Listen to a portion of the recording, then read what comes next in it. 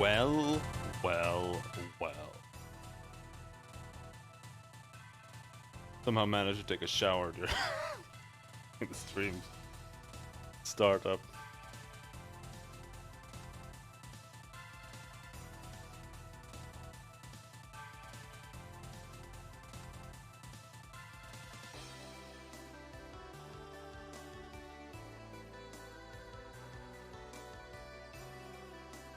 So, Planescape Torment time,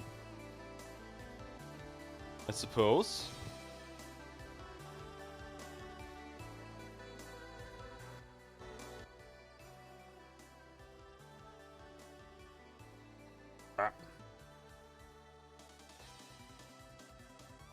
I've tried playing this game so many times. I never actually owned this game, but my cousin did. And I think I borrowed it like 4 times. I always thought it was cool, but for some reason my chronic never finish a game itis kicked in every single time. I actually didn't... Like, I owned Baldur's Gate 1. I'm not sure if I bought Baldur's Gate 2. I probably... Or I just used my friend's copy. And then, you know, piracy kicked in back in the day. And I never finished those either. I never finished games as a kid. I usually got to like the end, or like right before the last boss, and then I quit. For some reason.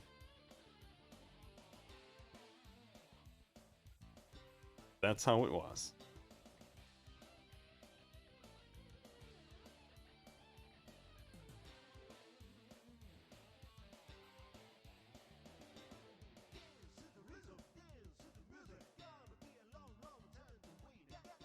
Farewell music.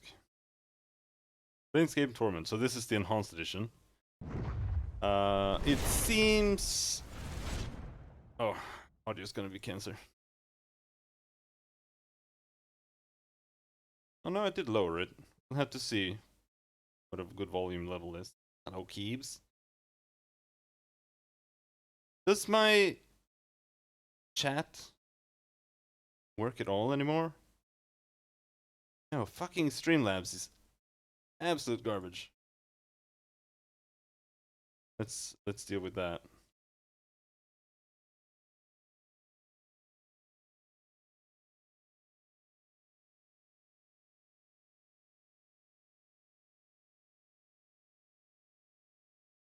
All widgets.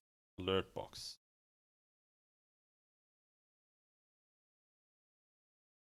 No, it's a widget. Chat box. Stop giving me introductions. I've been here like 40 times. Asshole. Oh no, it's working. It's working.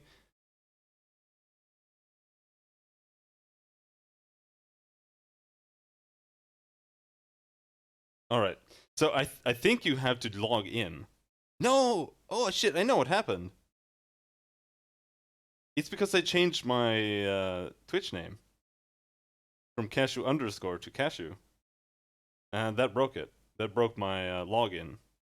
Streamlabs, I think. I remember my dad playing this game. It weirded the shit out of me. Never played it properly though. Yeah. It's a bit special.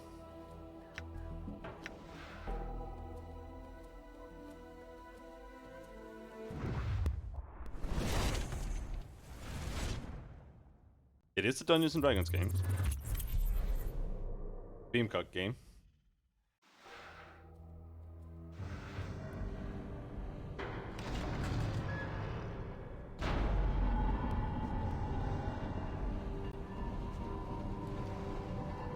The audio is desyncing a bit, I think.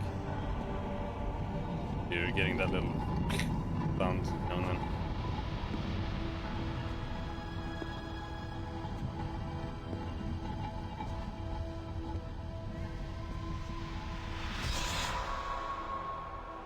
Oh, old school 3D animations.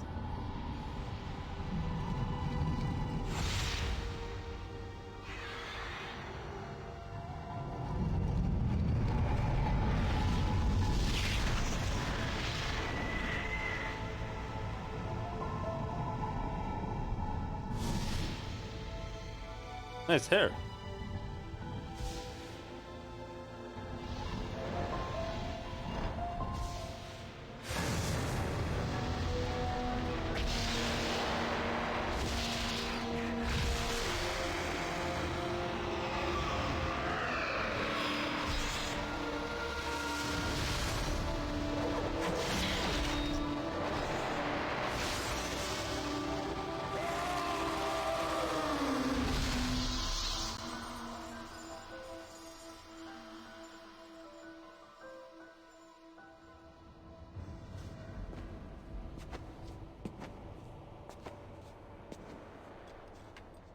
Like, I haven't played this game in ages, but it is kind of cool.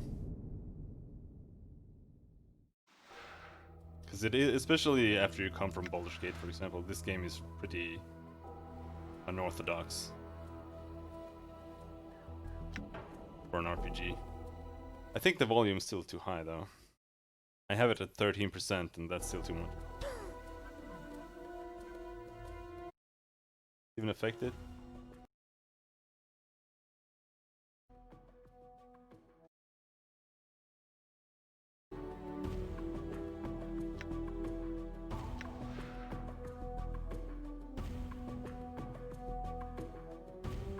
I'll have to deal with it in here. For the remaining, I think. Let's put it down to like...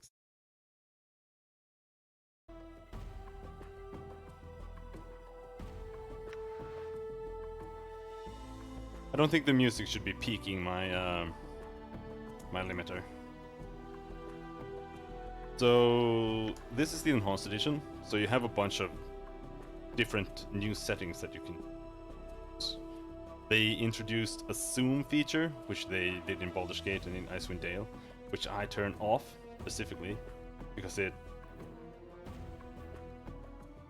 Like, the game is borderline pixel art. It is more like 3D. I think it's 3D art, really. But it has the same problems as pixel art because it is pixels, you know? So if you zoom, everything starts looking like shit. Especially if you zoom out, because pixels just get deleted. So I avoid that as much as possible. They have sprite outlines that also are terrible. Grayscale on pause, dither always. Linear scaling. If this setting is turned on, creatures and spells will have a smoothing effect applied to them at high resolutions. Disable it to revert to nearest neighbor scaling, which is what the original game kept disabled. You can play it on a tablet.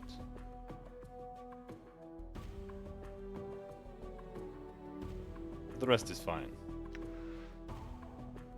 There is one thing though that I noticed that is really cancer, in my opinion.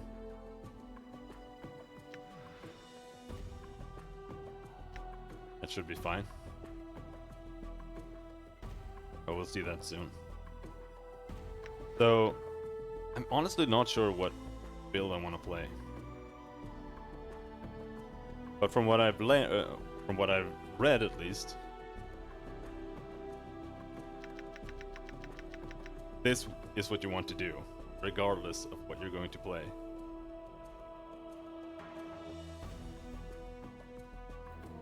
And I looked up builds a little bit, just because these old games, it's basically impossible to know how you should distribute your stats these days. But I think I want to play just fighter. I've been playing a mage in the other games.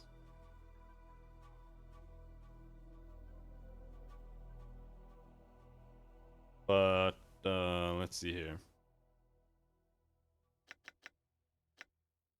How many character points do we have?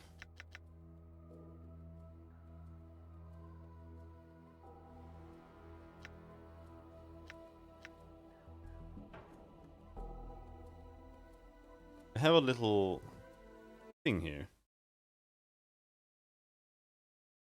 Drag this on screen safely. Where they show how much of the game's dialogue choices are unlocked at certain breakpoints for the stats. And that's basically what I was looking for. So if you have 13 int, then you have around 60% of the dialogue options unlocked. Charisma, 13. Int 13, Charisma 13, Wisdom is maxed.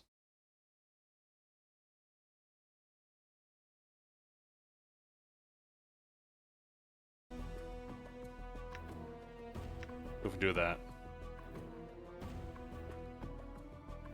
then we have an absolutely ridiculously terrible starting build for a fighter. But from what I understand, you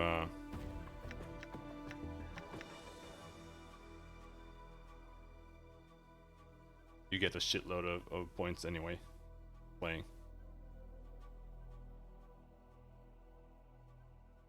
So I think we'll just do something like this and then YOLO it. It's just to have some dialogue options because they're always fun.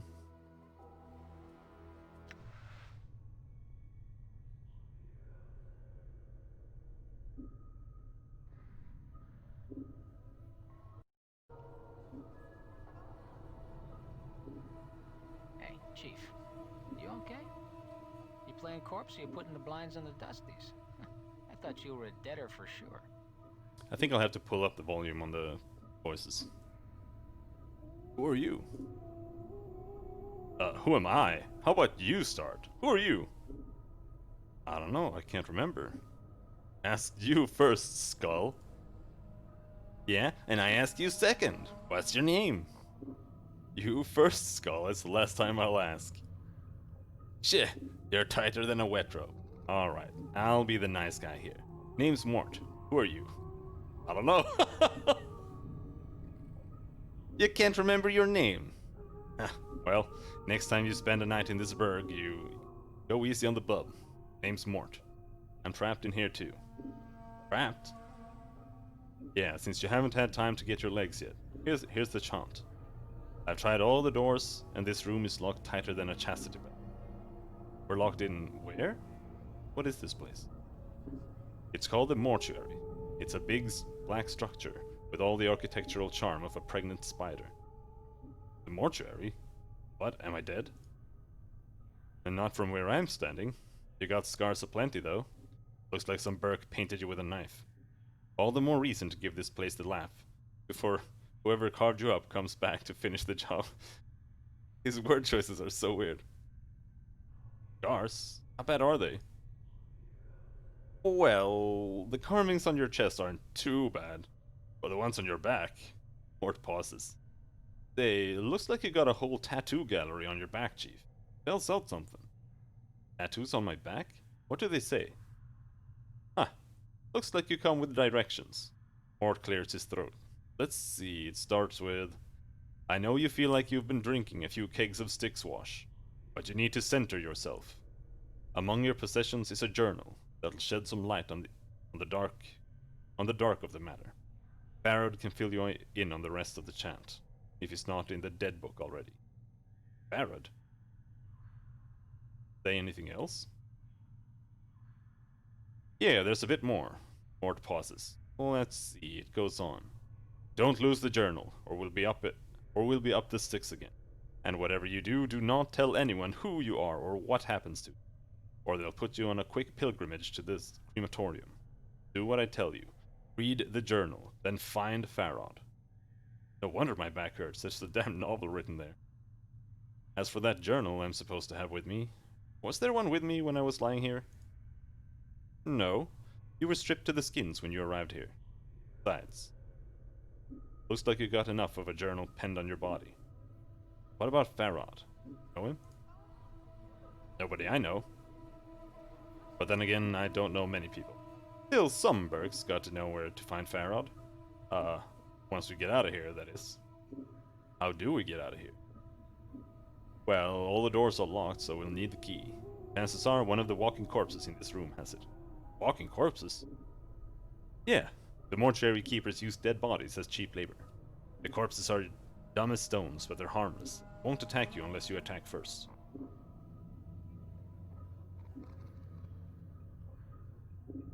So I should attack one of these corpses and loot it for the key?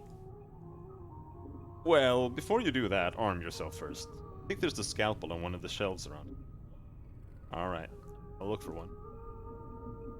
One last thing. Those corpses are as slow as molasses, but getting punched by one of them is like being kissed by a battering ram. If they start getting an edge on you, remember you can run. They can't. Use it to keep some distance if you cover. Alright, thanks for the advice. I'm gone. I'm gone.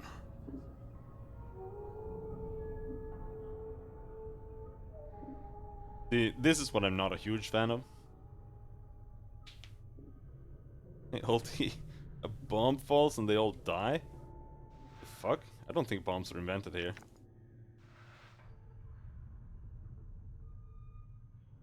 But yeah.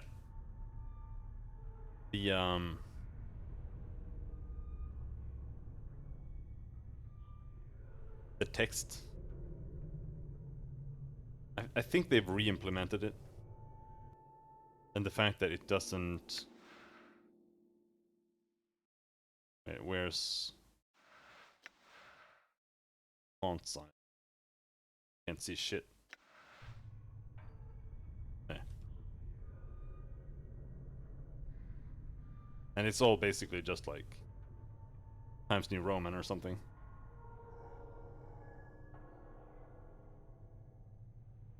I'm not a huge fan of when you have high resolution text and stuff for low resolution games. Done. It makes it feel like a mobile game or something.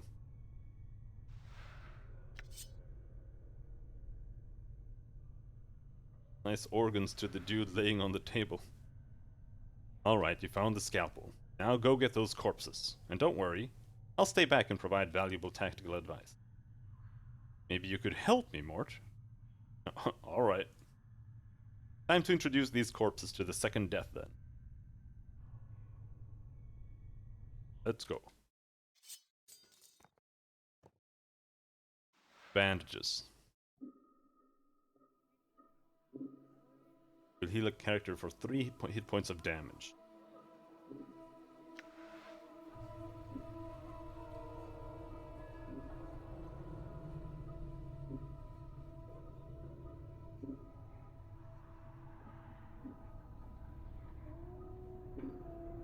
Looks like someone is in the middle of dissecting this corpse. This corpse looks like someone turned it inside out. A machine at the head of the table has peeled the skin off the forehead to give direct access to the skull. A bloody cloth covers the remains of this corpse. The stench rising from the body is almost unbearable. Have over here. Was this game super popular in its time? I'm not sure how popular it was, but it is probably one of the bigger cult classics. But how well it sold, I have no idea.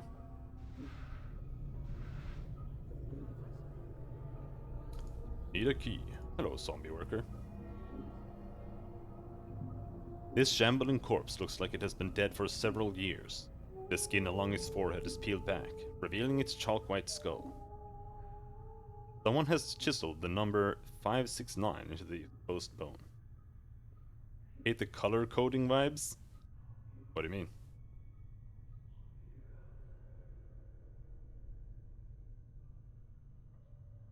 Examine the corpse, see if it's carrying a key.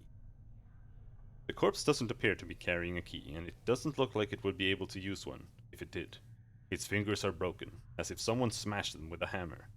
You do happen to notice that its left shoulder is heavily bandaged. The bandages might be usable if the corpse was disposed of first.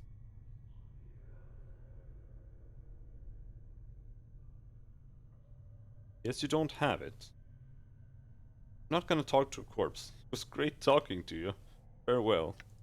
Go more. Leave the corpse in peace. Oh, you mean this stuff? I think that's actually enhanced edition features. I don't think the original game had this kind of stuff. But I'm not sure, it might have.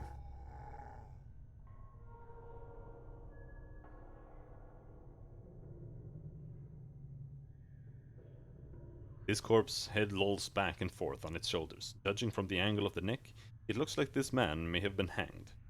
The number 825 has been painted on the side of his head. Examine the corpse, see if it's carrying a key.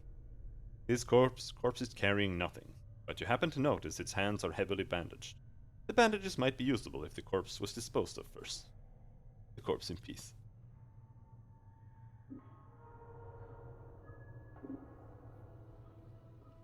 This corpse stops and stares blankly at you as you approach. The number 782 is carved into its forehead, and its lips have been stitched closed. The faint smell of formaldehyde emanates from the body. Examine the corpse, see if it's carrying a key. This corpse looks like the one with the key. It's holding it tightly in its left hand. Its thumb and forefingers locked around it in a death grip. It looks like you need to hack the corpse's hand off to free the key.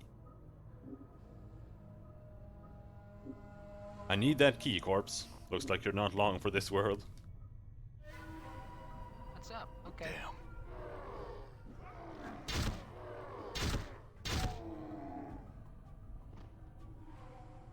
I'm gone. But yeah, this whole showing things, highlight button, for example, or the highlight button. That's exactly what I mean. I would say it's a bit controversial. Because it's nice because you don't have to mouse over literally everything to see, you know, what the fuck you can interact with. But at the same time, it also removes like any kind of hidden objects. All right.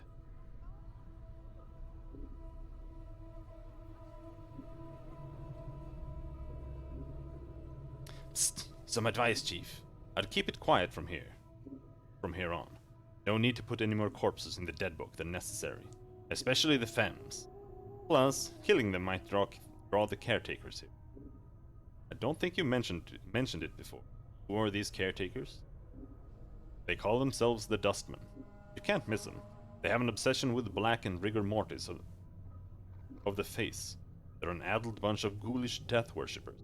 They believe everybody should die, sooner better than later.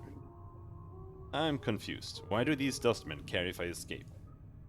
Weren't you listening? I said the Dusties believe everybody's got to die, sooner better than later. You think the corpse you've seen are happier in the dead book than out of it? The corpses I've seen here, where did they all come from? Death visits the plains every day, Chief. These shamblers are all that's left of the poor sods who sold their bodies to the caretakers after death. Before you said something about making sure I didn't kill any female corpses. Why? What? Are you serious? Look, Chief. These dead chits are the last chance for a couple of hardy bashers like us. We need to be chivalrous.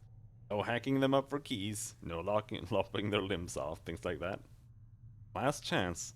What are you talking about? Chief, they're dead. We're dead. See where I'm going? Eh? No, I don't, actually. Chief, we already got an opening line with these limping ladies. We've all died at least once. We'll have something to talk about. They'll appreciate men with our kind of death experience. Wait, didn't you say before that I'm not dead?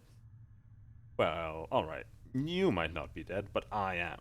And from where I'm standing, I wouldn't mind sharing a coffin with some of these fine, sinewy cadavers I see here.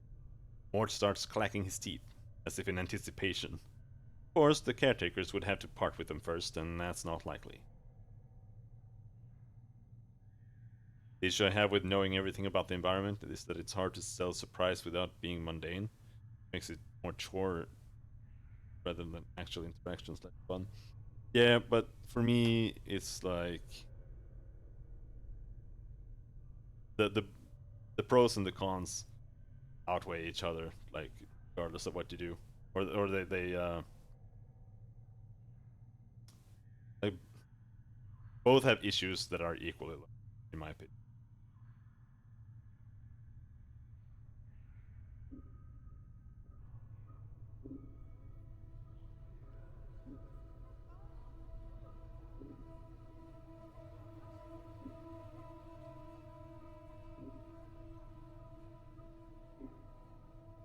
Alright, I'll try to remember that.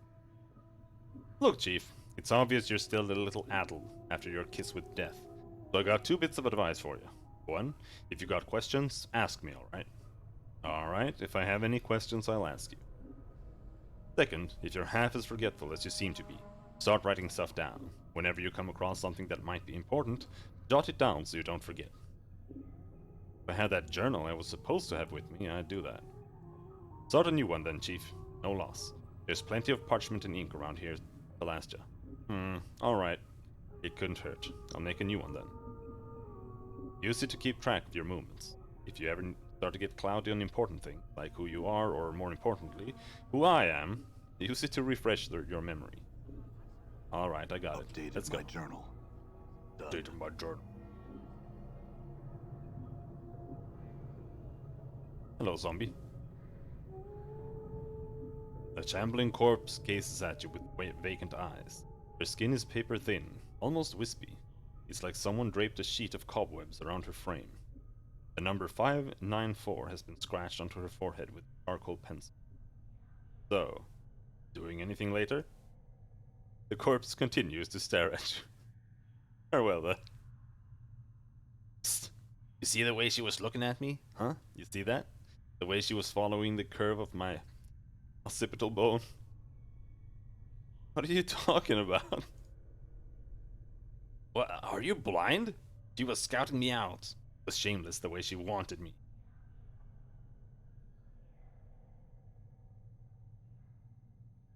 I think you're imagining things. She's a zombie, a corpse, a dead person. You probably didn't even register to her senses. Yeah, whatever. When you've been dead for as long as I have, you know the signals. They may be too subtle for you to pick up on, but that's why I'll be spending my nights with some Lucius recently dead chit while you're standing around going, huh? What's going on? Where's my memories? Whatever, Mort. Let's go. All right. The left side of this woman's face looks as if it has been caved in with a club, and her flesh sags in swollen clumps over her ruined skull.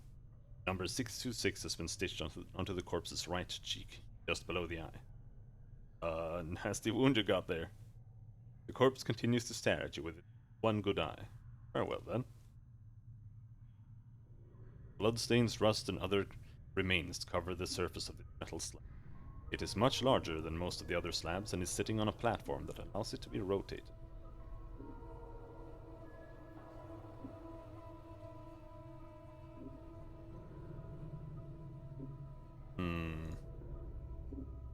Hello?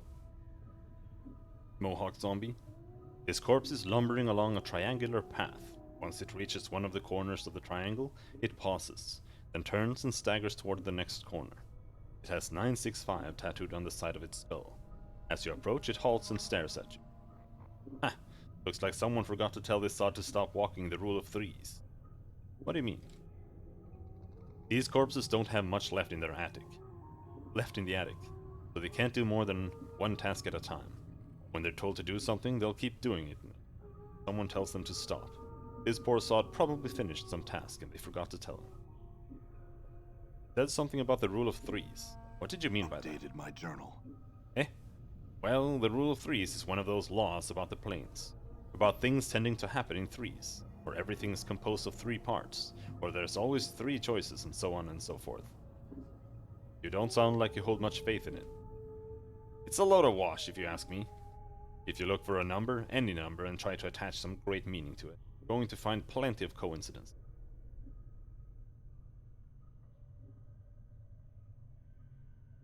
Who gives these corpses these tasks? That's the dustman, obviously.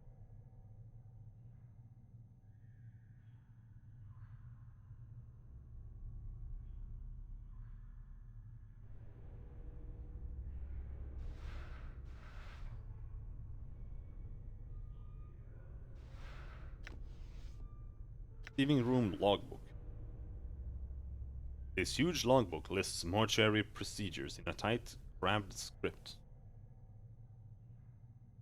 All shells entering the mortuary are to be delivered to the receiving room and logged with the scribe on duty before being embalmed or cremated. The records are to be checked to determine if the shell is one of the contracted, and if so, do not prepare the shell. Move the shell to one of the preparation rooms. Contact the scribe on duty and notify him that a contracted shell is to be raised. Be certain that a shell is thoroughly stripped of its possessions before being sent to the preparation rooms. The contracted workers are intended for simple manual labor, not have the capacity to search and strip a shell. The faction is not responsible for any possessions lost or items stolen by collectors who have brought the shells to the mortuary. The shells' possessions are to be stored in the receiving room until an initiate can be sent to claim them. Please catalog all possessions in the logbook. Following this list is thousands of entries of bodies that have been sent to the receiving room. As you flip through the rest of the book, however, you notice the last page has been cut out. Story's well written thus far. Well, so far we've only really I'm gone. basically just Mort.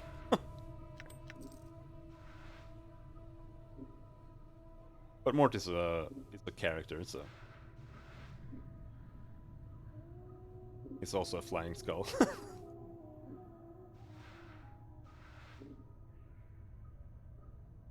Whoa! Oh. Hello, doll.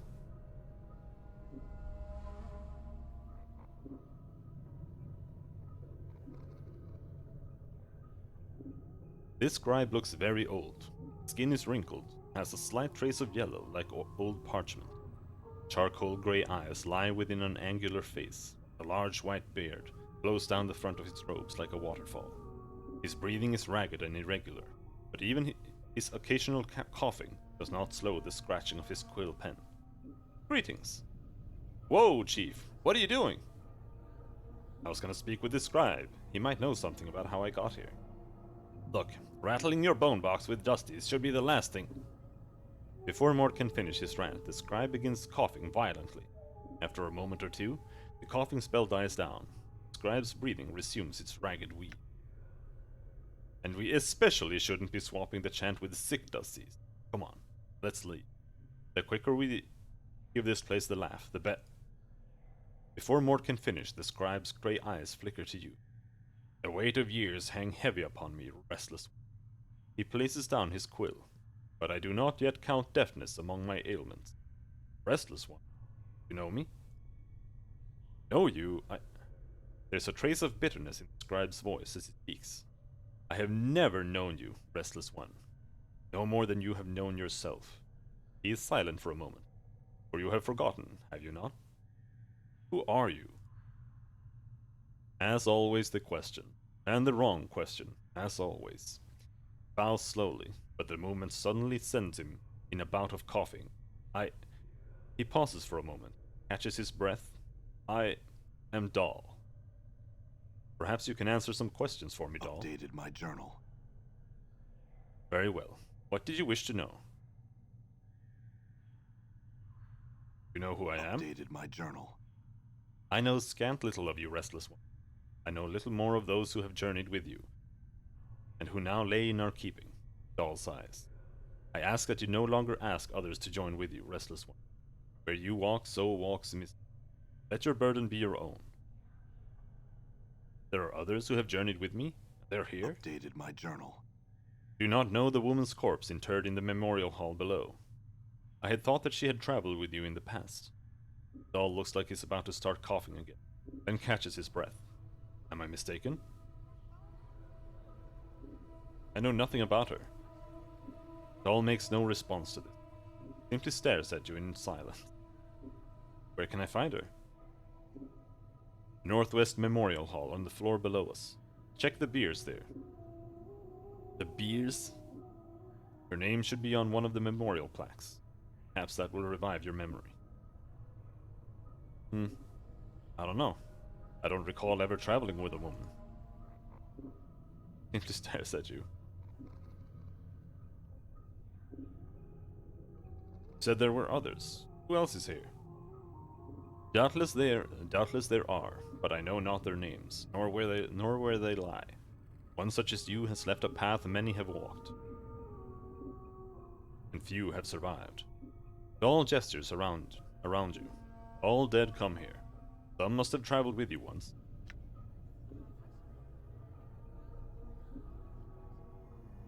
I find no fault with your reasoning. I had some other questions. What is this place? You are in the mortuary, restless one. Again you have come. Before he can finish, Dahl breaks into a fit of coughing. After a moment he calms himself. Breathing resumes its ragged wheeze. This is the waiting room for those who are about to depart the shadow of this life. Tell me about the mortuary. This is where the dead are brought to be interred or cremated. It is our responsibility as dustmen to care for the dead. Those who have left this shadow of life and walk the path to true death. Dahl's voice drops in concern. Your wounds must have exacted a heavy toll if you do not recognize it. It is almost your home. Shadow of life? Yes, a shadow. You see, restless one, this life, it is not real. Your life, my life, they are shadows, flickering of what life once was. This life is where we end up after we die, and here we remain, trapped, caged, until we can achieve the true death. True death? True death is non-existence, a state devoid of reason, of sensation, of passion. Dull coughs, gives a ragged breath, a state of purity.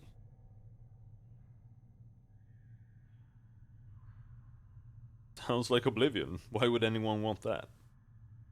It is worse than remaining in this shadow of what life once was? Is it worse than remaining in this shadow of what life? I think not.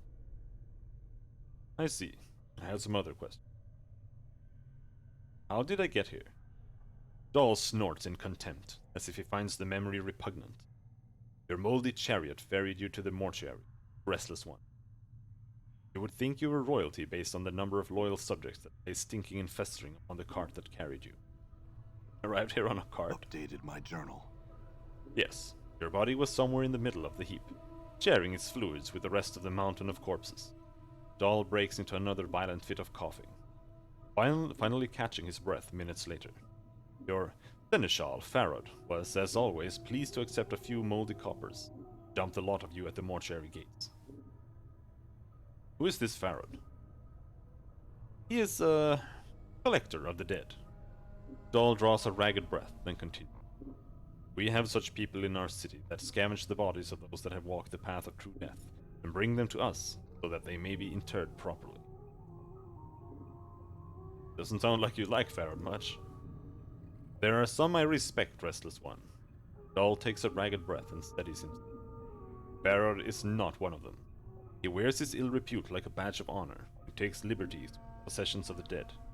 He is a knight of the post, prostrating filth of the lowest sort. Knight of the post? A knight of the post, Dahl coughs. A thief. All Farrod brings to our walls come stripped of a little less of their dignity that they possessed in life. Farrod takes whatever he may pry from their stiffening fingers. You know where I can find Farrod? If events persist as they have, restless one, you have a much greater chance of Farrod finding you and bringing you to us again before you find whatever ooze puddle he wallows in this time. Nevertheless, I must find him. A slight warning creeps into Dahl's tone. Do not seek out Farrod, restless one. I am certain that it will simply come full circle again. With you none the wiser, and Farrod a few coppers richer. Accept death, restless one. Do not perpetuate the secret circle of me. I have to find him. Do you know where he is? Updated my journal. Dahl is silent for a moment. When he finally speaks, he seems to do so reluctantly. I do not know under which gutterstone Farrod lairs at the moment, but I imagine he can be found somewhere beyond the mortuary gate, in the hive. Perhaps someone there will know where you can find him. Thank you. I had some other questions.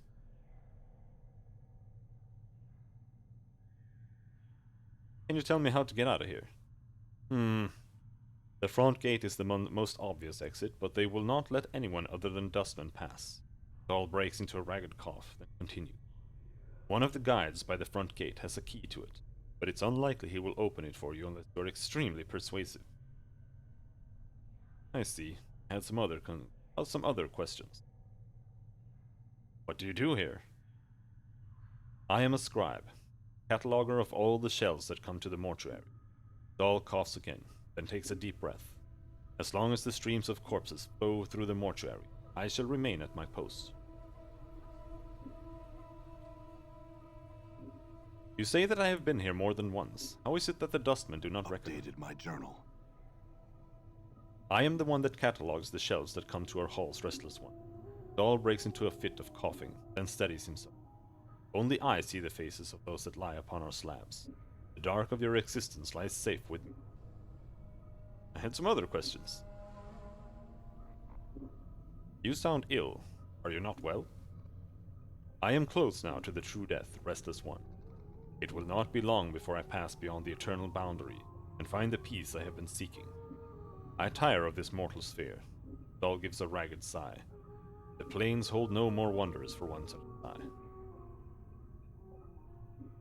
Are you certain? There may be some way I could help you. I do not wish to live forever, nor live again, Restless One. I could not bear it. So be it. Farewell, Dahl. As you turn to leave, Dahl speaks. Know this. I do not envy you, Restless One. To be reborn as you would be a curse. To be reborn as you would be a curse that I could not bear.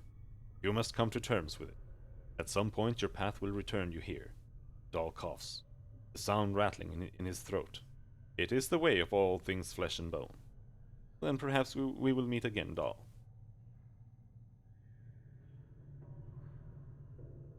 There's the quick save button. There, cool. That's a lot faster than the Pathfinder quick save. This walking corpse has the numbers 1094 carved into its forehead. Its mouth has been sewn tightly shut. The chemical reek of fresh formaldehyde hangs in an overpowering cloud around it. Despite the pallid, sunken features, lifeless milky eyes, it is clear this was once a handsome young man.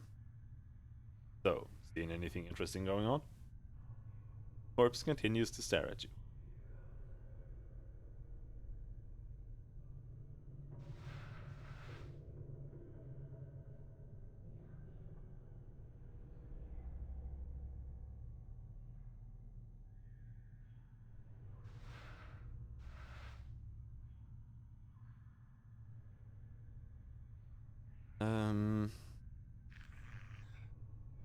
Oh wait, I think the game is a little bit fucked. I need to do this. Planescape Torment, 1920.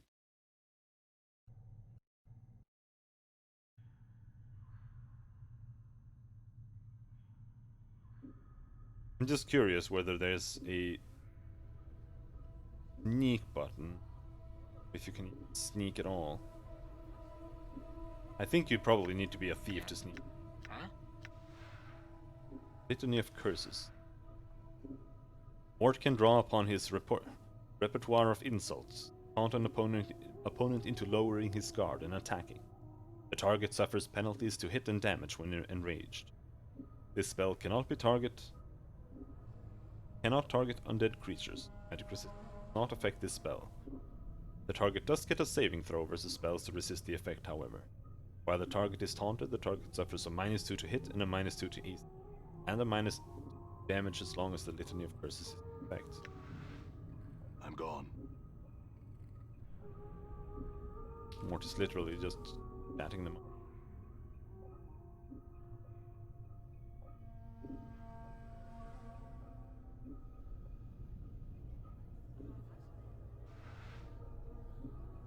This huge corpse is standing silently in a corner of the room, facing the wall. He looks to have been a heavy-set man in his early years. Judging by the condition of the body, he died only recently. The freshly stitched number on his forehead reads 1664. This corpse looks like it is serving as a librarian, for it's carrying a huge stack of books in its arms. Oh, examine the books. The books appear to be Old mortuary ledgers. None of them none of them of any particular interest. As you search through the text, however, you notice a loose page folded between two of the books. You're suddenly struck with the feeling that someone tucked it there to hide it. Take the page. The page doesn't look like it belongs to the ledgers. It looks like it belongs in a logbook. The tear is clean, as if with a knife, so you suspect the page was removed on purpose. Read through it. You take a moment to read through the page. It's a list of dead bodies brought to the mortuary and logged in the receiving room. All the entries appear to be recent arrivals. Examine the zombie again. Examine the books again. Leave the zombie in peace. That's part of the log. This ragged page looks like it was cut neatly out of a book. It is written in a tight, crabbed script. 16537, 5th night. Drunk, chest wound, cause of death, mauling, / Abishai, ? Vector, pox. 3 commons paid. No possessions. 16538, 5th night. Desiccated corpse. Cause of death, indeterminable. Age of shell prevents identification. Collector, Farad. 3 commons paid. No possessions. Stripped. Knife marks evident from dissection. 16539. 5th night, scarred shell. Cause of death, indeterminable. Scars do not appear to be cause of death. Shock trauma, ? Collector, Farad. 3 commons paid. Possessions, logged. Fist irons, 13 commons. Middle table, receiving room. Oh, then we found those. 16540. 5th night, desiccated corpse. 2. Cause of death, indeterminable. Age of shell prevents identification. Collector, Farad. 3 commons paid. Possessions logged. Knife marks evident from dissection, but the dissection was not thorough enough. Copper earring found lodged in the abdomen. Earring has been locked. Southeast preparation room. Have an initiate from the 3rd circle examine it. It has strange markings, like those on contracted workers 79. Southeast.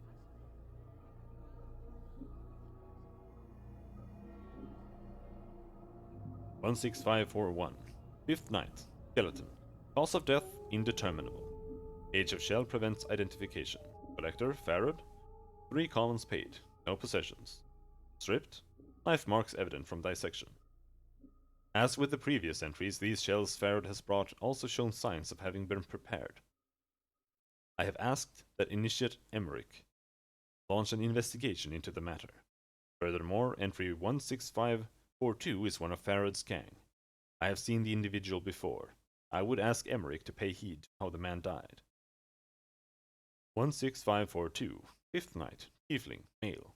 Cause of death, slash marks / discoloration of wounds are consistent with grave rot. Cool claws, ? Collector, Farad, 3. 3 commons paid, no possessions. Stripped. Knife marks evident from dissection. Scalpel 1 to 3 piercing. Fist 2 to 4 crushing. Let's use the fist weapons, they look better.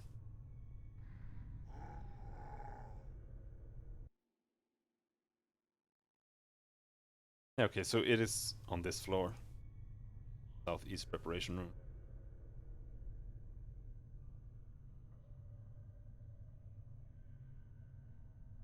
Hello, Iveen.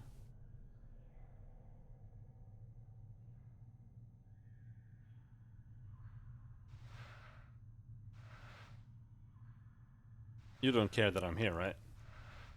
Let's talk to this person. You see a slight young woman with pale features. The sunken flesh around her cheeks and neck make her appear as if she is starving. She seems intent on dissecting the corpse in front of her, prodding the chest with a finger. Greetings. The woman does not respond. She seems too intent on the body in front of her. As you watch her work, you suddenly notice her hands. Her fingers are talons. They are darting in and out of the corpse's chest cavity like knives, removing organs. Wrong with your hands? Leave her alone.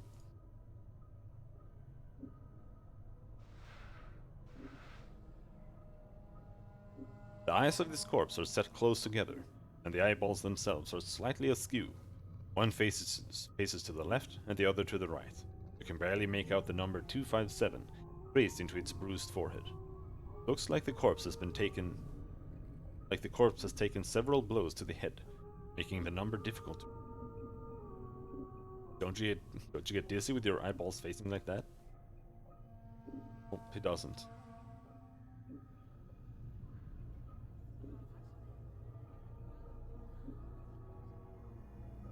This heavily stitched corpse is shuffling lazily back and forth between two slabs.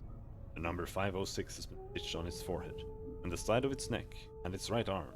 In fact, the skin of this peeling corpse has been sewn up with so many stitches, its skin looks like a bizarre street map. Examine the stitches.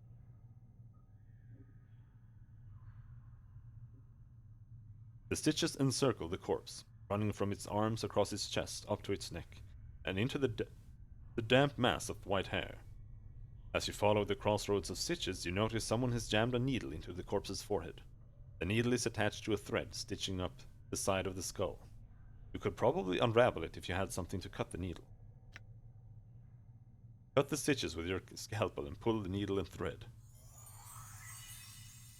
You slice the thread neatly with your scalpel, then pluck out the needle and pull the stitches out. As you do, the skin covering the forehead peels back, reveal the corpse's chalk-white skull, where, to your surprise, the number 78 has been. Seems you got two different designations there, corpse. The corpse stares straight ahead, oblivious. Leave the corpse in peace.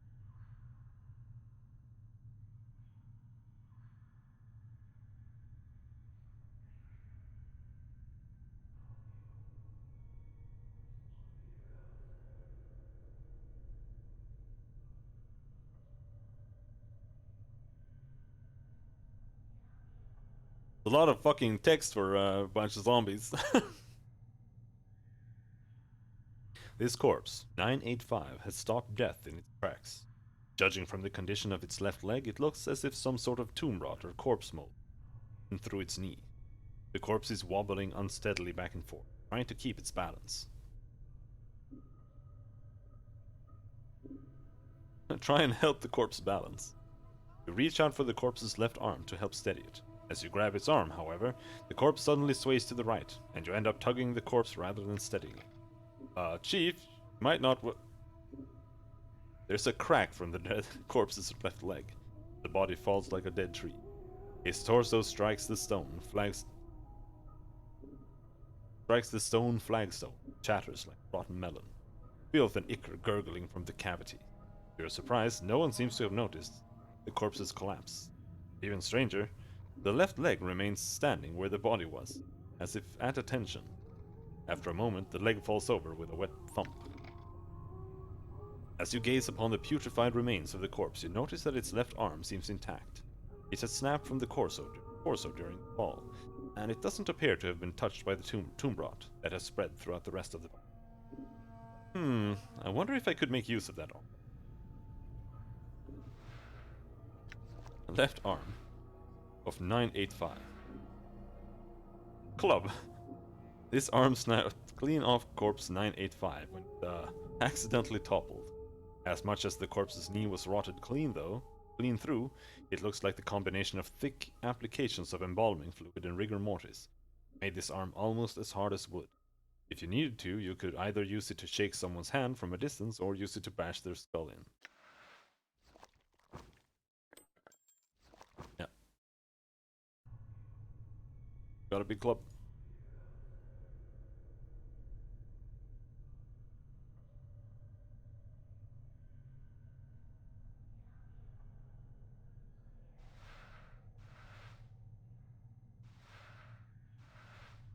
I think I looted all of these. There's nothing in them.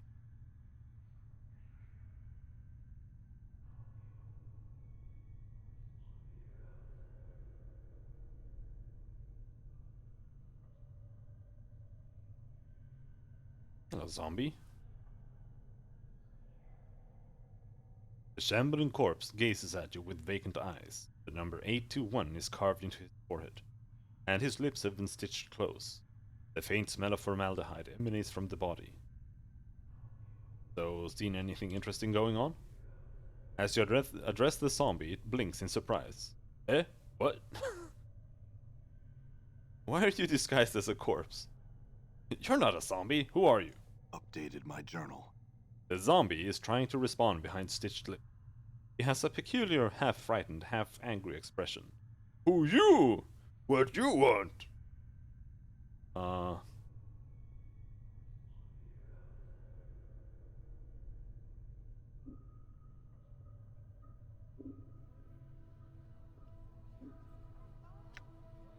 I'm asking the questions here, zombie. Tell me who you are, or I'll make that disguise a reality. The zombie doesn't seem to have heard you. He looks you up and down for a few moments, then frowns. What you do here? His eyes narrow suspiciously. You spy on Dusties?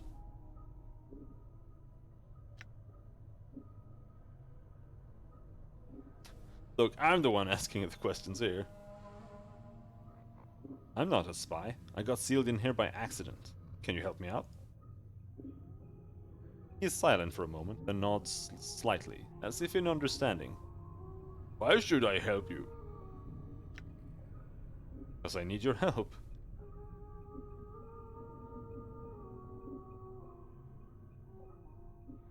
You look like someone who'd much rather disguise themselves as a corpse than be one. That reason enough? Because I need your help. The zombie gives a half sneer. Everybody needs something, but nobody gives anything.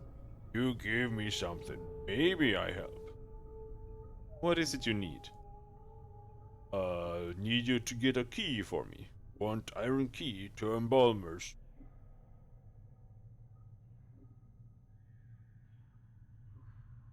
I'm not going to go fetch anything. You help me escape or I'll snap your neck right here and now. Alright, where is this key? A dusty chit has it. He points at his eyes. He has yellow eyes. He then makes a motion with his hands that reminds you of a pair of cutting shears. Blades on fingers. This dustman woman sounds really attractive. Pretty sure you don't want me to introduce the two. The zombie blinks. He doesn't seem to have understood you. That was a joke. Forget it. I'll go find your key. Updated my journal. The zombie squints at you. If you're caught, don't say nothing about me. Me got you in your sleep. I'll get your damn key, but you had best watch your threats, you hear me?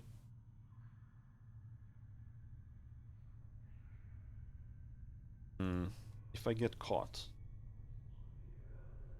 Don't think I have enough dex to steal this thing.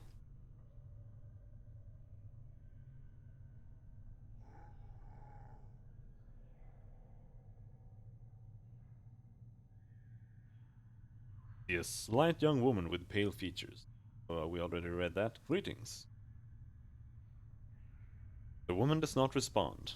Seems too intent on the body in front of her. I said greetings. The woman makes no response. Think the dusty chit might be a bit short of hearing, Chief. Let's lay off, shall we? What's wrong with her hands? Updated my journal. Yeah, she's a tiefling, Chief. They got fiend blood in their veins. Usually cause some ancestors of theirs shared knickers with one demon or another. Makes some of them addled in the head. And addled looking, too. Tap the woman. Get her attention. The woman jumps and whips around to face you. Her eyes are a rotting jello, with small orange dots for pupils. As she sees you, her expression changes from surprise to irritation. She frowns at you. Greetings. She doesn't seem to have heard you. She leans forward, squinting, as if she can't quite make you out. Whatever is wrong with her eyes must make her terribly nearsighted. You! She clacks her taloned fingers together, then makes a strange motion with her hands. Find thread and embalming juice. Bring here to Evelyn. Go, go, go! You have been assigned a quest. Quests are assigned in your diary, or displayed in your diary, and in the quests portion, blah blah blah blah blah. Updated Okay. my journal. We have the needle.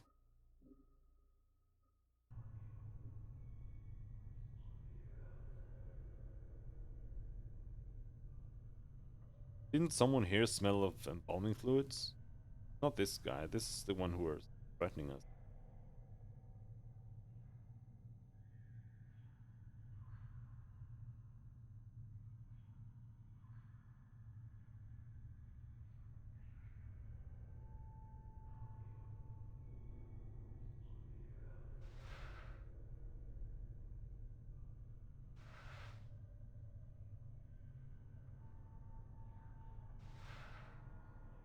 Jar of embalming fluid. And more embalming fluid. Dishes. Container is locked. Forced it. Nice. Ancient copper earring. Closed.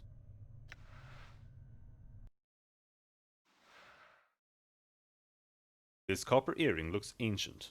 Oddly enough, there doesn't seem to be a hook or any means of actually attaching it. A series of strange grooves have been carved on the inside of the earring, however, which might merit a closer examination. If you're ever capable of examining and blah blah blah blah, press use. This copper earring looks extremely old. It looks like it was meant to be worn, but there doesn't seem to be a hook or any means of attaching it. Examine the grooves. The grooves are evenly spaced along the inside of the earring. Upon closer examination, they remind you of small fangs. They are definitely man-made, but you can't figure out what they are intended for. Put the earring away.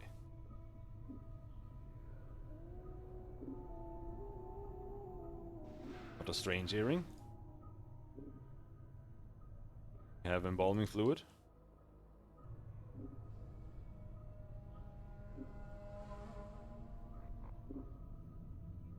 What? What? Nope. All right.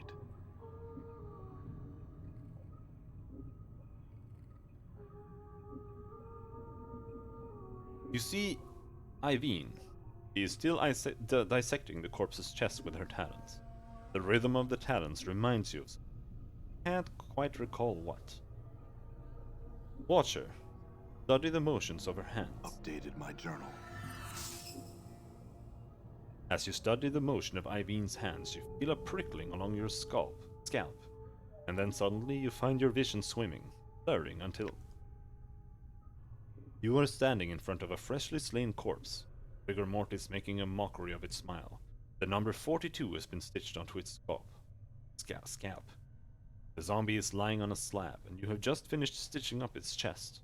You have placed something inside, something that may prove useful if you come this way again.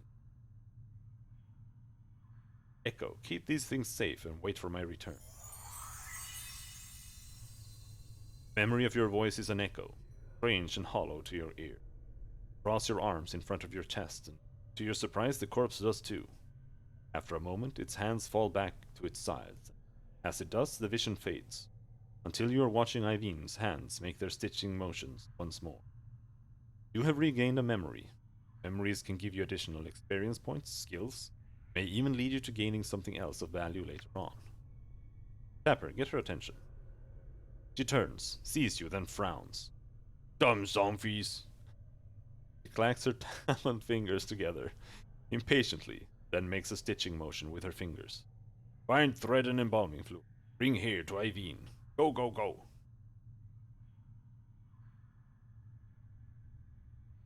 Wait a minute. You make the motion of a key turning with your hand. I need an embalming key. You have one? She leans forward, looks at your hand motions, then sniffs. Her hand darts into her robes, then emerges, a key hanging from her wickedly sharp index finger. Fix it into your hand. Bring back when done. Go, go. What's wrong with your Updated hands? my journal. She turns away. She makes no sign that she heard you. Her hearing must be as poor as her eyesight. Yeah. Tiefling already told me that.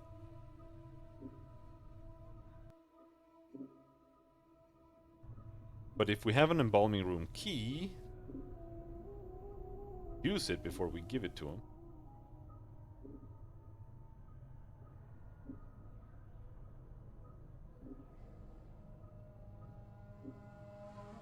Door is locked. You will need a key. Okay.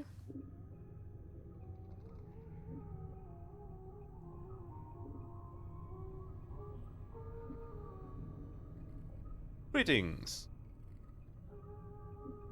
The zombie quickly glances around to see if anyone is watching, then turns to face you. What? Here's the embalming room key you wanted. The zombie's eyes widen when he snatches the key from your hand. He turns it over, nodding all the while. Good, good. Now, how do I get out of here? Updated my journal. The zombie grunts. You can escape through portals, he waves his hand. Oof. Portals? What portals? Portals! The zombie waves around the area. Portals everywhere. You show me one of these portals? The zombie nods. You want out? Go to Arch on first floor, northwest room. Need finger bone, shape of crook. He holds up his index finger and bends it into a crook. When you have key, go to Arch. Jump the secret crypt and can escape from there. Secret escape route, he nods eagerly. You can rest there. Crooked finger bone? Where am I going to find one of those? Updated my journal. He shrugs. Must be one round somewhere. Look in storage rooms on upper floor. There. Alright, I had some other questions. I'm missing a journal. Have you seen it?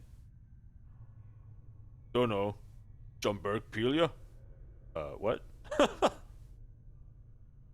He wants to know if somebody robbed you. Probably what happened. Oh, you survived the Pathfinder overdose? I did. I mean, I'm already planning on playing more of it. At some point. Oh.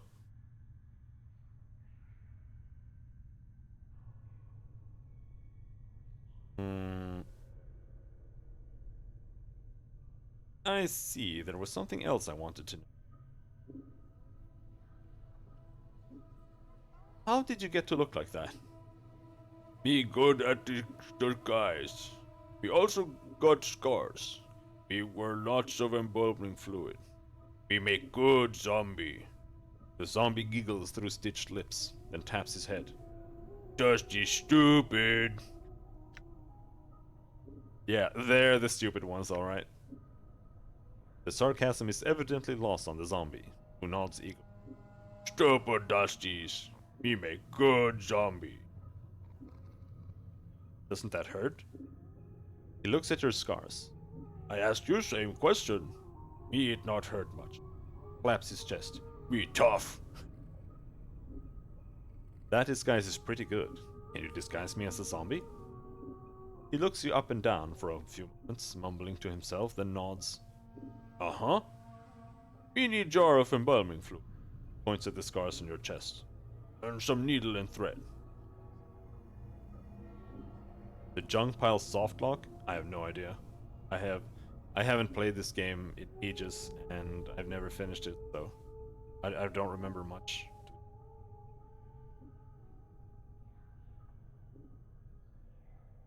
Here you go.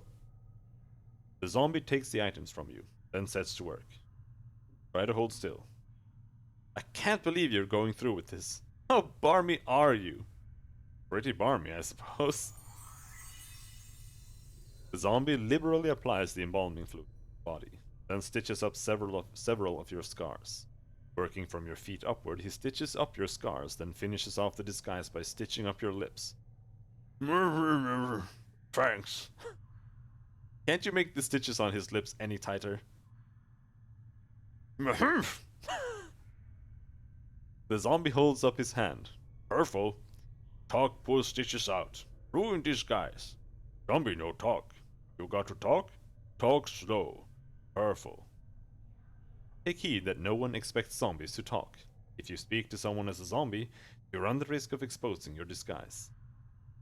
I understand. Updated my journal. The zombie frowns. Disguise won't last long. Embalming fluid dry up. Stitches fall out. He shrugs. Probably not last outside. Mortuary. No running. You run, you ruin whole disguise. Equipping weapons and / or running will instantly nullify your zombie disguise. If you find a new weapon, hold off on equipping it. You no longer wish to be disguised. If you have always run on, be sure to switch it off. Blah blah blah blah blah.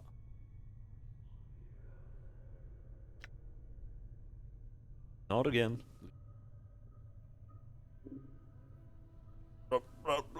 Oh, you're so slow!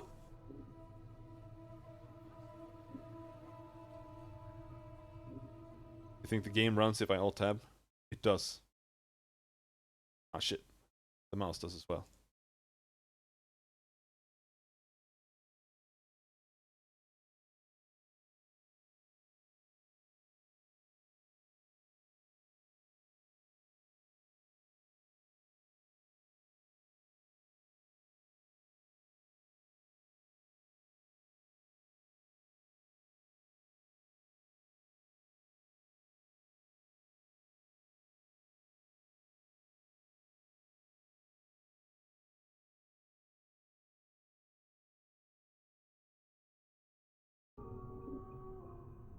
Done. Give me some time to You need some worthless junk to progress out of the intro, but if you find and sell all junk, you couldn't continue correctly. I'm gone. Alright. No! I got too distracted.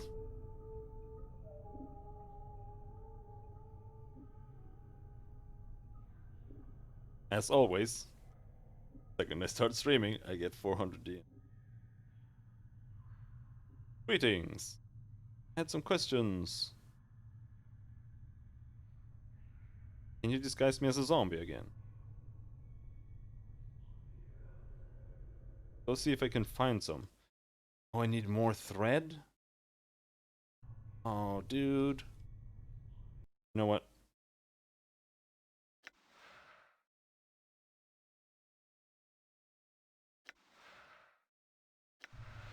Let's load. That was a brain fart.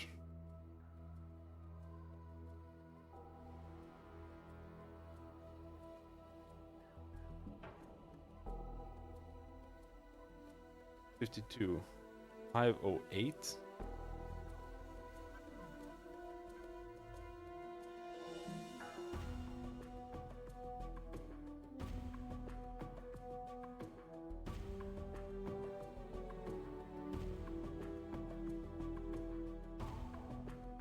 This is so weird.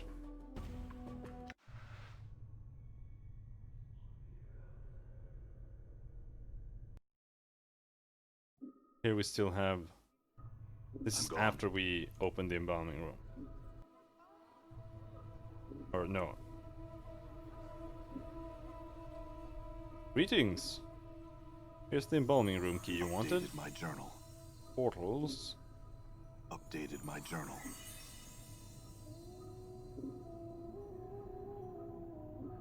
Journal.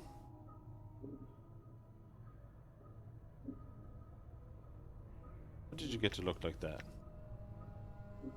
Doesn't that hurt? This guy's pretty good. There you go. Try to hold still. Can't believe...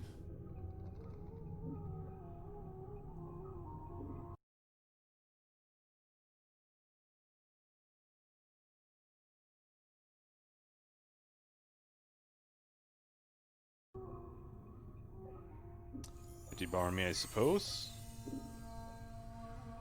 A month! Updated my journal. Not again. Alright. Pulling my hand away from the shift key while we waddle along.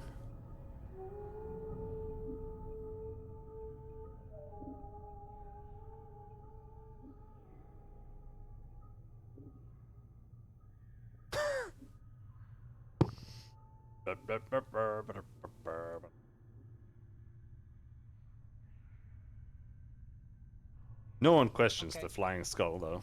Oh, I mean, he's undead as well. All right.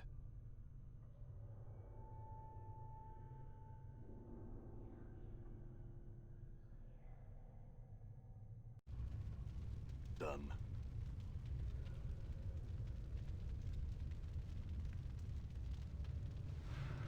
Nothing to loot there. And now we have to walk around in slow motion to loot some stuff.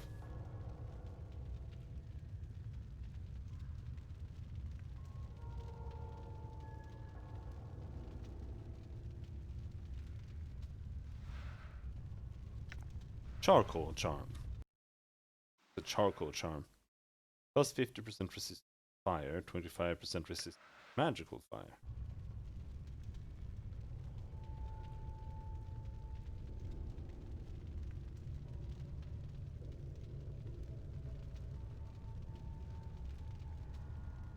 The air roaring from the mouth of this immense furnace is incredibly hot. Walking even a few steps past the archway would certainly cause your hair and flesh to burst into flame. Oh!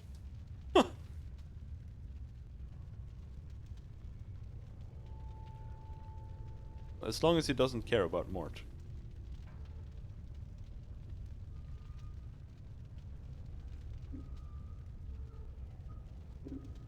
Blah, blah, blah.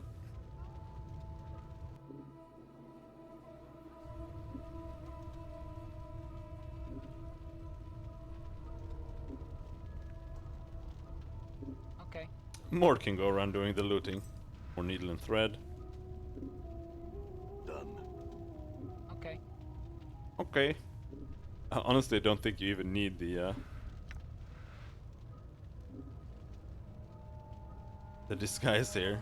You just send Mort around everywhere. Done. Sure, why not? Mortuary task list. Dustman embalming charm. Professor. Can you bash this thing? Open. Nice. Corpse flies charm, bone charm, copper comb. All right. Sure, why not? Yeah, why not?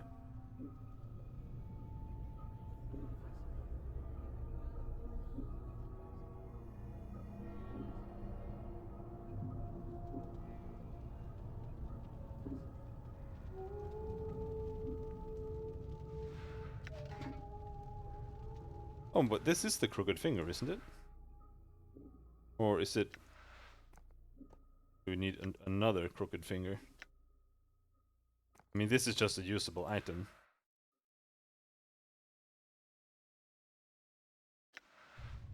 But it So, could also okay. be what we need. I'm not entirely sure.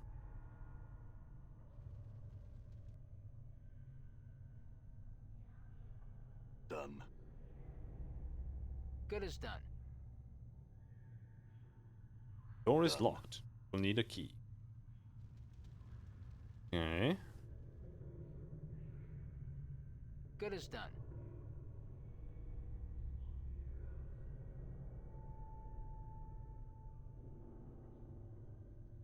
All right. Okay.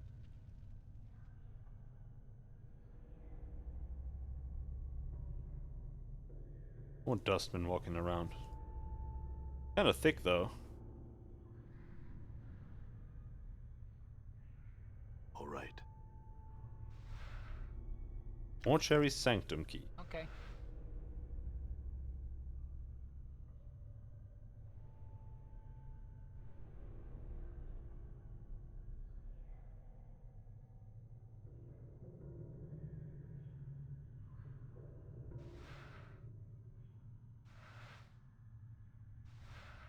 Hammer. What are his stats anyway? Everything here? No. The statistics screen. X16, con 16. Alright.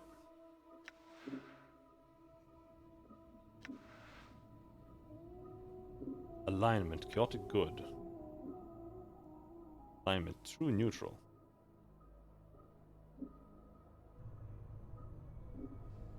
All right. Where am I? I'm down there. Yeah, okay.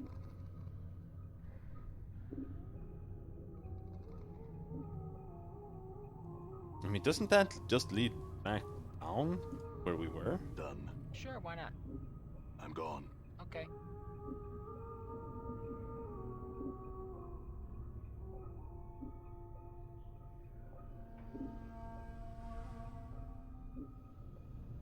Oh, oh! It scared me. Done. Open. Ah! Luckily, no one cares about the flying skull is going around bashing open desks. Iron pry bar. Done. Okay.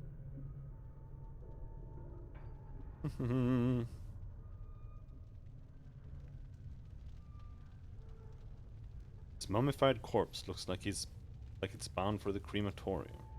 All right. Good as done.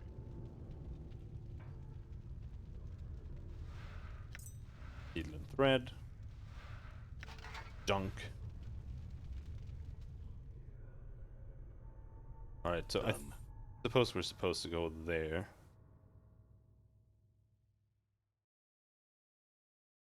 Go walkable. Huh.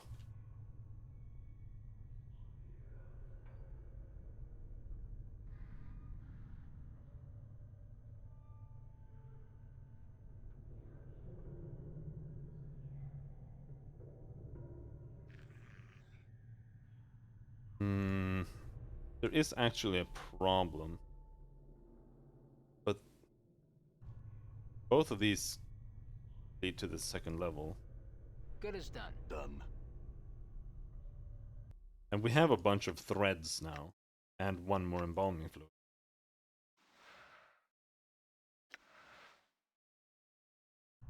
So I can get a new disguise. It's just that there was one of those corpses down there. The one that had like two Good as numbers. done. Okay. I think I'm that's the gone. one that we read about. Or remembered in our memory. What?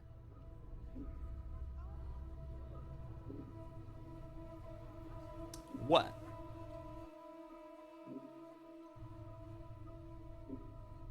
Yeah, this is where we woke up, isn't it? I'm gone. It is.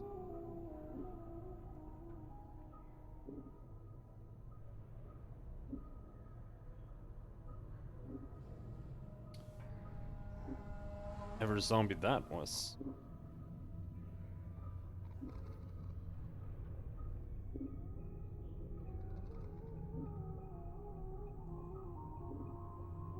Leave the corpse in peace.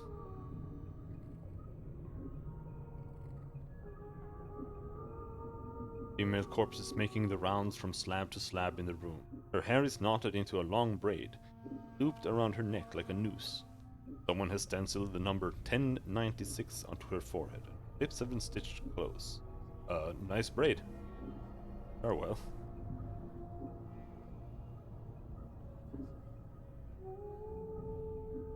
The number 1201 has been inked on the forehead of this corpse. The ink has run down its eyes, cheeks, and jaw. As you follow the ink, tears down the corpse's face. You notice it has run into the stitchings sealing the corpse's lips, and has caught on what looks like the corner of a note stuck in the corpse's mouth. Try and pull the note out. The note has mingled with the ichor in the zombie's mouth.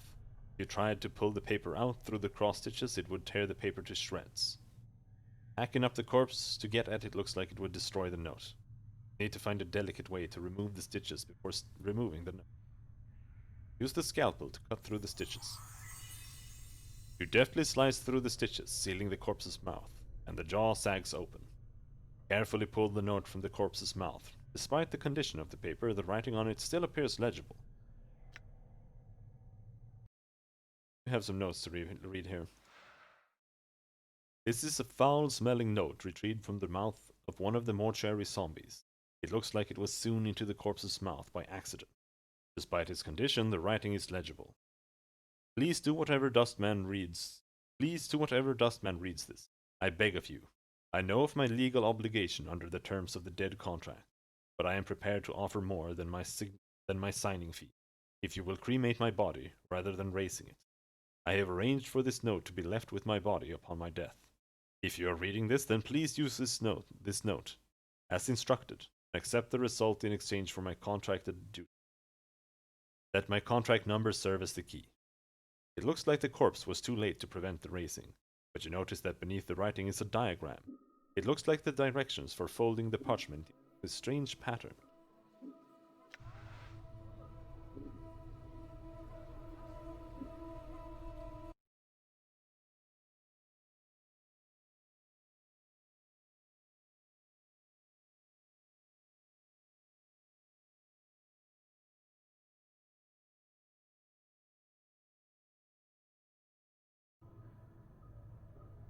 This foul-smelling note has a strange-looking diagram inscribed beneath the writing.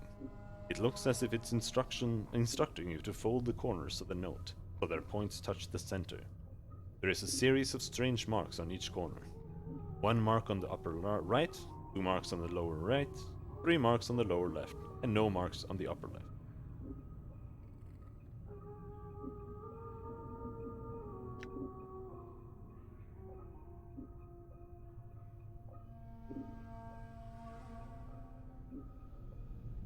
One mark on the upper right.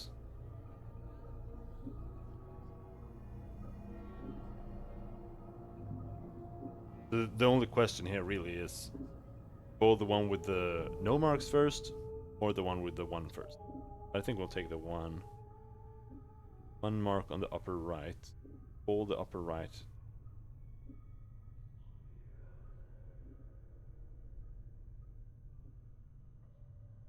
Two marks on the lower right. Or the lower right. Sure.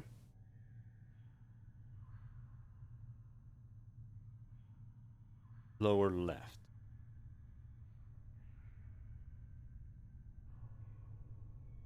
You fold the corner inward so it touches the center. Fold the upper left into the center. Start again.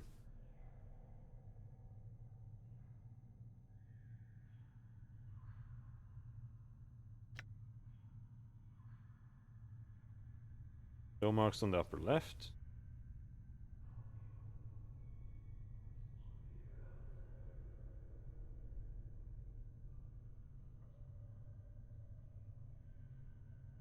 Upper right, lower left.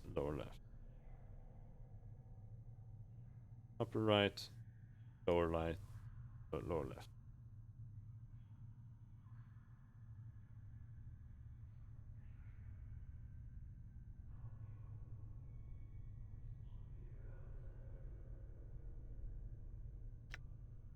Three marks on the lower left.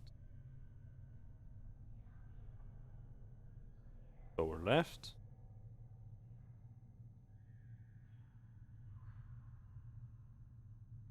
Marks on the lower right. Lower right. Then upper right. Upper right. Upper left.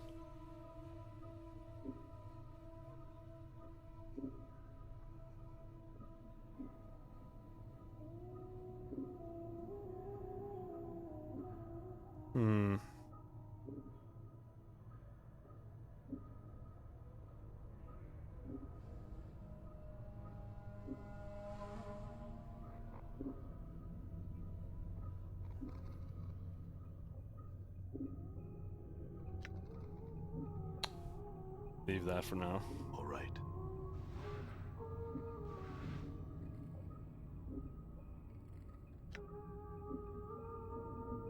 Mortuary task list. Someone has penned a series of tasks in red ink on this scrap of parchment. I would like the contracted workers to be inspected thrice daily, at the end of each work shift. The new initiates come on duty. We have experienced too many contracted collapses while engaging in heavy labor, and I fear the embalming enchantments initially used on the corpses may be decaying or may have been warped somehow. If the contracted workers could be inspected every 8 hours and raised they have collapsed, then this would prevent the backlog of shells in the preparation room and free up more contracted workers for other duties.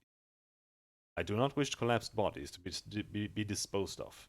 When possible, the original contracted shells are to be raised and be made to resume their duties. I have included spare embalming charms within the shelves for initiates on. They are to be used only when the shells cannot be repaired with stitching, bandaging, or application of embalming fluid. A note written on a scrap of dry parchment. Contact the necromancer responsible for raising contractual worker 42.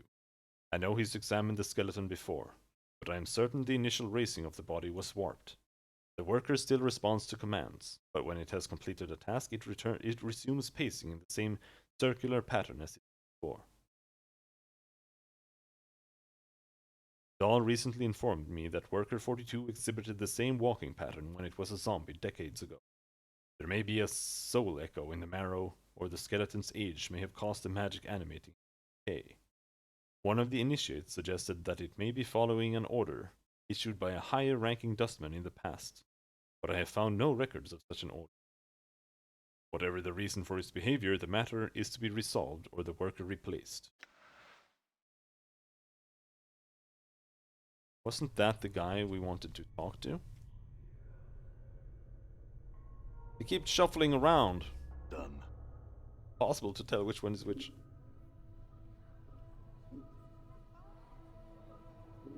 The smell of formaldehyde emanating from the corpse is particularly strong. It smells like it was applied recently, and with good reason. This corpse appears to be in an advanced stage of decay. Her jaw is missing, and some of the flesh has slid off her skull, revealing the number 1072 chiseled into the bone. Think this one's seen better days? Corpse does not respond to your voice. The fact it has no jaw may have something to do with it. Either that or it simply has nothing to say. Shouldn't it be this one down here? No, this was the book guy.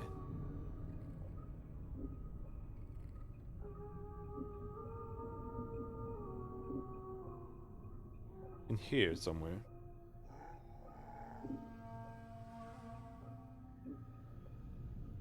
And that was the eye boy.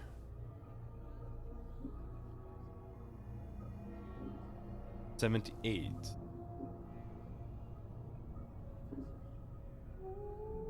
Seems you got two different designations there, corpse.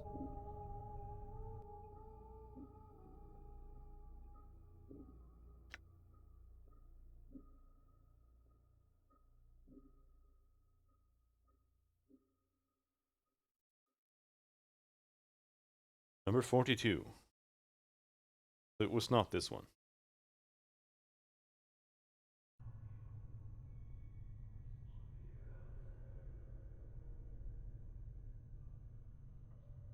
And it's not the one that was pacing in triangle.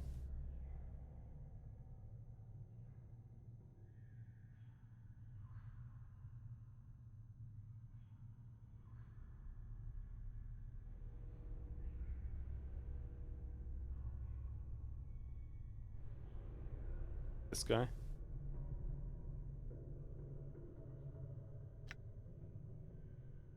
Rule of 3, what do you mean? Gives them their commands. Either one of the caretakers here or else whatever necromancer raised them out of the dead book. Probably one of the caretakers here. They're the ones who need the cheap labor after all. Wanted to examine the zombie a bit more. So, why are you walking in a triangle? Corpse in.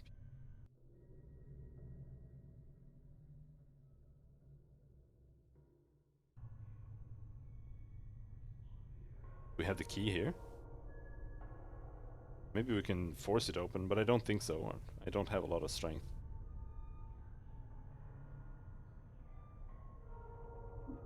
Nice.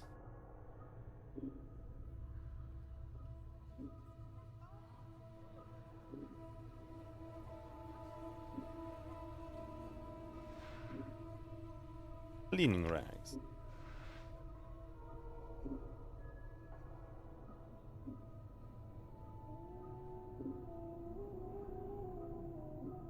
The especially ghastly-looking female corpse is missing its ears, nose and lips. In order to sew her jaw closed, whoever prepared her had to draw the skin especially tight around her mouth. You can still see a line of crooked yellowed teeth through the open slit that remains. The number 891 has been carved into the flesh of her brow. So doing anything later? The corpse continues to stare at you.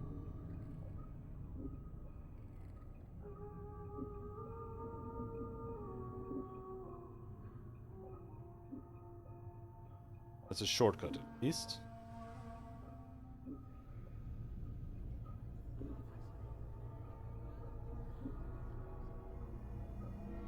This leads down.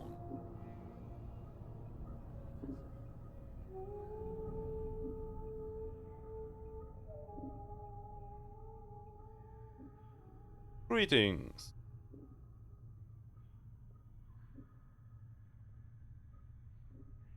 Can you disguise me as a zombie again? Here you go.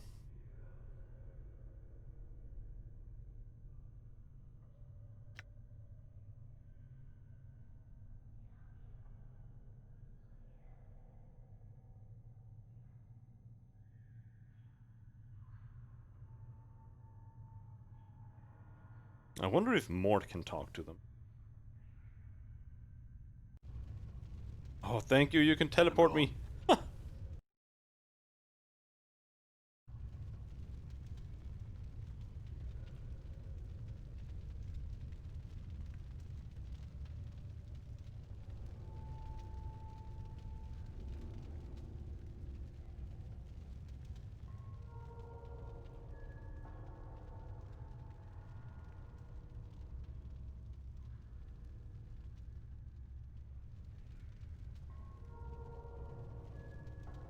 Okay. No, Mort can't gone. talk. Hmm. Well, that makes it difficult to explore this Good as done. level. Done. Oh, there's a door there. Cool. What's up, Chief? Okay.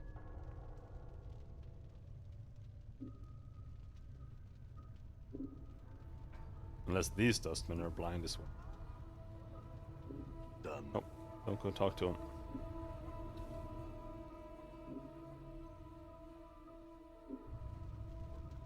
Alright, fine. Let's go down and check the bottom floor while we still have the disguise. Get out of the way, bitch!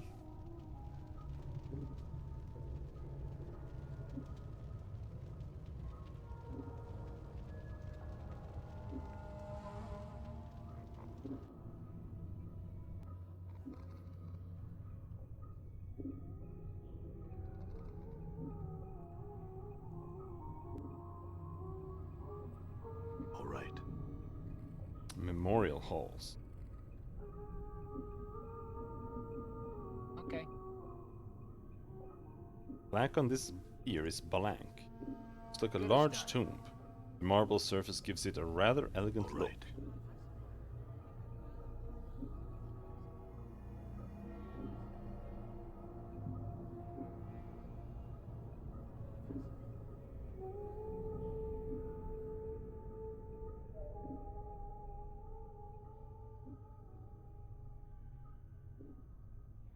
Another rusty blood-covered slab.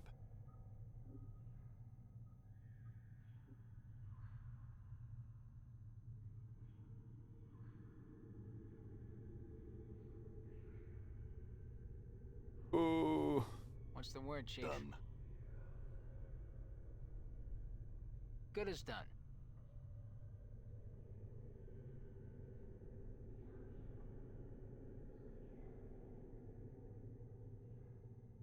Giant skeleton. Oh, spook. That.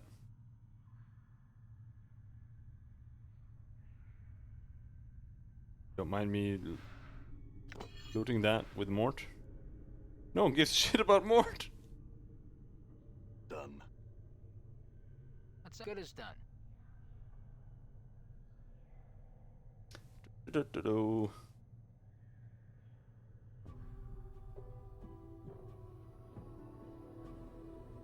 Right. The plaque on this beer says, "Here lies Deonara." This looks like a large tomb. The marble surface gives a rather elegant look. Done. Hold on. Coming soon there.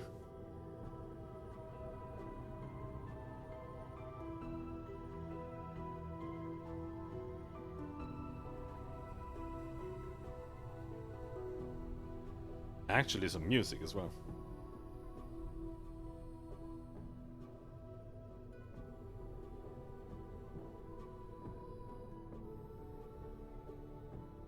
I don't think we wanna fuck with those skeleton bros.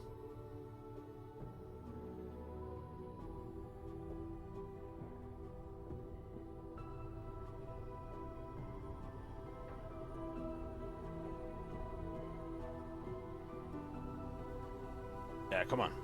You can do it.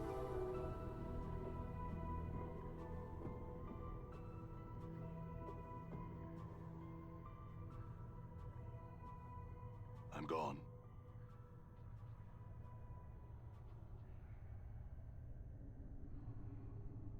You see a strikingly beautiful ghostly form before you. Her arms are crossed, and her eyes are closed. She has long flowing hair, and her gown seems stirred by some ethereal breeze. As you watch, she stirs slightly, and her eyes flick. Greetings? You! What is it that brings you here? Have you come to see firsthand the misery you have wrought? Perhaps in death I still hold some shred of use for you, my love. Eyes slowly open, and she blinks in confusion, uncertain where she is. She looks around slowly, then sees you. Her tranquil face suddenly twists into a snarl. My love? Do I know you? The spirit makes a begging motion with her hands. How can it be that the thieves of the mind continue to steal my name from your memory?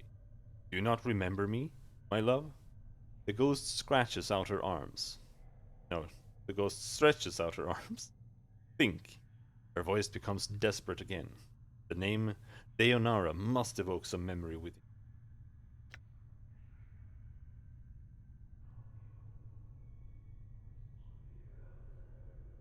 I think I feel the stirrings of memory. Tell me more. Perhaps your words shall chase the shadows from my mind, Deonara. Oh, at last the fates show mercy. Even death cannot chase me from your mind, my love. Do you not see? Your memories shall return. Tell me how I can help you, and I shall. You know who I am? You are one both blessed and cursed, my love.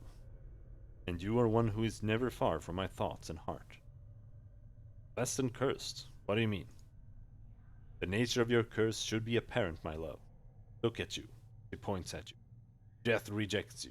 Your memories have abandoned you. Do you not pause and wonder why? I'm still trying to get my bearings, actually. What else can you tell me about myself? I know that you once claimed you loved me, and that you would love me until death claimed us both. I believed that. Never knowing the truth of who you were, what you were. What am I? You... I cannot. She suddenly freezes, and she speaks slowly, carefully, as if her voice frightens her. The truth is this. You are one who dies many deaths. These deaths have given the knowing of all things mortal, and in your hand lies the spark of life and death. Those that die near you carry a trace of themselves that you can bring forth. As Deonara speaks the words, a crawling sensation wells up in the back of your skull. You suddenly feel compelled to look at your hand.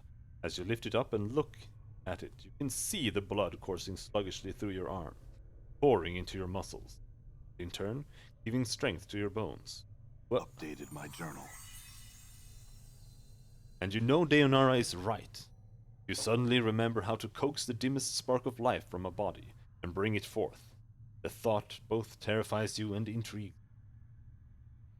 You have remembered how to raise others from the dead.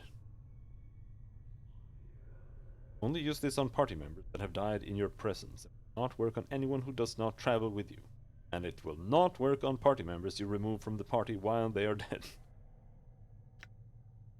I had other questions. What is it that you wish to know? Who are you? Oh, come on.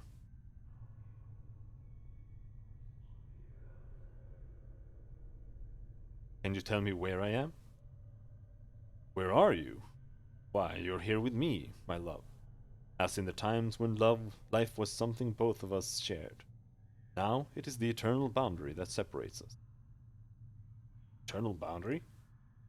Leonara sounds saddened. It is a barrier, a fear you shall never cross, my love. It is the barrier between your life and what remains of mine. I see. Perhaps you could answer some other questions. Can you tell me who I am? Let's go in there again.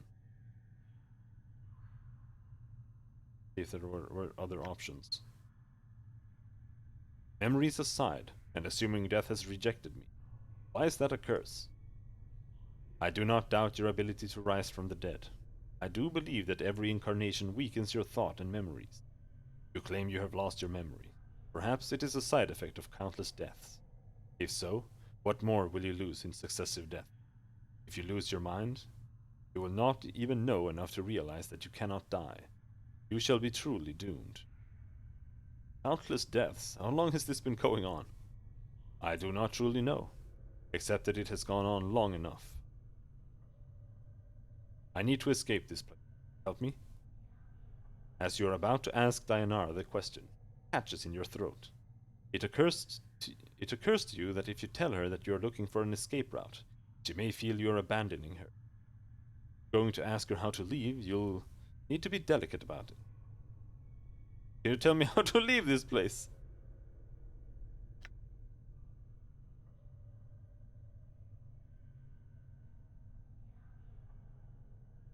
Dayanara, I am in danger. Can you guide me to a place of safety?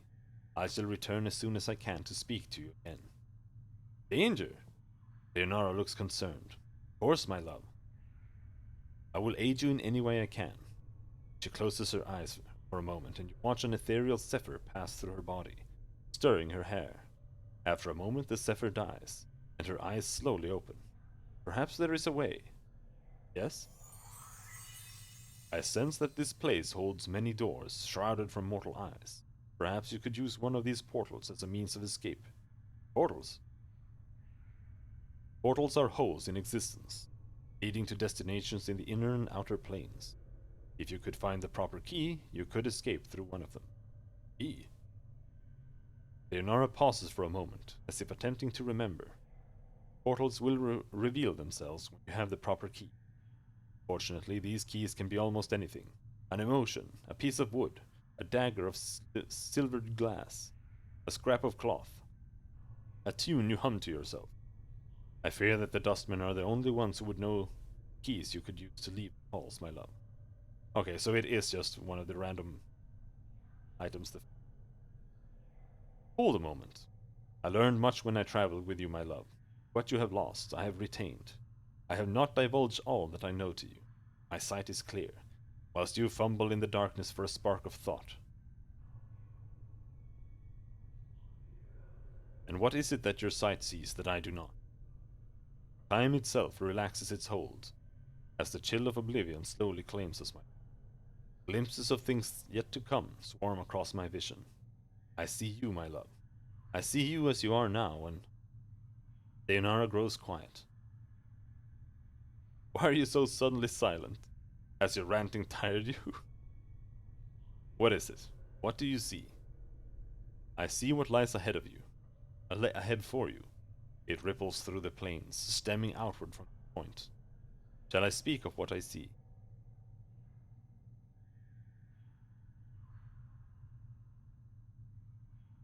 Tell me. First, I require a promise. Promise you will return, that you will find some means to save me, or join me.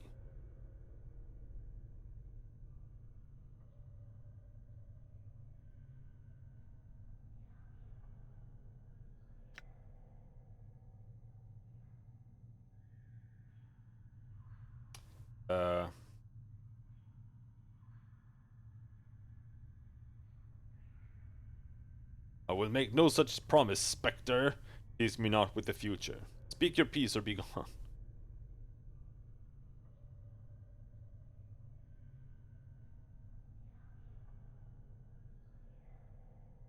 I find it hard to believe that the woman I once loved would blackmail promises from me, with the promise of revelations. Have you no faith in me, Dayanara? Dayanara looks taken aback, then her tone changes.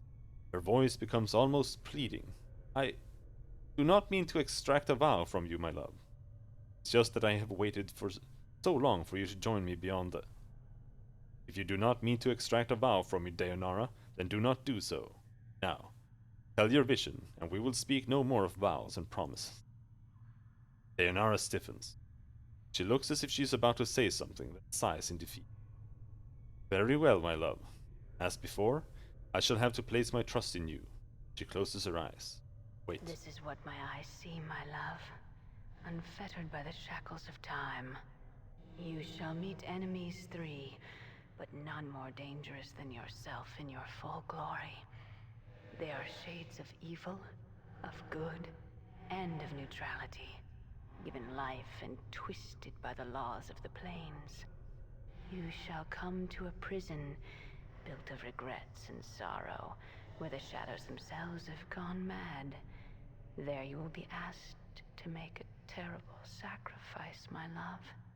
For the matter to be laid to rest, you must destroy that which keeps you alive, and be immortal no longer.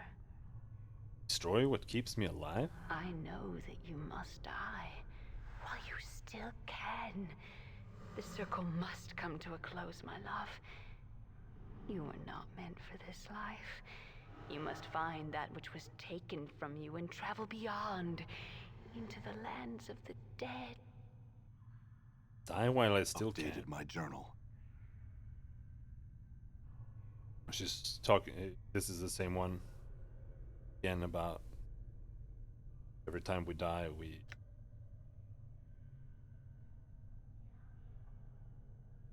Countless deaths. How long has this been going on? Farewell, I shall Dayanara. wait for you in death's halls, my love. She smiles, but there is only sadness in it. She closes her eyes and with an ethereal whisper, she fades. You back with me, Chief? Kind of drifted out on me there. No, I'm fine. Know who that spirit was? Eh?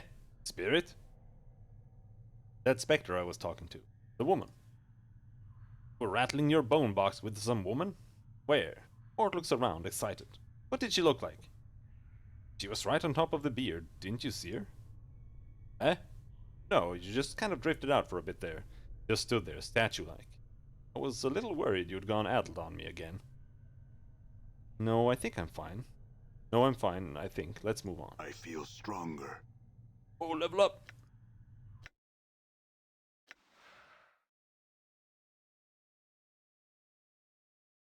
Apparently we are a fighter. Saving throws have improved, fighting skills improved. 1 characteristic points gained. 10 hit points gained.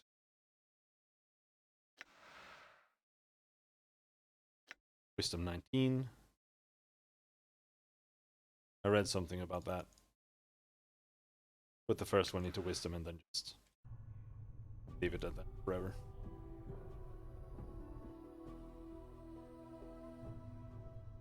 All right. Mort level up?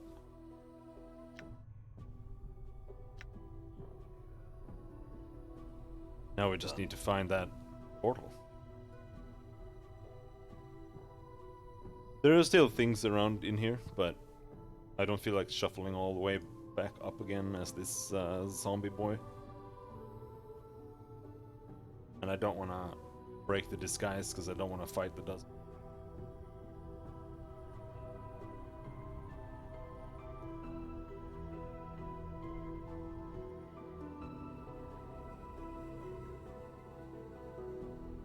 I think they said something about southwest here.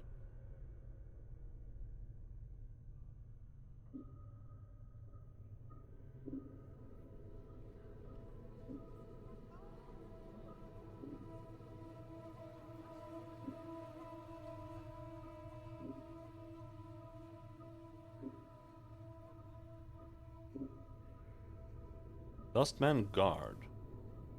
These metallic blue tapestries made of thin chain link.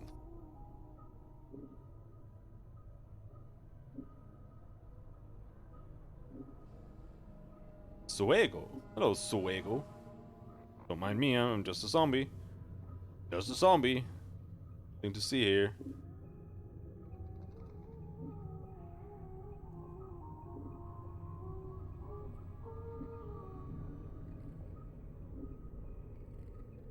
Dustman Guards. I'm just checking.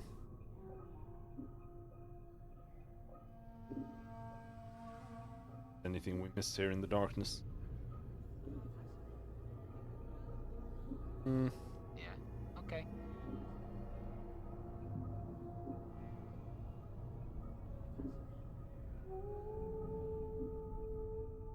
Nah. Done.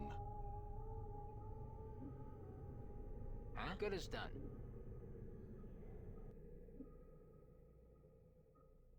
Mortuary front gate. I'm gone. That's not where I wanted to go.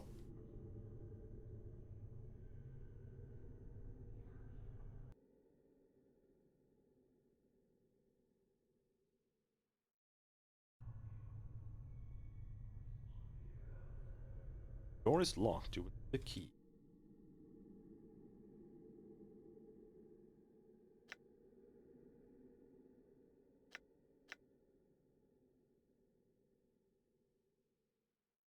We finished that. Yeah. Oh. Oh, I never finished that.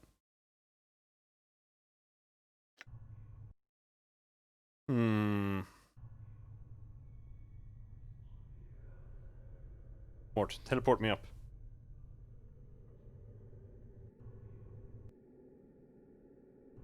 Done. How much thread do we have? We have thread, but we have no embalming fluid.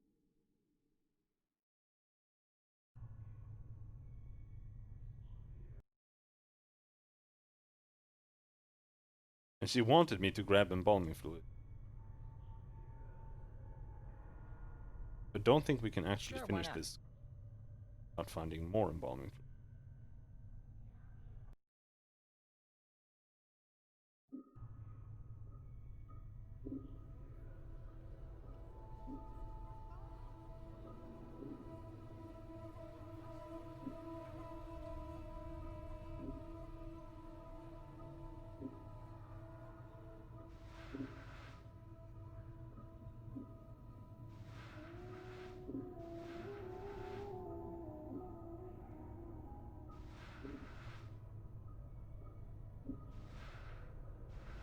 Nope.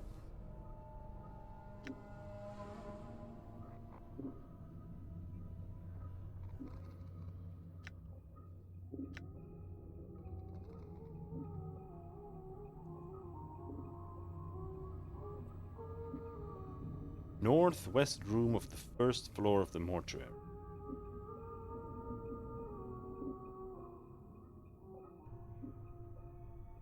Should be here then. All right. Where we were though.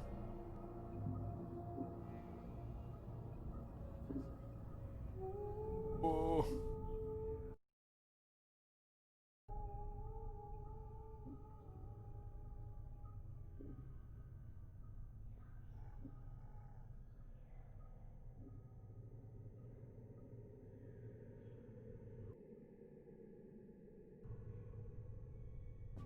Let's see if Mort is in.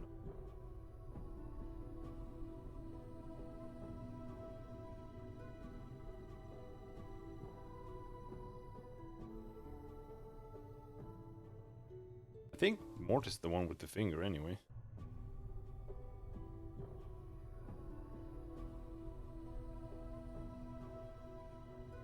Oh dear, Nara. Where are you hiding your portal? Sure, why not?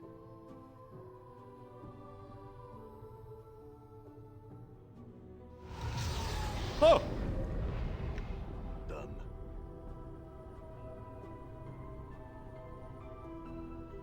Okay, he needs to be there for this.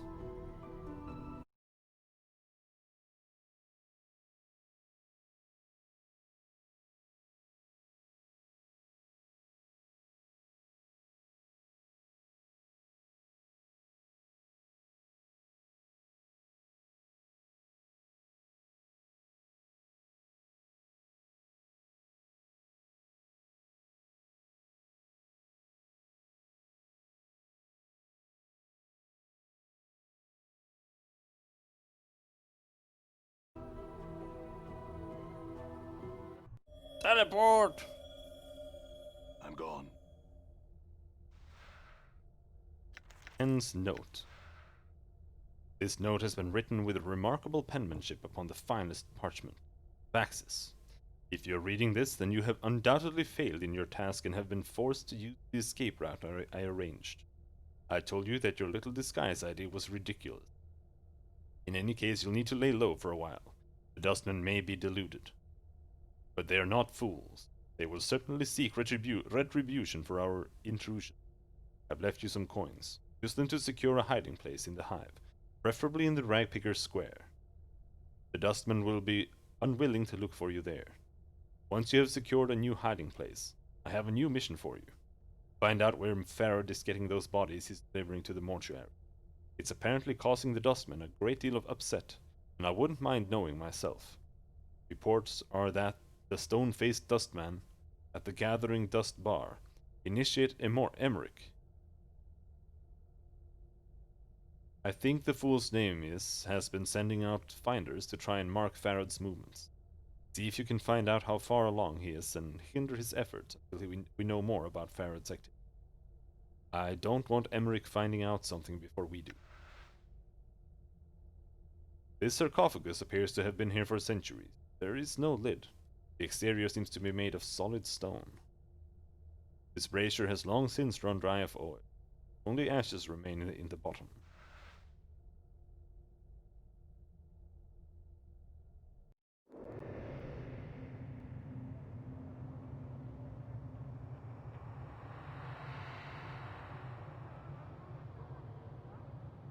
Sigil.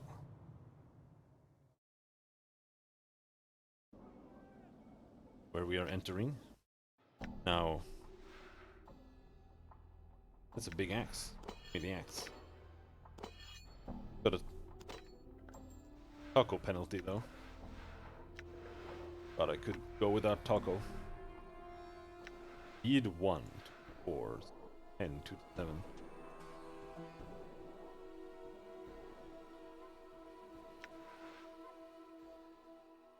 Like, that's the thing in AD&D. It's really hard to tell what would be good here. Because this set has a speed of 10, and the fists have a speed of 1.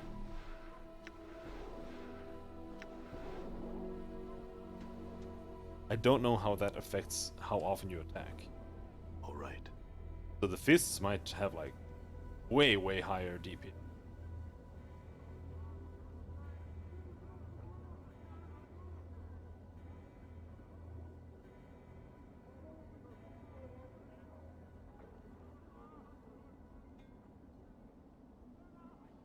Ox. This cowled figure is hunched by the mortuary gate. His face is obscured by the shadows of his hood. What little you can see is his chin, which is covered with stubble, and what appears to be a foul green and purple rash. The rash seems heaviest around his neck, fading as it crawls up to his chin. Greetings. The figure doesn't budge. There is a moment of silence, then he responds in a high-pitched voice that sounds more suited to a girl of 10 years than a man. Hi?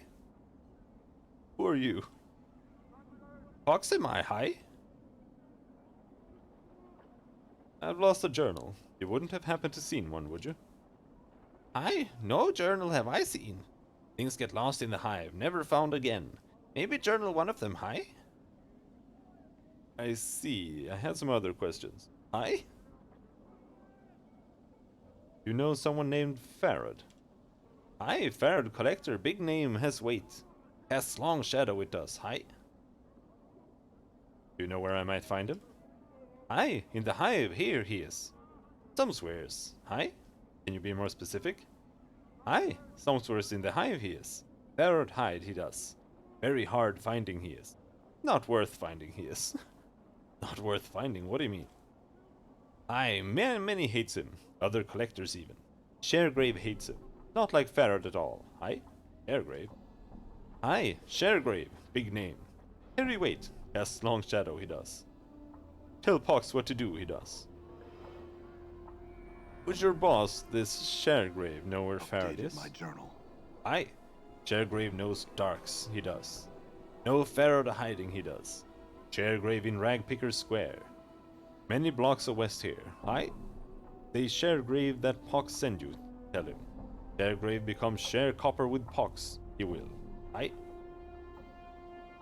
Alright. I'll go look for this Sharegrave there then.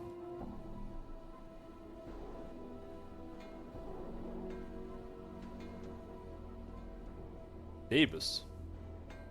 Vines with black leaves. The stem look extremely sharp. You see a tall creature with a shock of white hair. Its skin has a greenish cast. A pair of goat horns protrudes from its forehead. It is dressed in long flowing robes and appears to be floating slightly above the ground. Greetings! The creature turns to face you, and a series of symbols appear around its head. The symbols have a slight glow about them, and they just hover there. Oh, for the power's sake, piking Davis! What's wrong? He's a Davis. They speak in rebuses. These annoying word puzzles. If you don't know what he's saying, then we better find a native or some other way to communicate with him. If we want to. An annoying bunch. I bet they can speak. They just would rather piss everyone else off by trying to puzzle out what they're saying. What's a Davis? Chant is there's janitors for the Lady of Pain. They float around breaking, fixing, and patching up sigil according to her whims. They're worse than corpse flies, mort size. You can't swat 'em though, or the lady'll get upset.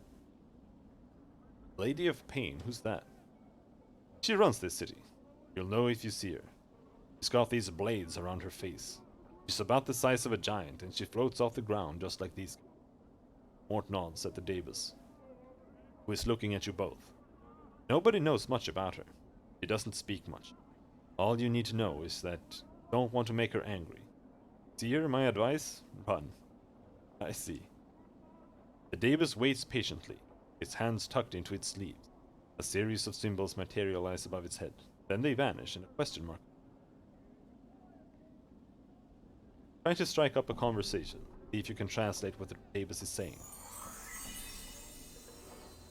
You ask the Davis several questions, trying to get a feel for the rebuses that appear above its head.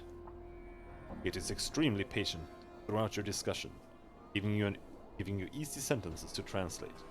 After a few minutes, you start to get the hang of it. It feels like you've done this before. Maybe you can help me. The Davis waits. Who are you? The Davis inclines his head slightly, and a stream of symbols appears above his head. You think he's saying he's a Davis. I have another question for you. What are you doing? A batch of symbols appear above the Davis's head. You think he's saying he's attending to his duty, or duties. Very descriptive. I had another question for you. What can you tell me about the Lady of Pain? A lone symbol appears above the Davis's head. This one shows a metallic female mask with blades coming out of the sides. Just looking at the ghostly image makes you uncomfortable. That's all I wanted to know. Farewell. The Davis bows slightly. Symbols swirl around its head, and it turns away. All right. Cool. Hive thug. Elderly hive dweller. Go there. Old people, they know what they're talking about. Come here, old person. A sense of great loss hangs over this elderly woman like a dark cloak. As you watch her, a long, sad sigh escapes her lips. Greetings. She looks up at your face, cloudy eyes squinting and straining to see clearly. Forgive me, young cutter, but I'm an old woman and don't see so well. Do I know you? No. She mulls your answer over for a moment, nodding. What was it you wanted then? I had some questions. Questions? Her expression curdles. Oh no, you're an adventurer, aren't you? Name, job, and all that rot, eh? Well, I won't have it. Off with you. I'm not an adventurer. Bar that. The woman jabs her finger at you. I've watched the dustman put the name of me husband. I've watched the dustman put the name of me husband. Damn his soul. Me son and both me daughters on their memorial. Adventurers, all of them. Why, I swung quite a sword myself in the day. Does I knows one when I meets one. The old woman seems to be working herself into a fit. Her face has become flushed, and flecks of spittle fly from her lips as she howls at you. Let her continue her tirade. Hold on.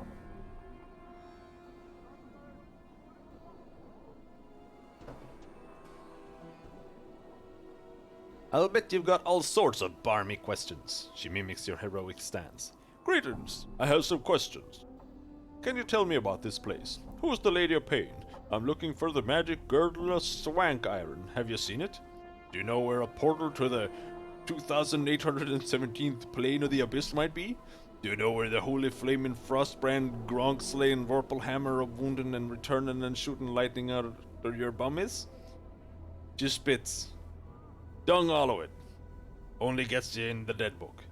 I ought to kick you in the shins for even pestering a poor old woman about it all. Now go away and leaves me in peace. Leave. Ingress. You see a haggard woman wrapped in rags. Her hair is disheveled and dirty, and her complexion is extremely dark. Burns cover her arms, and her right hand is a fused lump of flesh. It looks melted, like wax exposed to a great heat. Greetings. Updated my journal. What is it you want of me? The woman's accent is thick. You're having difficulty making out what she's saying. You wanted me to leave? Not leaving this city, so I'm not. I can't.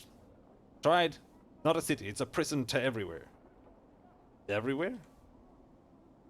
There's worlds, there's... Her eyes gleam madly. Plains that be sinking sands, fields thirsty nettles be. Lightless worlds where your limbs are given life and hate. Cities of dust whose people are dust and whisper ash. The house without doors, the twilight lands. The singing winds.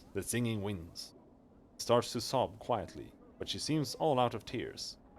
And shadows, the terrible shadows there be. Where are these places? Where's them places? She flings the lump of her right hand in an arc, gesturing at the cityscape. They's all here be. Doors here to everywhere. Doors? You're not knowing this? She squints at you, and her teeth start chattering. Tell you I will. Beware every space you walk through or touch in this thrice-cursed city. Doors, gates, arches, windows, picture frames. The open mouth of a statue, the spaces between shelves. Beware any space bounded on all sides. All these are doors to other places. What do you mean? Every door has a key, it does, and with this key they show their true nature.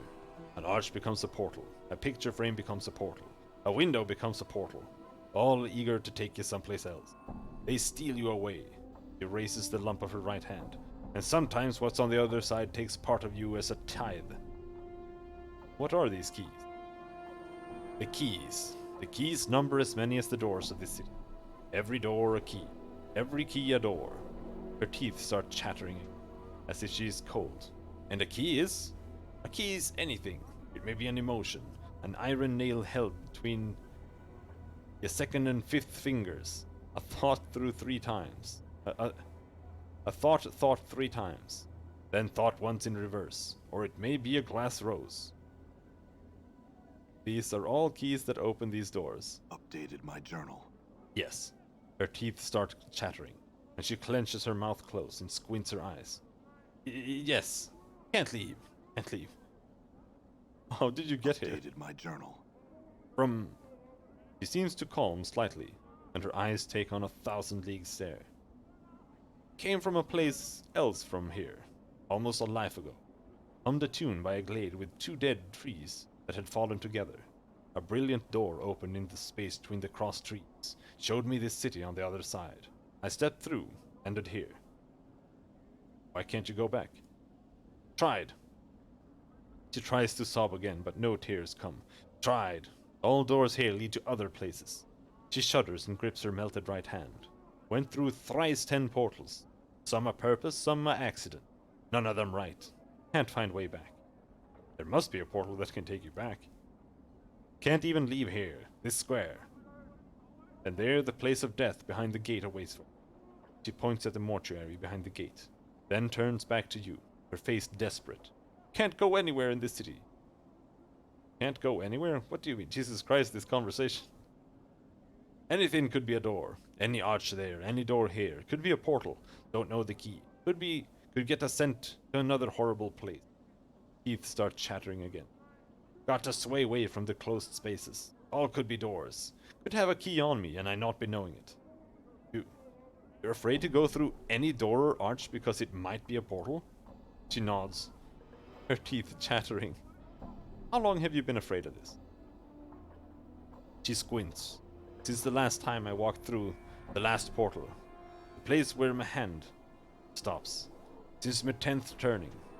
I'm in my 4th, 10th turning that now. Her teeth begin chattering again. 30 years? You haven't walked through any door for 30 years? Her vision seems to clear slightly. She looks up at you, her teeth still chattering.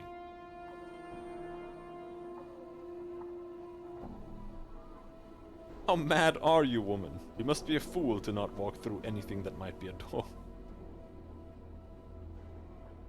Be too afraid to walk through any door, that's... You got here, there must be a portal that can take you back. It's only a matter of finding it. She smiles. Her teeth aren't chattering because she's cold. They are moving around inside her mouth. Her gums twisting as the teeth shift about. They rise and recede as you watch, chattering as they rattle against each other. What? She hisses at you. Only takes 1 portal you step through an accident. Drive the fear into you. I went through thrice 10. Lost me hand, burned me flesh, and lost me sense. She looks at her feet. No more, no more.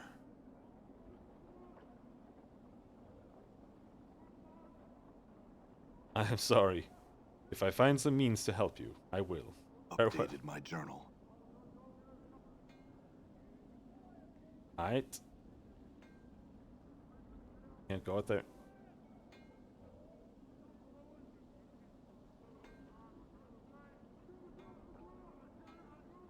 Lines with black leaf.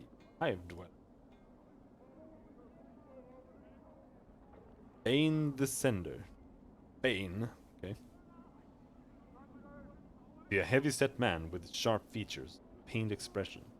Despite his huge frame, however, he has an effeminate look about him, and unlike the other residents you've seen, he looks to have bathed recently. As you approach, he looks up hopefully and calls out in a high voice. Braddock, good sir? What? Eh?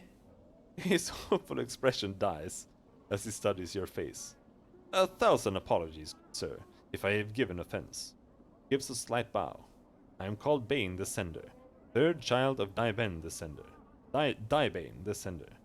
I am one of the many runners in the employ of the House of Senders. No apologies necessary, Bane. What do you want? 1,000 apologies for troubling you with such a trivial matter, but I seek Craddock, an overseer in the hive. Bane looks like he's in pain, but alas, he eludes me. He looks at you hopefully again. Could it be you have heard of such a man? No, I'm sorry, I haven't. Bane gives a deep sigh. I am bound to deliver a message to you. and as yet fortune has chosen not to favor me.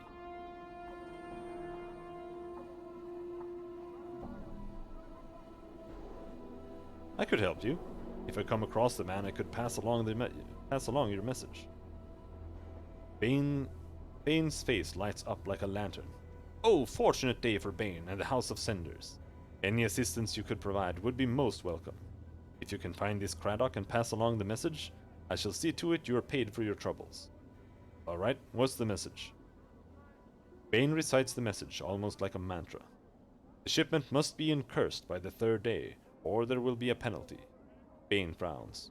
I am told that Craddock will know of the shipment, which the message pertains. If I see Craddock, I will pass along the message. Is there anything you can tell me about him before I go that might help me find him?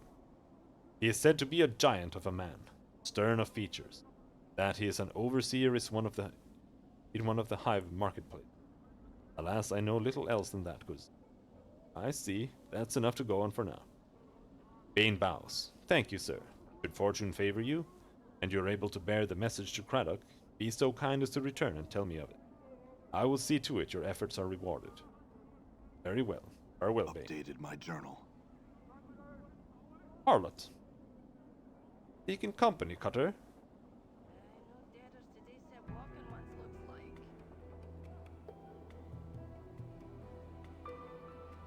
This filthy-looking corpse is in sad shape. Its shoulders are slumped, and one of its legs is broken, causing it to lean to one side. Stains cover it from head to toe. Judging from the smell and the texture, the stains run from rotten fruit to mud and bird droppings. To add to the indignity, graffiti has been carved into its body, and several notices have been nailed into its chest, back, and head. Examine the corpse. Examine the graffiti and notices. A number of the leaflets have been ruined by rain, but some of them are still legible. One tacked to his back is from something called the Office of Vermin and Disease Control. The one on his forehead looks like a bill of fare for a restaurant. One on his chest looks like an official notice, and another appears to be some sort of want ad.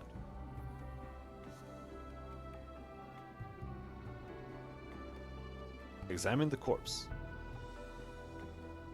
Despite the many stitches, the corpse's rotting skin is peeling in several places, revealing long stretches of muscle and bone. You'd guess that this zombie is frequently used as target practice. The fruit and mud stains aside, some of the tears in the skin still have rocks and bits of glass lodged in them. One wicked-looking cobblestone is still embedded in the side of its head. Try out the cobblestone. You grab a hold of the cobblestone and pull it out of the corpse's head. Traces of brain matter and rotting flesh slowly drip from it. It looks like whatever was in its head turned to ooze long ago. Examine the corpse. Examine the graffiti in lodges. Ignore the notices. Examine the graffiti. The graffiti runs from obscenities about the dustmen to slogans glorifying what appear to be local gangs. One piece of graffiti catches your eye. Someone has carved the name Farad on the corpse's left arm, then slashed an X across. Examining the other notices. Look at the post for Office of Vermin and Disease Control. To those hive citizens wishing gainful employ, with the most honorable and generous sigil government, inquire forthwith at Office at Vermin and Disease Control to help stem plague of brain rats. Bounties paid.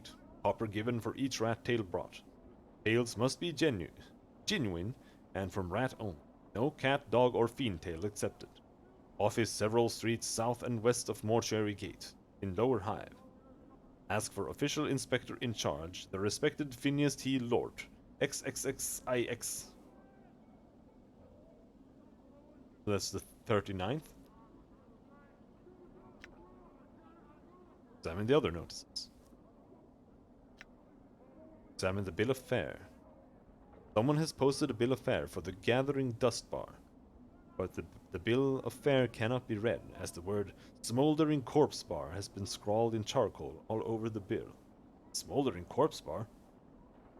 The zombie immediately jerks his left arm upwards, points far to the southeast. A moment later, the arm falls back to its side with a thump. Reminds me of a job I once had. He seems embarrassed. Well, I mean, without the arms. I wonder if this would work with the other notices. Examine the official notice. Public notice. By the order of the Judiciary Council and in accordance with the citizenry of Sigil.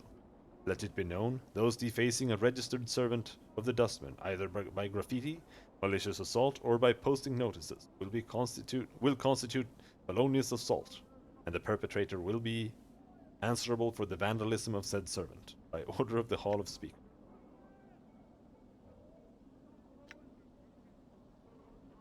Examine the want ad. Wanted. Able-bodied person willing to investigate a matter of the utmost importance to the Dustman cause. Will offer suitable compensation upon successful completion of said task. Interested parties inquire with initiate Norwich. Gathering Dust Bar. Gathering Dust Bar? The zombie immediately jerks its left arm upwards, points west to the building before you. A moment later, the arm falls back to its side with a thump. Thanks.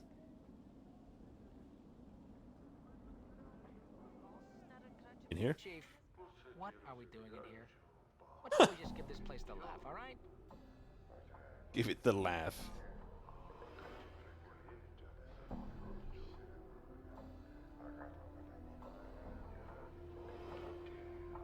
Roach! You see a spindle-thin dustman in dirty black robes.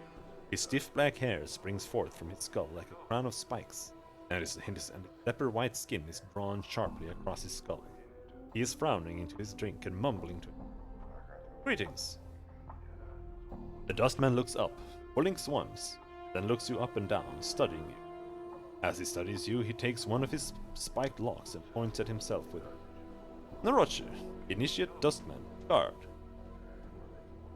Hear about the posting outside. The dustman looks you up and down. Many troubles have I. Help, can you? A mausoleum awakes. The dead walk. The dead disturbed. The dustman disturbed. Find out what disturbs the undead, and copper coins will I pay. Very well. Where is this mausoleum? Updated my journal. The Roger nods. Mausoleum by Dustman Memorial. Go north and west from Black Monument. Go to Arch, and a semicircle over your heart. With this finger this make. He wiggles the index finger on his right hand. To the mausoleum, go.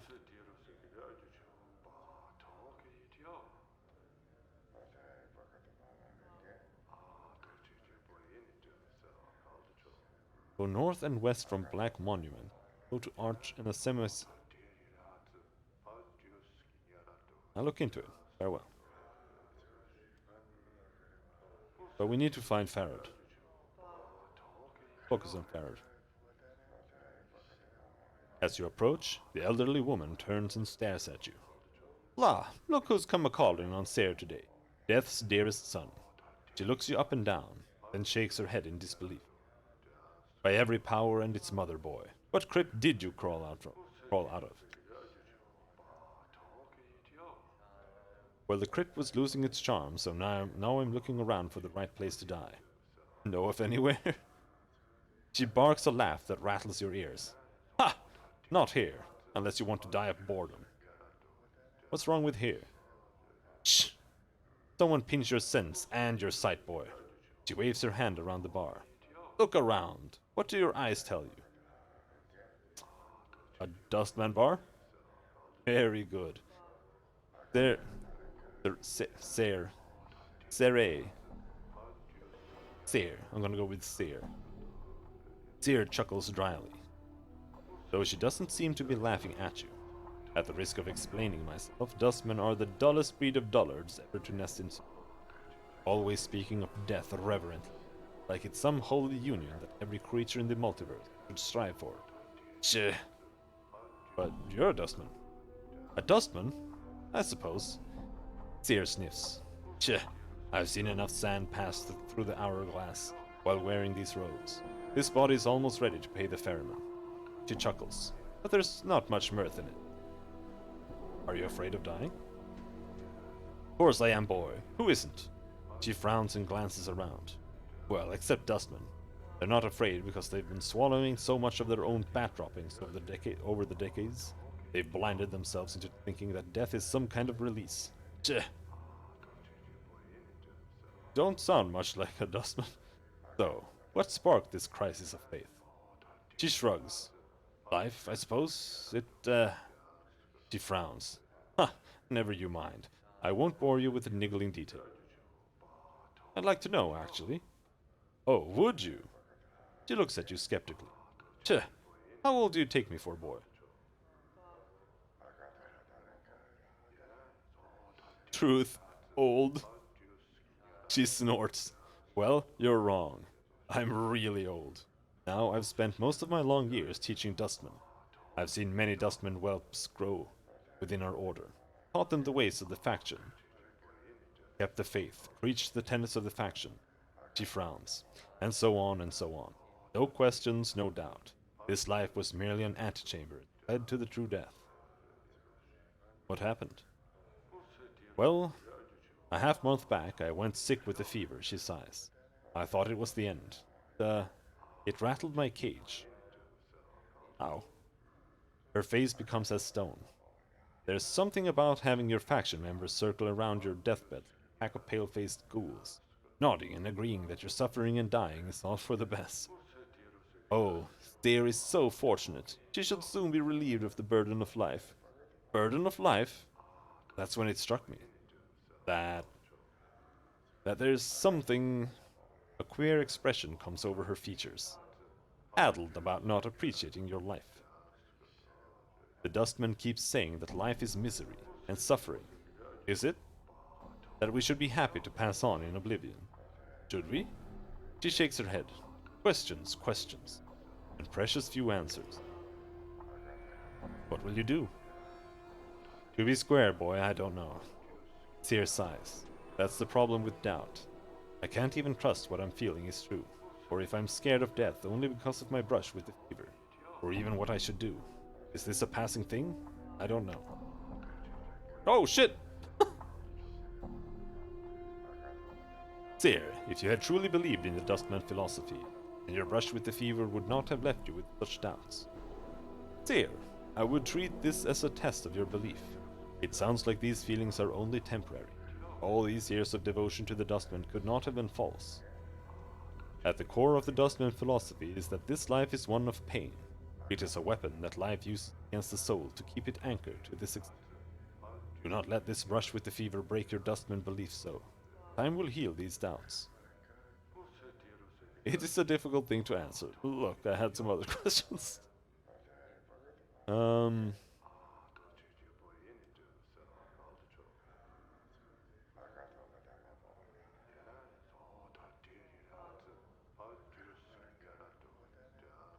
don't know. I'm gonna go with this one, I think. There, if you had truly believed in the Dustman philosophy, then your brush with the fever would not have left you with such doubts. Fear stares at you, then nods slowly. Maybe so, maybe so. Frowns. Her face wrinkling up in concentration. I'll have to chew it over some more. Should? It's no small matter. La, now, enough of me rattling on about my woes. Seer stares at your scars. You look like you've shared a few handshakes with death yourself. Hasn't that changed your views somewhat? Doesn't it make you appreciate life a bit more?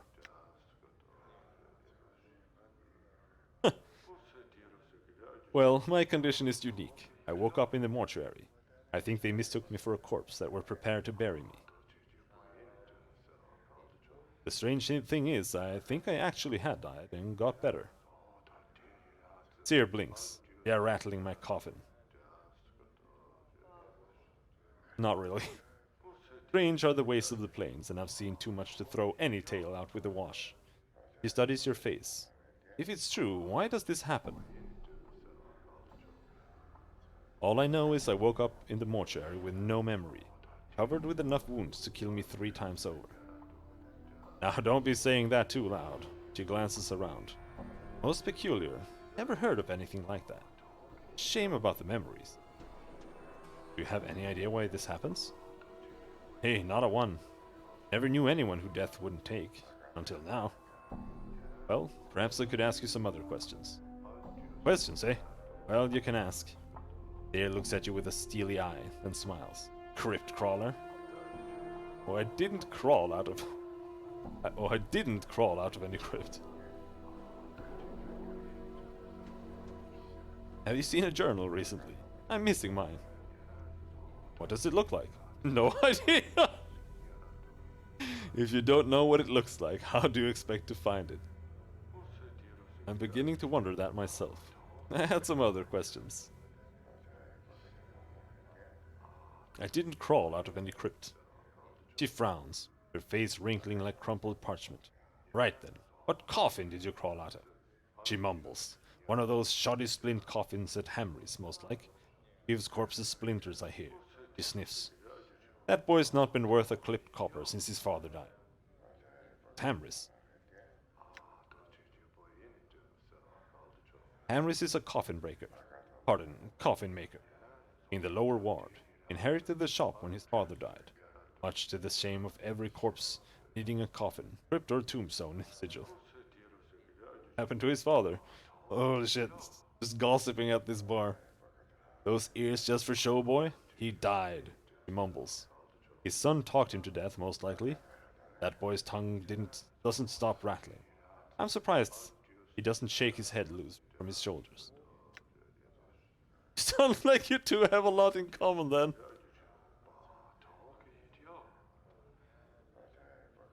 Can I ask you some questions? I'm searching for a man named Farrod. Have you seen him? Claire's face crumples into a frown. That dog. He's the worst of the collector lot. I heard he has his kip set up somewhere in the Ragpickers Square. Many streets west of the mortuary gate. Dangerous place, though. Some of those collectors aren't patient enough to wait for folks to die, so they can sell them for jink. Collectors? They're vermin that scavenge the bowels of the hive for bodies to sell to the dustmen. Make a living off the dead. A motley breed. Makes you ashamed to share the same city with them. She sighs. Tch, at least they help keep the streets clean. And some other questions.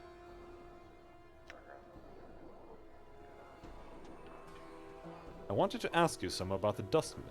About some dustmen in particular. Actually, I met a scribe named Dahl at the mortuary. Do you know him? Tch, Dahl. He was my instructor in the philosophical arts during my early training at the mortuary, and a crusty fool to boot. He is ill, so my ears tell me. I bet he'll even bore death with his presence. Is he dying? Tch, sicker than a spotted dog he is. Not much sand left in the hourglass for him. Can I ask you about some other dustmen? One of the embalmers in the mortuary. Iveen. Do you know her? Who? A strange young woman. Poor eyesight. Near deaf. Talent for hands. Seer shakes her head. Maybe she's a new initiate. Never heard of her.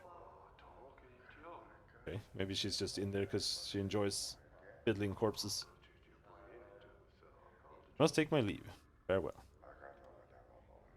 You, stranger. Speak with me for a moment.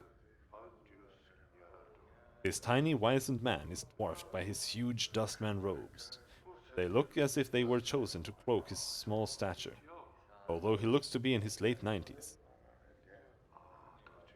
Ooh, this man is extremely energetic. He fidgets continuously. His eyes dart around the bar like a bird's. Ignore the man!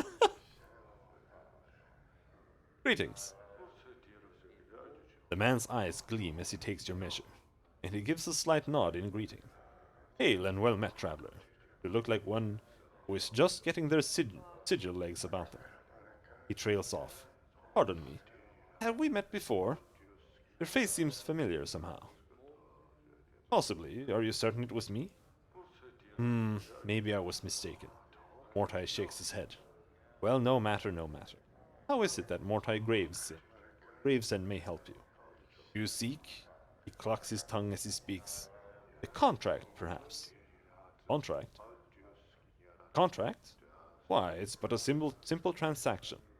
From the depths of his huge robe, Mortai pulls forth a dusty parchment, a quill pen.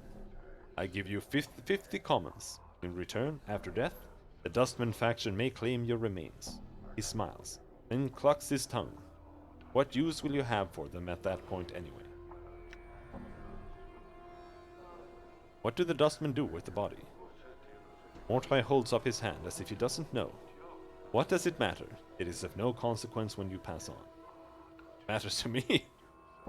Well, if you must know, oft-times nothing is done with the body, and it is we, the Dustmen, who have wasted all that money. More fools us. Mortai gives a light smile, and looks apologetic. But rarely there are times when the workers in the mortuary need to be replaced, and then we may have a need for your body. You mean I'll be animated as a corpse and put to work in the mortuary? That doesn't sound good. Ah, but no harm is done. No pain. Mortai raises a finger, as if to emphasize the point, and there is no danger. In exchange for money you can spend in this life, you merely have to give us something you will have no need of anyway, once you have died. Mortai taps his chest. I signed the contract myself, if you will. I shall have no need of my body when I pass on.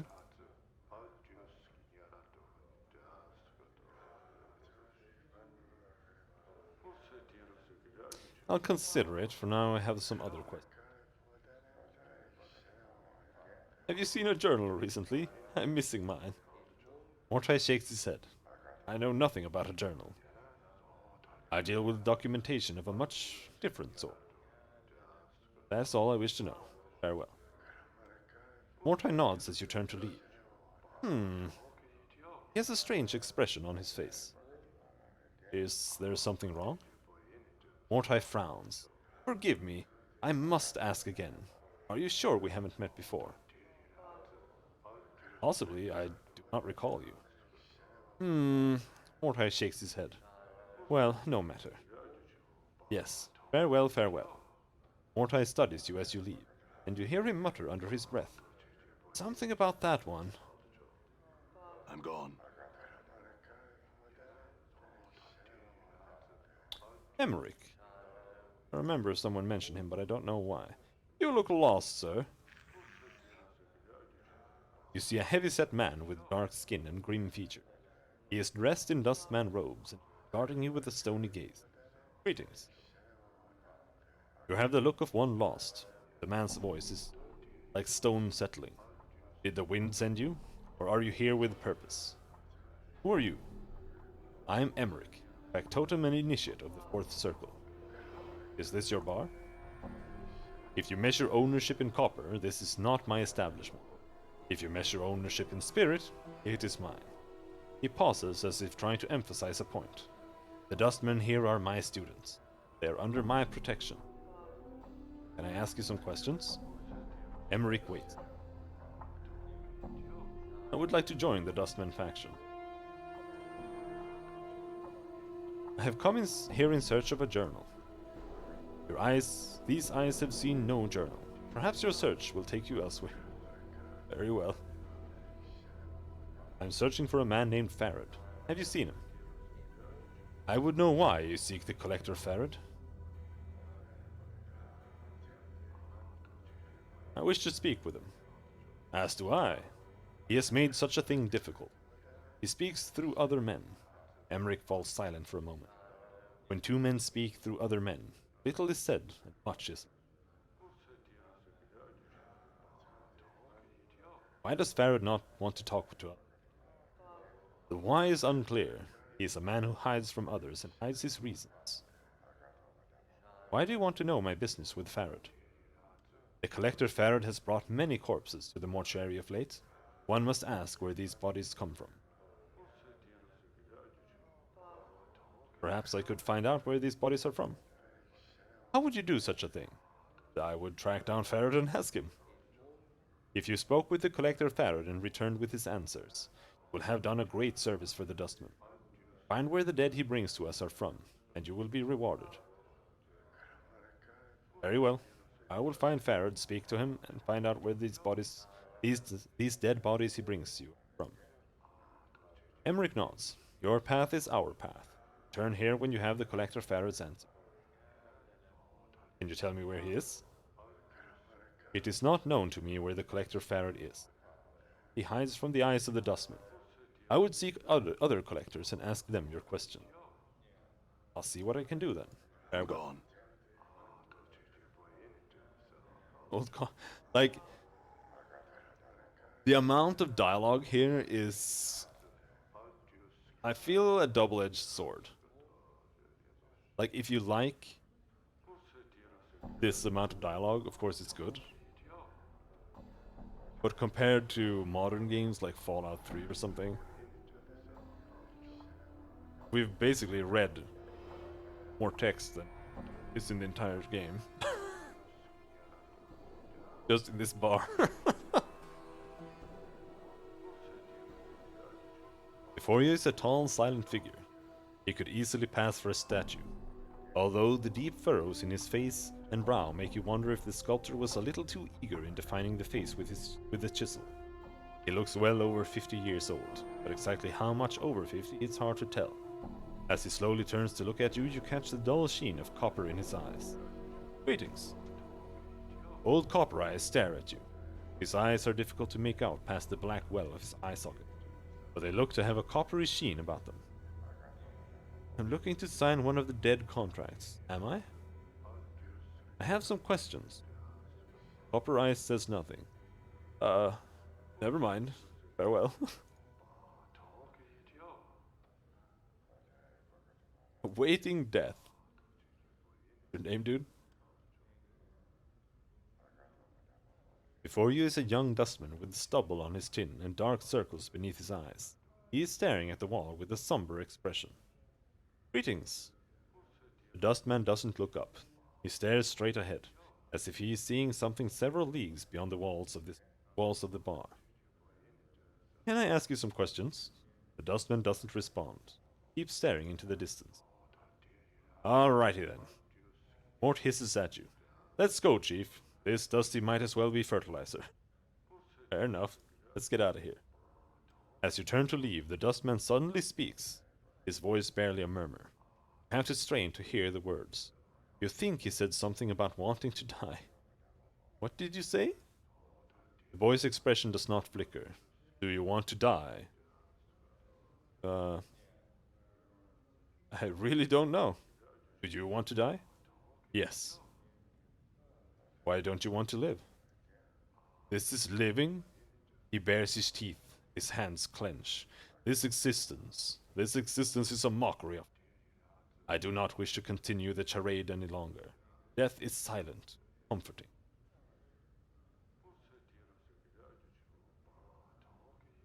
Then why haven't you killed yourself already?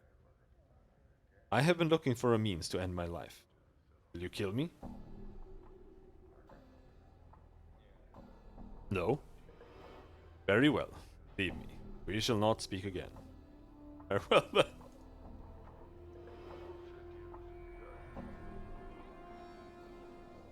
Done.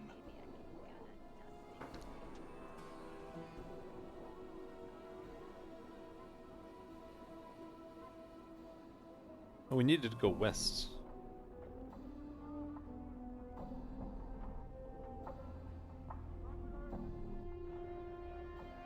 Oh shit, they're loading! Oh my god! Greetings, stranger. Looks like you're in Dark Alley Shiv territory now. Looks like you've got a purse that could use some lightning. You better pray it's got enough.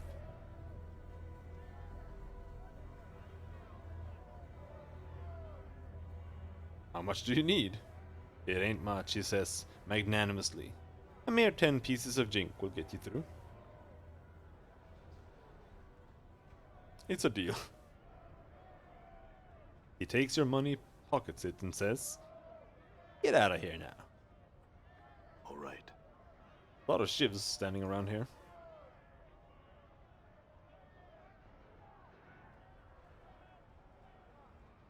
It's a very delicate looking structure, ready to fall over with the first strong wind that comes its way.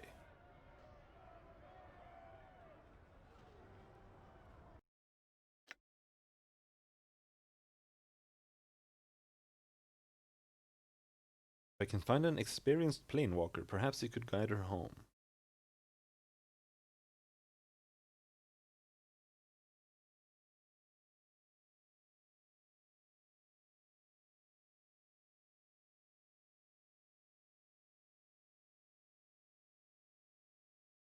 Overseer.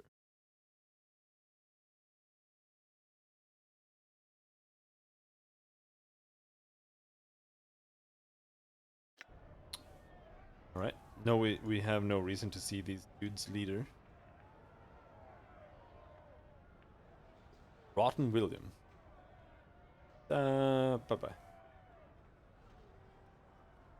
I don't want to talk to the thieves. Razor Angel?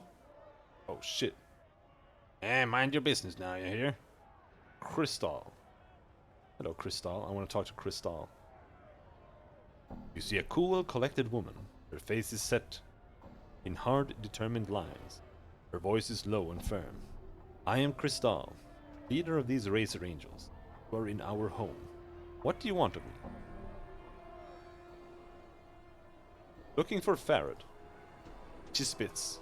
Worm hair? You can find him near Ragpicker's Square. Ask around there. You're bound to attract someone's note. Have you seen a journal anywhere around here? A journal? A book? Here? In the alley? Ah, sorry. Anything flammable here gets burned for cooking fires. My thanks then. Farewell. Before you go, I need a favor from you. This slice of alley just isn't big enough for us in the Dark Alley shivs. We've got heart, they've got hate. Kill off their leader, Rotten William. You'll get free passage through the alley from us, for the rest of your life. Come through here often enough, that'll save you a lot of jink. Tell me about your gang. Updated my journal. We're itinerants. We've been forced to move time and again. We settled here at the same time as Rotten William and the Dark Alley shivs. Now we're in a fight for our lives. We just charge a simple toll for passage here. They take lives. We're essentially good people. They're evil, led by an evil man. I won't do it. That won't stop me from asking every time you speak to me. This needs to be done. Still not gonna do it. Farewell. Alright, let's go talk to Rotting William then. What he has to say about her. Ruined cathedral, tent, burnt building.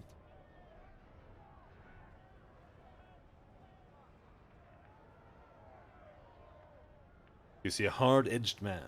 His face is sharp and confident, yet somehow seems diffused. His eyes are clear and cruel. He seems both indolent and poised, and he holds a knife in his calloused hands. So, another visitor for Rotten William. Speak your mind, traveler. Make it good, and perhaps we'll let you go. I'm looking for Farad. You want Farad, eh? Well, me pretty, for a price I can tell you where to find him. How much? He sizes you up. Mere 5 coppers.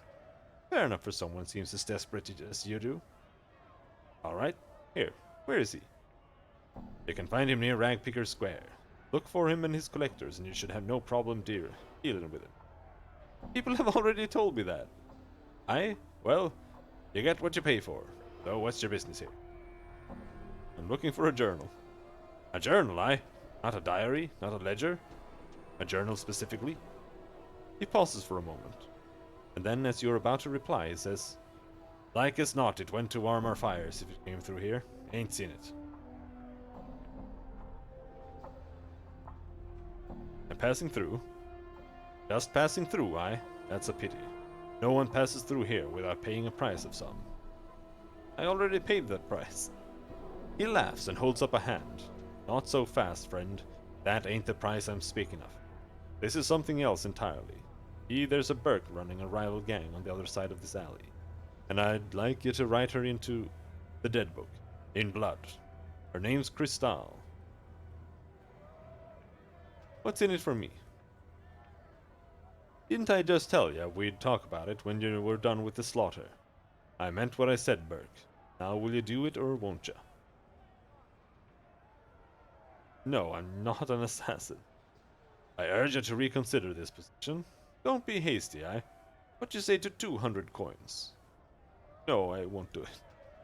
If that's the way you want it, pity you couldn't see it right way around. He raises his voice. Shivs, get rid of this offal. Right. That's a lot of shivs, dude.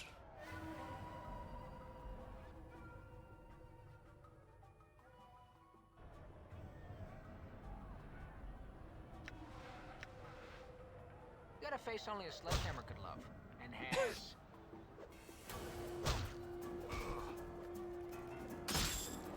Die.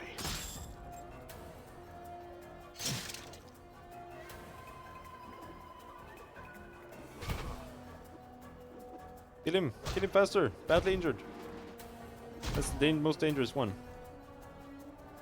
Looks like my skills have increased. Oh. We leveled up in the middle of combat. Let's do that. 10 hit points gained. Fighting skills have improved. He doesn't get any stats, right? Oh shit! Done.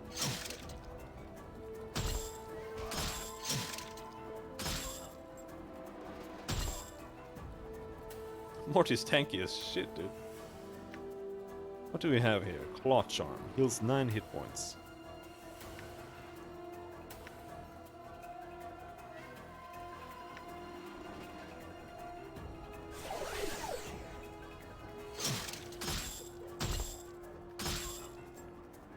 Alright. I kinda wanna try the axe instead. Just to see the difference is like.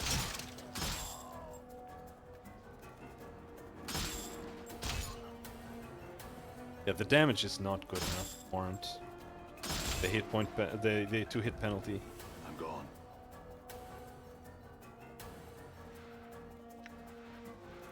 I kind of feel like the Fist Irons are the weapon here. Done.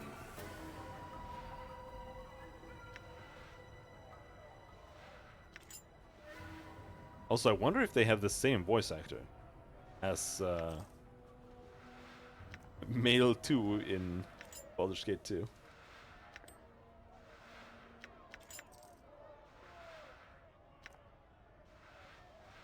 Mere things. Container is locked. I'm gone. Failed. Failed? Failed. I mean failed. Failed. Failed. I'm gone. Fuck you.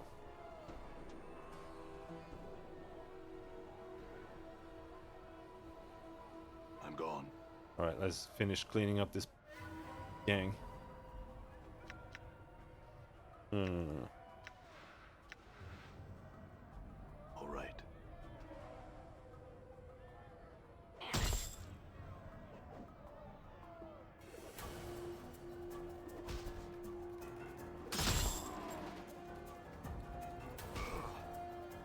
You see that?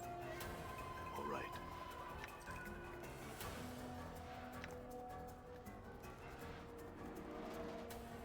I'm gone. Still a lot of them left.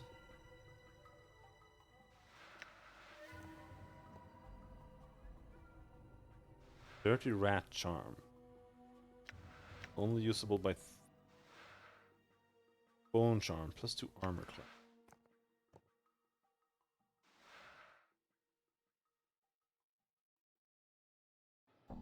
The strange metal bracelet has directions inscribed on the side of it. Judging from the crude text, it appears that the bracelet works by being held by a living creature. Then, while pronouncing a mantra, the true death, it is touched to the forehead of a zombie or skeleton. When this is done, the minor enchantment held within the item spreads through the corpse, strengthening their bones, killing traces of corpse rot and or grave mold, and helping to seal minor tears in this.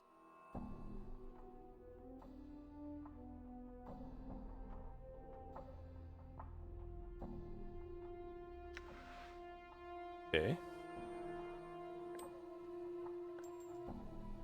It only has 3 uses.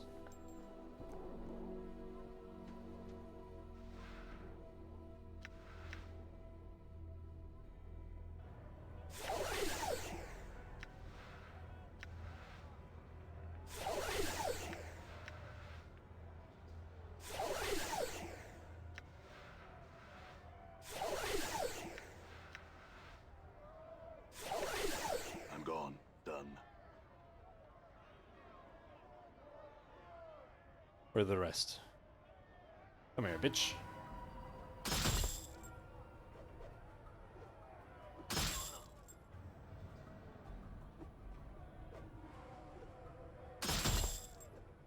You see that? Done. Critical hit.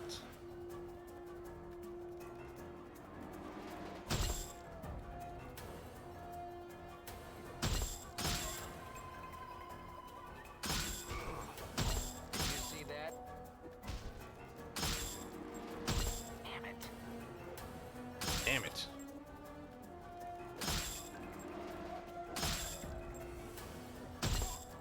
These guys were surprisingly easy.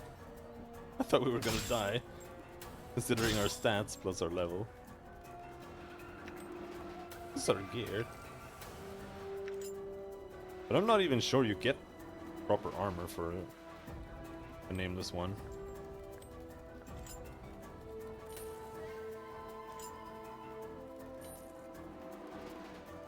Maybe you do, chest.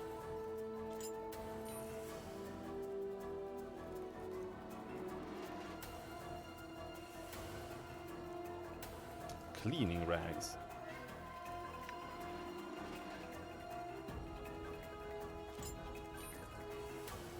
Charcoal charm. Fire. This is a polished cobblestone that was lodged in the zombie's skull. It still has traces of brain matter dripping from it. Very cool.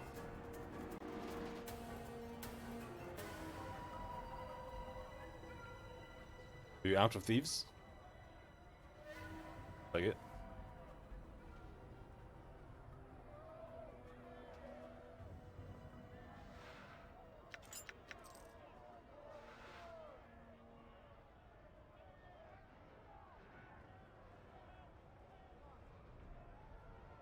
I feel like I've clicked something. I'm automatically running instead of the opposite.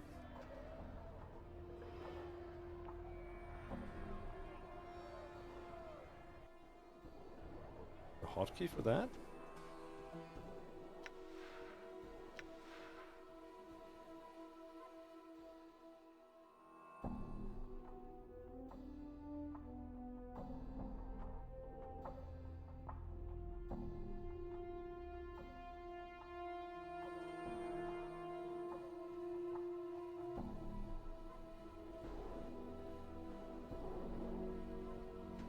Toggle always run. R. Okay.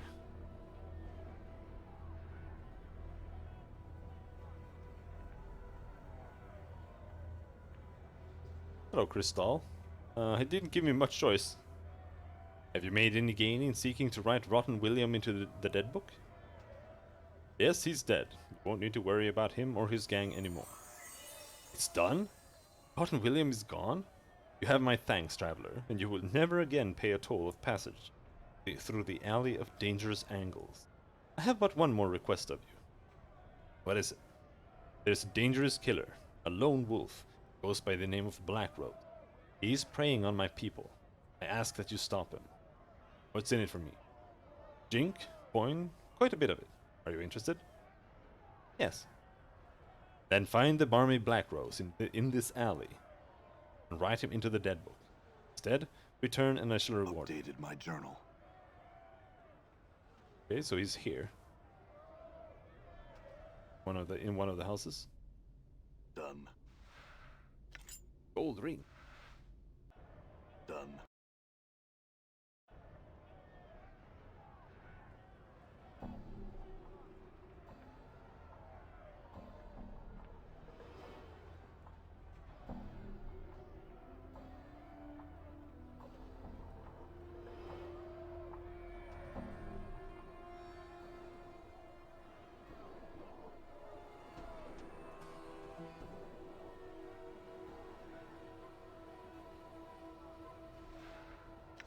Rusty dagger, nice.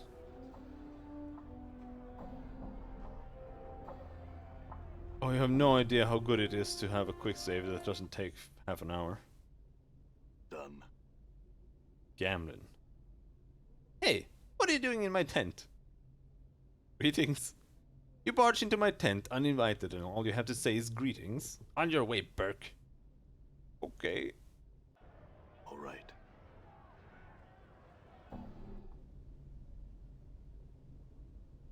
Mage in training. They're just walking around here in a circle. What do I do now? You see a young man dressed in plain but well-kept clothes. He pauses in his pacing as you approach. Greetings. Rock in trouble, big. Help you do? What's wrong? Rock forget rings in tent. Friends need to magic with. No rings? Be mad at Rauk. One ring brown, like Jink. Other shiny like mirror. Last is pretty and yellow. Ring for Rauk? I'll bring them back for Updated you, my Rauk. journal. Done.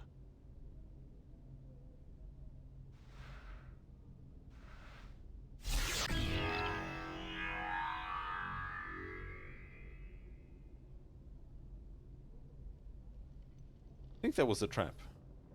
Is there a log?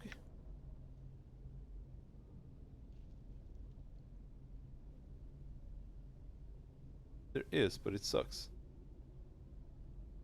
Remove the log?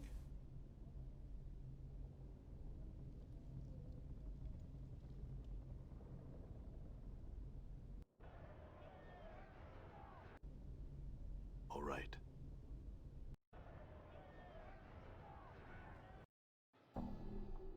So he needs a bronze ring, gold ring. I am going to assume a silver ring. All right. Maybe this guy has the silver ring I'm under gone. his bench there.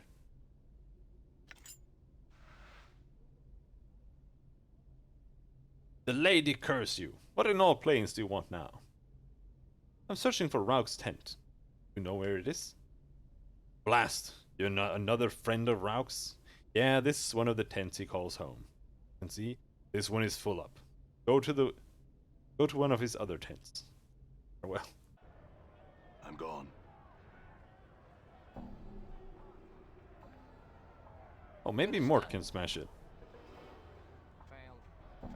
Failed. Failed. Failed. Failed. Failed. Failed. Failed. Failed. Failed. Nope.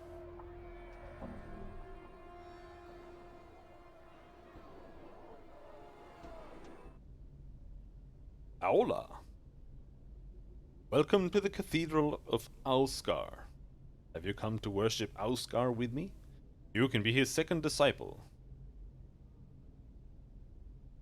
Tell me more about Auskar. Aeola's voice takes on a tone of adulation. Aoskar is the keeper of gateways. Within Aoskar lies the power of portals, doorways, and opportunity.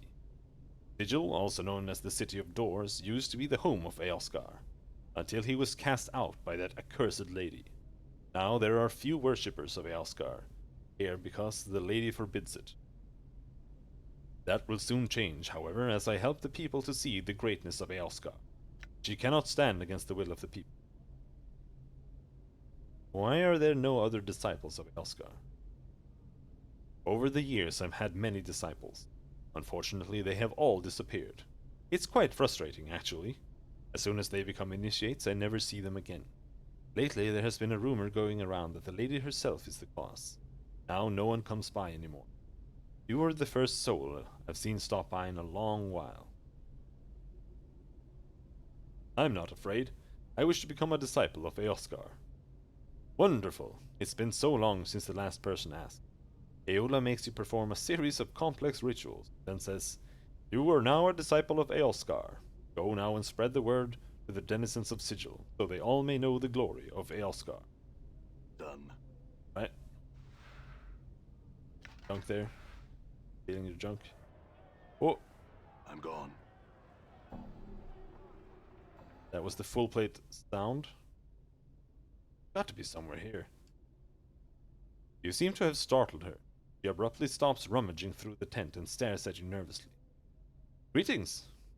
I wasn't doing nothing, I swears it. Why don't you tell me what you weren't doing? She looks at you as if about to tell you something, and then she quickly dashes for the door. Stop! All right. Not very good at dashing for the door.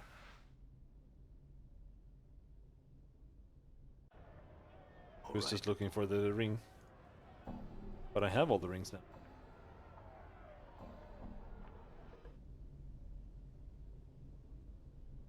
I got all the rings. Here. You new friend of Rauk's now. Rauk take rings now. Rauk thanks new Updated my journal. masters. Rauk has the rings.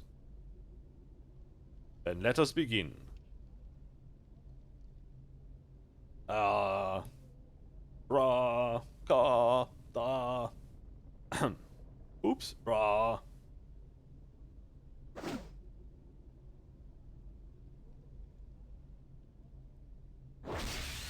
We did it! Watch out, it's attacking!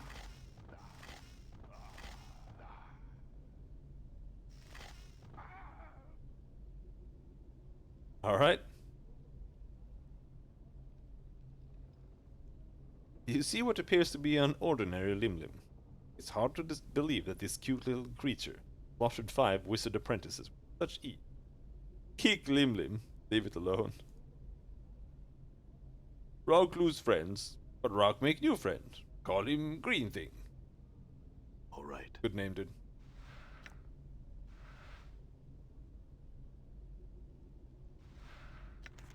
Roll a Fist of Iron. Gaudy Ring. Hearing.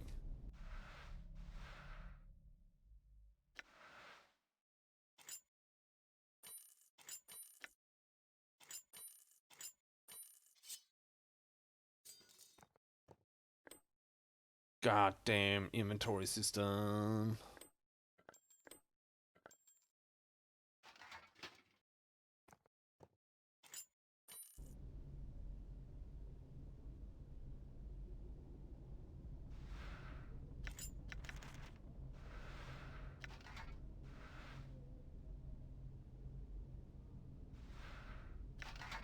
There was a big ass trap here earlier.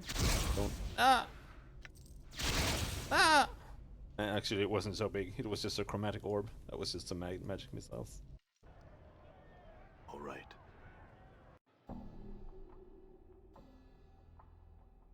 Hmm. Didn't she say he was in the alley?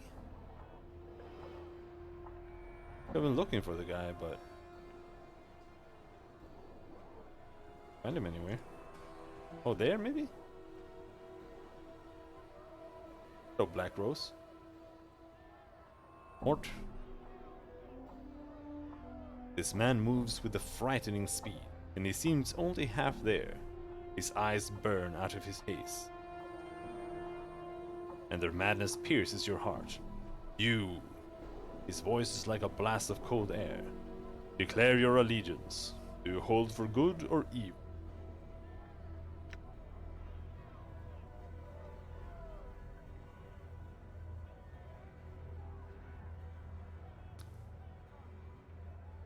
Are we gonna try playing neutral?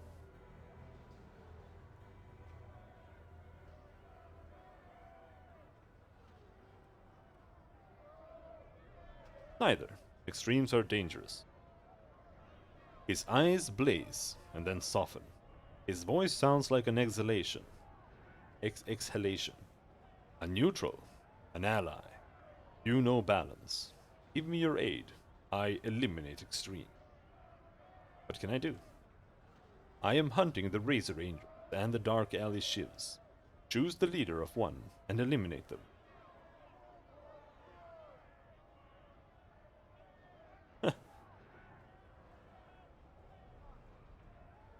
But why?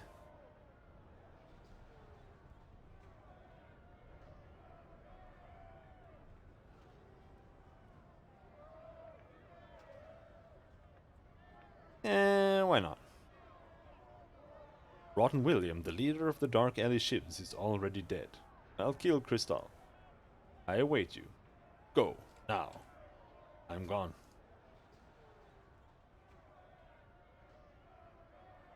Wonder how it works to rest.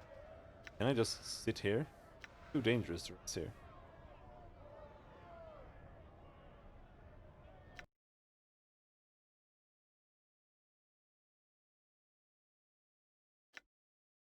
AC 2, AC 14. Jesus Christ.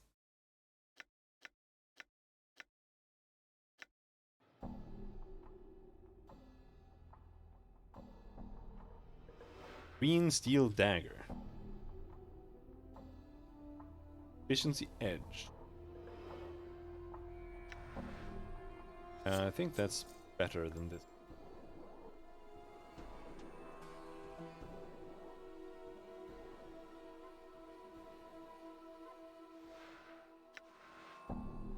Don't think you can even become priest. Done.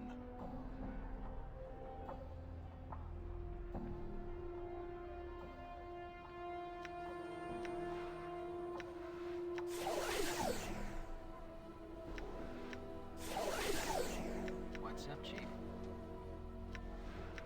Does the Claw Charm work on him? Oh, it did.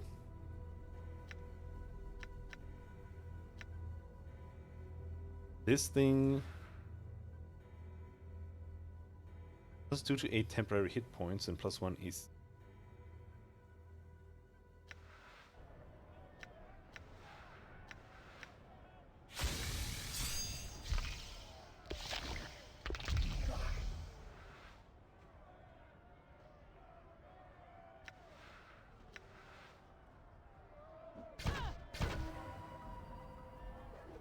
Enemy sighted. Die. Target gone. I'm gone.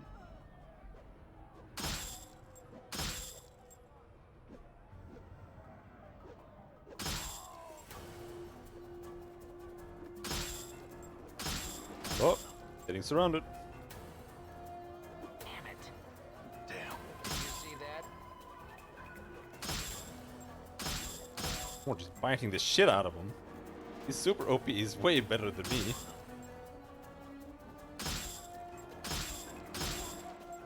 Done.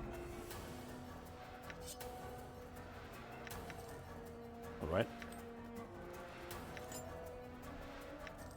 Cleaned out the thugs. Well, there's still a couple here.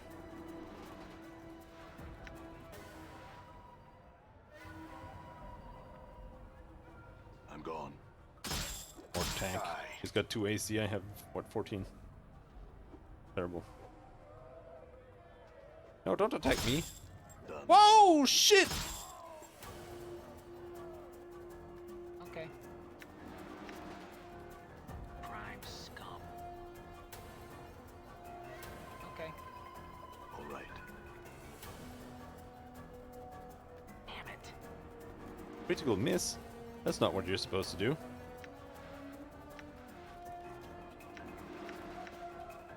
That bracer on me. Damn it. Damn. I got crit twice in a row by these dudes. Done. That's why I took so much damage. I'm gone. Inventory is full. Done.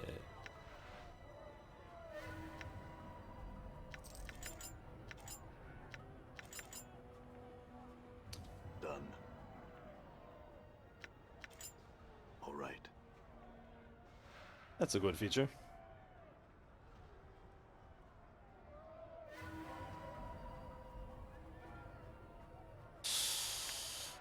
Oh boy.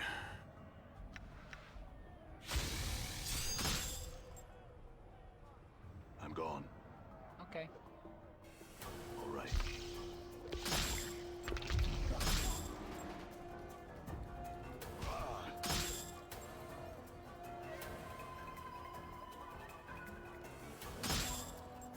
Are you all targeting me? How about you knock that off?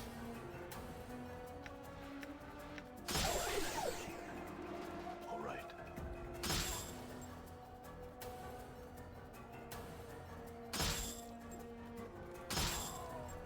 Done. I'm hurt. Oh shit. I'm gone. Get him, Mort! What's the word, Chief? Done. Get him. Good thing thieves are slow.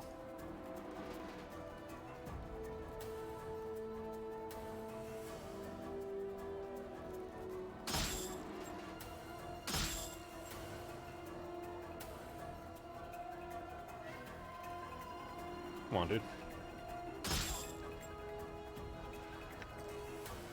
All right. We desperately need to get an armor. And sell, apparently. Mort does not have any hearing slots. Okay.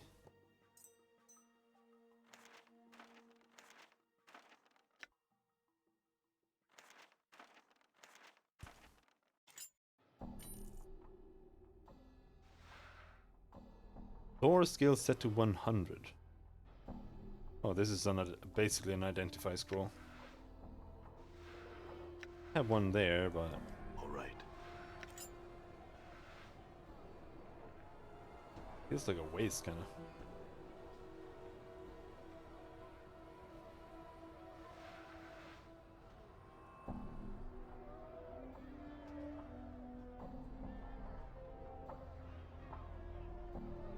Have you slain Crystal?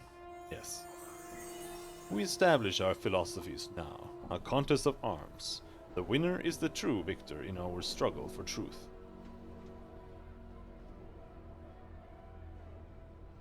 I'll do it, but I cannot die. You will lose eventually. His eyes widen. You are eternal. Your truth is eternal. I salute you. You honor me. Farewell. Farewell. Alright. All right. Just tell the truth. And everything will be fine-ish.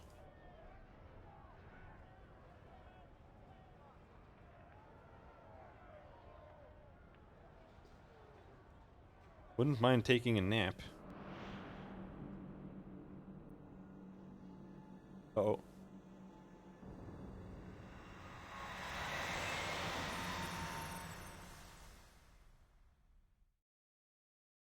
The Lady of What am I doing Pain. here?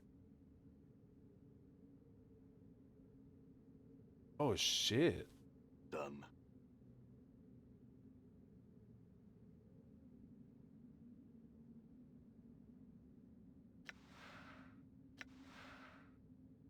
I'm gone.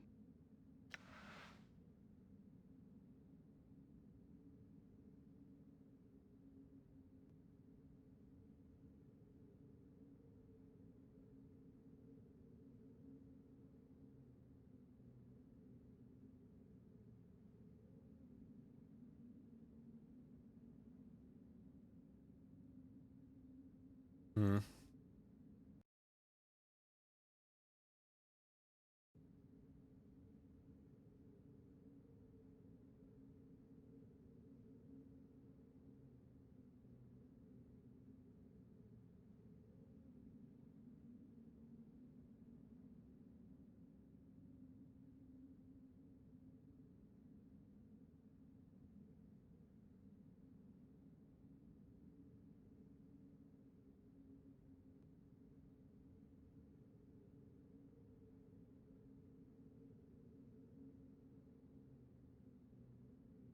Along with the knife.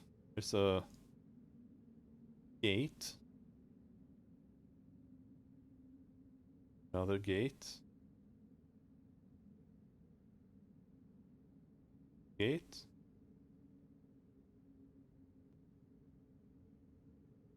Some sledgehammer, bone framed journal.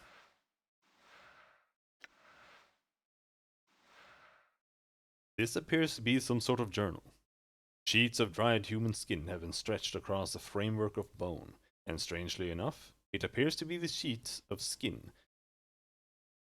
It appears the sheets of skin have healed together at the seams, forming the spine of a makeshift book. It looks like the outer sheets of skin form a cover for a series of other skin sheets, locked inside the bone frame. A series of symbols have been written in blood across the exterior of the sheets of skin, but you can't make them out. They appear to be some form of writing, but seem to be written upside down, right to left, and at odd angles that make your eyes hurt. Despite the crudity of the writing, you have to admit The design of the bone frame is actually quite intricate. The bones have been carved so that they snap neatly together. It looks like the bones can be unhooked from each other, allowing the book to be opened. And this appears to be some sort of journal.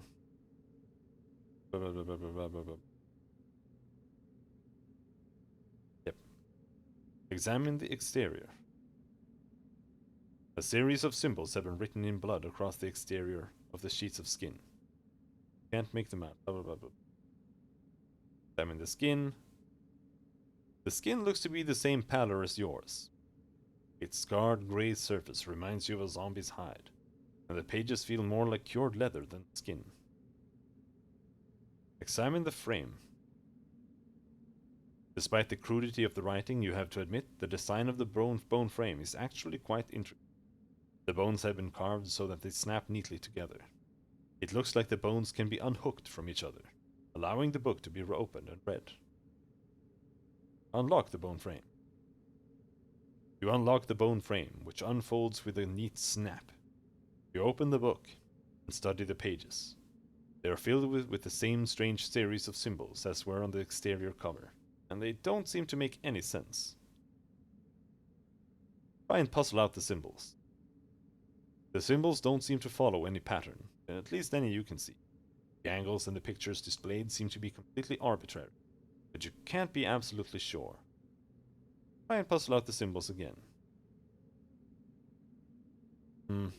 Rehook the bone frame and leave the journal alone.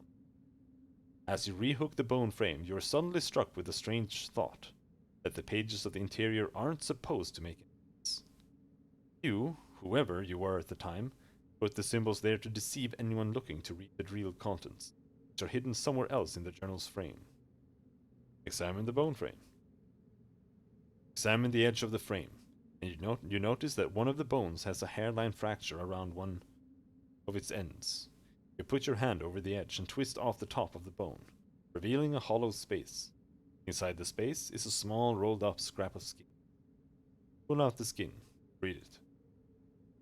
This scrap of skin is covered in writing. Looks like someone kept writing over it, again and again, until it's almost illegible. Nevertheless, you can make out some of the words, some of the symbols. Trapped! Trapped! Ladies will be done. Dodge her gaze. Too many I killed. Too many. Strangle and kill and stop the breath in their throats. There's a way out, I know it. Then I'll give the bladed one the laugh. One of the arches holds way out. One of them does. One has the way out. Can't just keep going through them one at a time. Maybe I should go through one, then walk back to the same portal without... The entry trails off into indecipherable scrawls. For some reason, you have a feeling that was the last entry. Either the incarnation died in the maze or escaped somehow. Hook the pages back together and put the journal away. Okay.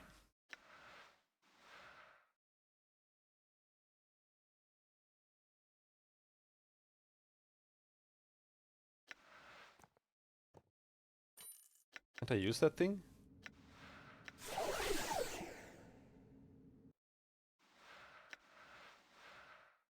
Ring of the Traveler.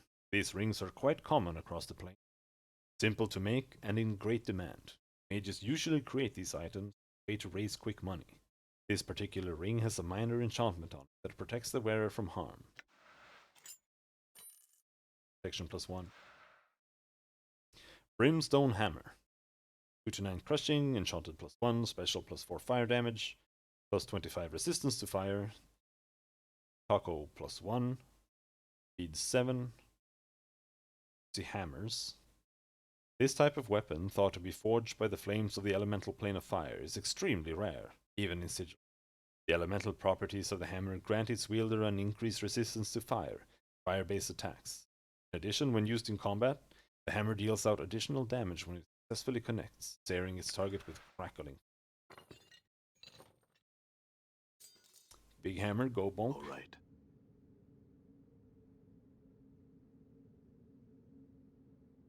Up.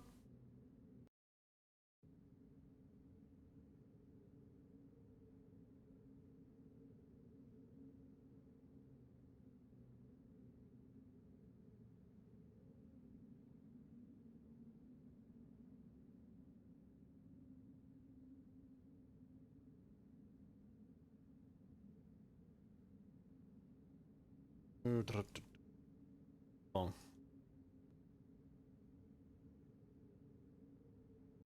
Then did I go there? Yeah.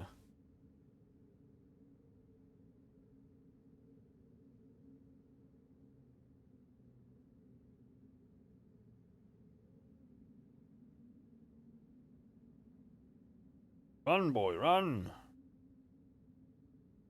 It's nice that you can run, at least. Then you don't need to spam haste on yourself just to play the game.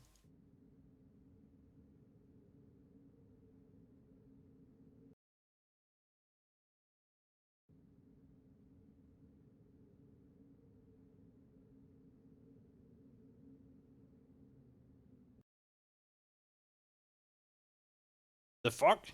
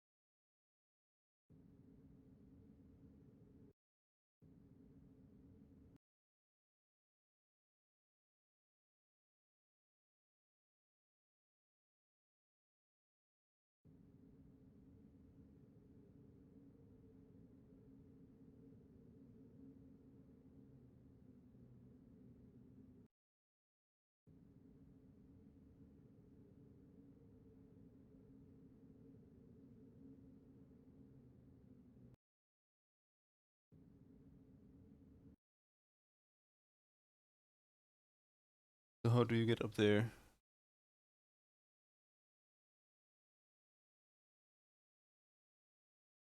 There.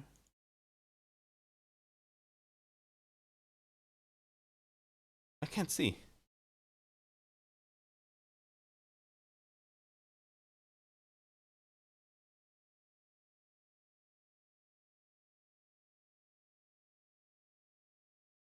Looks like there's a gap here. Yeah. Go there. You can't get anywhere from there.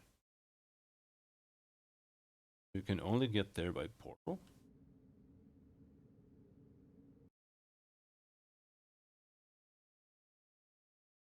Seems like it.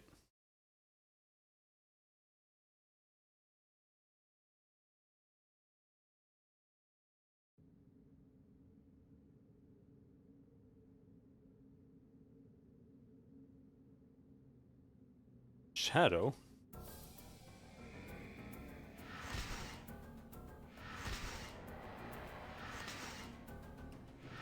I'm hurt. Shadow is not something you want to fight.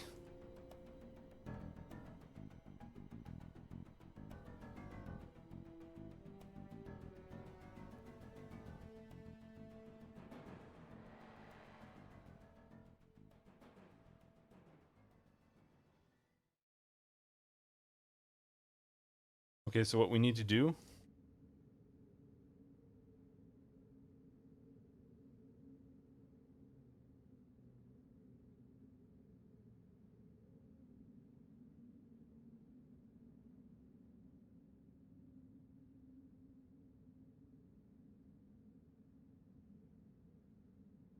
we need to find a portal that you can get to and then figure out how going into the same portal again affects you.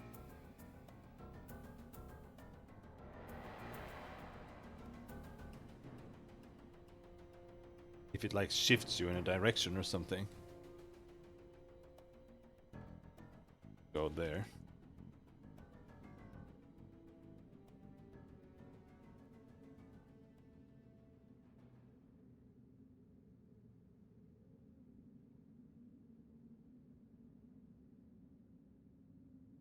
I wouldn't mind regenerating a bit faster than.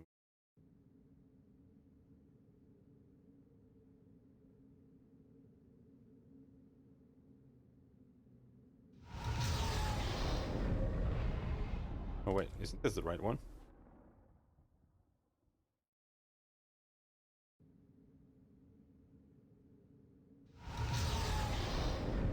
Yeah, this is the right one. Okay. All right. Alright. Bakers.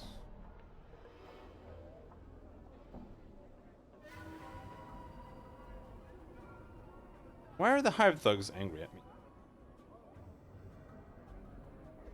I'm hurt. Done. What did I ever do to you? What's up? Done. Holy shit, can you land a hit? There we go. All right.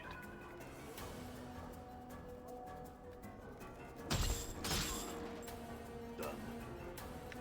We might be immortal, but I still don't want to die.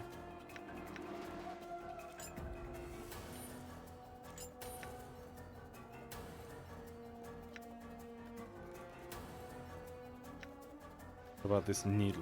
Heals 6 hit points.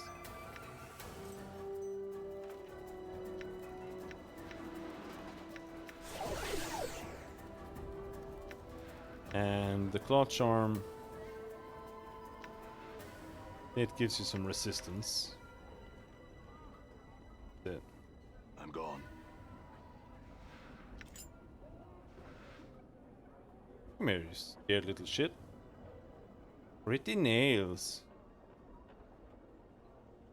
Going.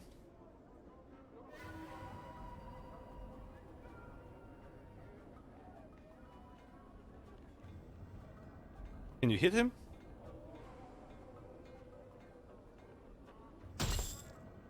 There we go.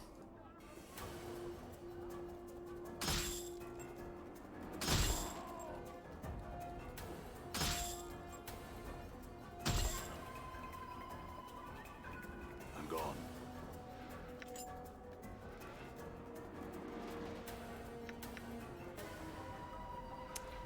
Cool. What about yours? I'm gone.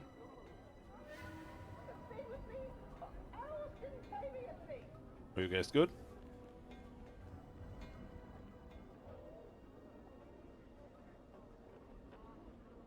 The old woman stands silently by the wall, staring off into the distance. She seems to be unconcerned with the flow of traffic around her. She clutches a wooden pole from which dozens of small fish are dangling. Greetings. Oh, no, sir. She squints at you for a moment, trying to discern your identity. Oh my. Here I was thinking you're one of me regular customers. She proffers her fish pole. Tuna, sir. Mackerel? Sea cucumber? No fish, thanks. I had some questions. Her mouth presses down into a tight-lipped frown. She stares off over her shoulder. Look behind you, see what she's staring at. You can see nothing of interest behind you. As you turn back to her, you catch her looking at you. She looks away, quickly, resuming her staring off into the distance once more. What? Do I look familiar to you? Goodness, no. She pauses for a moment. Aye, you do. Have you seen me before, then? I think... yeah, or a man with your very likeness, sir. It was so long ago. Tell me. Well, sir, you see, my sight's not so good now. Wasn't back then neither. But I thought I saw you walking past with a small group trailing along behind you. What do these people look like? It's hard to say, sir. It was so long ago, and you walked by so quick-like. But I remember now, the way you held your head up. There was a woman following you, trying to stop you, get you to turn around, speak to her, but you pushed her away. What happened then? Beautiful woman she was.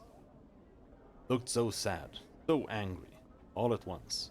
She stood there for a moment, then followed along behind you, just the same, hustling to catch up. You had said there was a group? Who else was there? She shrugs. There was at least 2 other gentlemen with you, sir. The only one I remember too clearly, who was tall, thin, Reeked of bub, he did. I smelled him from across the way. Looked like he hadn't bathed in ages too. He followed you close, he did, and never said a word. Acted like the woman wasn't even there, even when she bumped against him, trying to stop you. That's all I remember, sir. Give her some copper for her time. How much do you give the fishwife? 10 copper coins. Oh my, why thank you, sir, most kindly. May the lady's shadow pass ye over. All right. I was looking for a vendor. Hive merchant. Hello there, hello there, hello there. This dour-faced old fellow appears to be selling various hand weapons. Ah, come on over then. Come to see my blades, have you? I have. Copper earrings. Dagger. Keep the dagger, man.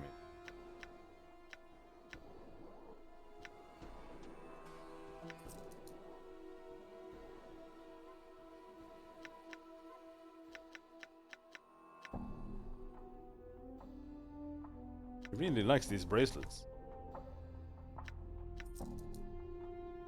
Jagged knife. Well, we just got a big ass hammer, so unless you sell any teeth, I don't think we need anything.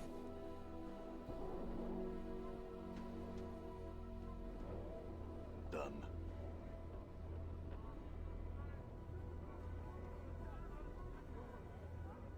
I want to sell this seedy looking fellow is quick to spot you looking at him. Hey, Basha! Get over here! Come see what I got for you.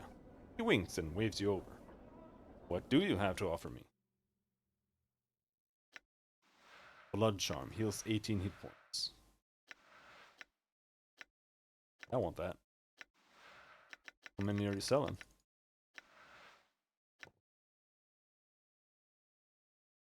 Cranium Rat Charm. The body of this cranium rat has been specially prepared.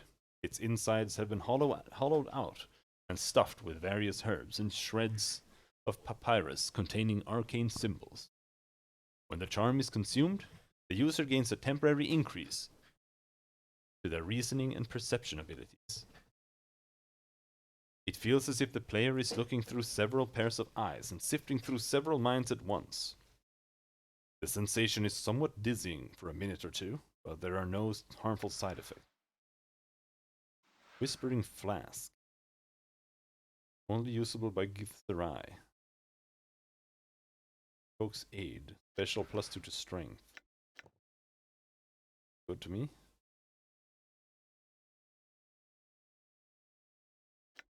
Oh, this guy Bryce. Rings.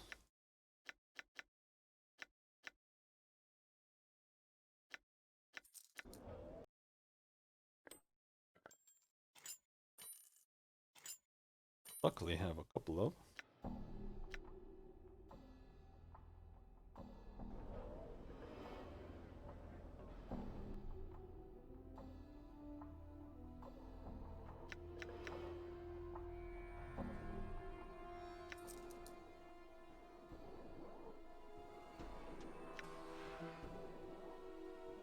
Buy another 10 of these.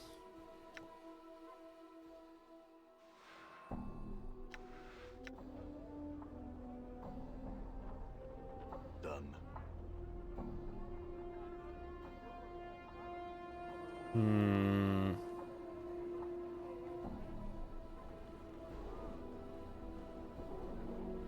What are you offering exactly? Why, fish, my silly child. Fish of all sorts, and fish heads for those too short of jink for the whole ones. Teeny tiny fish heads. Hee hee. Where do the fish come from? They're brought to Sigil from all over the plains, my boy. Would you like some? I sell only the heads. Could you be short on jink? I have no need for any fish or their heads for that.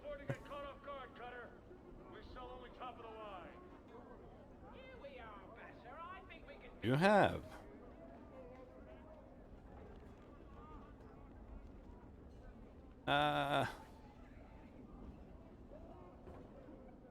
To the fire seeds. I can only suggest that you try it, my good man. See for yourself. Purchase something. I'll try some fire seeds. Don't swallow them. Simply spit them out when they've finished tingling. He smiles and offers you a handful of small red seeds. Pop them into your mouth.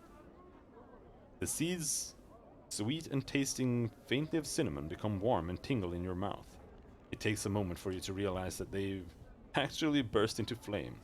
Soon, however, the sensation dies out and you spit them out into the gutter. Okay. See a spindly-looking merchant with a brush of grey and red stubble across his chin. He wears several layers of brightly colored robes, so much that he looks like a flag with arms and legs. He is shaking slightly as you watch. Greetings. I Gishgorl. He bows and spreads his trembling hands. As he does, you notice his hands and forearm are a twisted mass of black scar tissue, as if they were once badly burnt. What are you selling? Gishgorl buy cloth. Gishgorl voice ticks like a clock, flat and measured. Gishgorl sell cloth. Washcloth, mend cloth, and... He gestures at his layers of clothing with his shaking hand. Wear cloth. Can I see what you have? Got rags, bandages.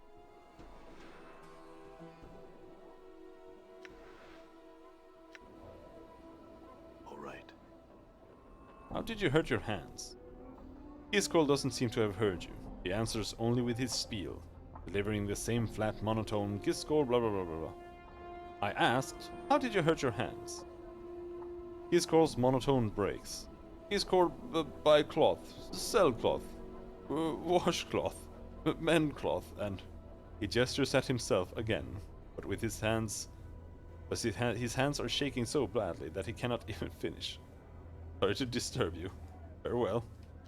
All right.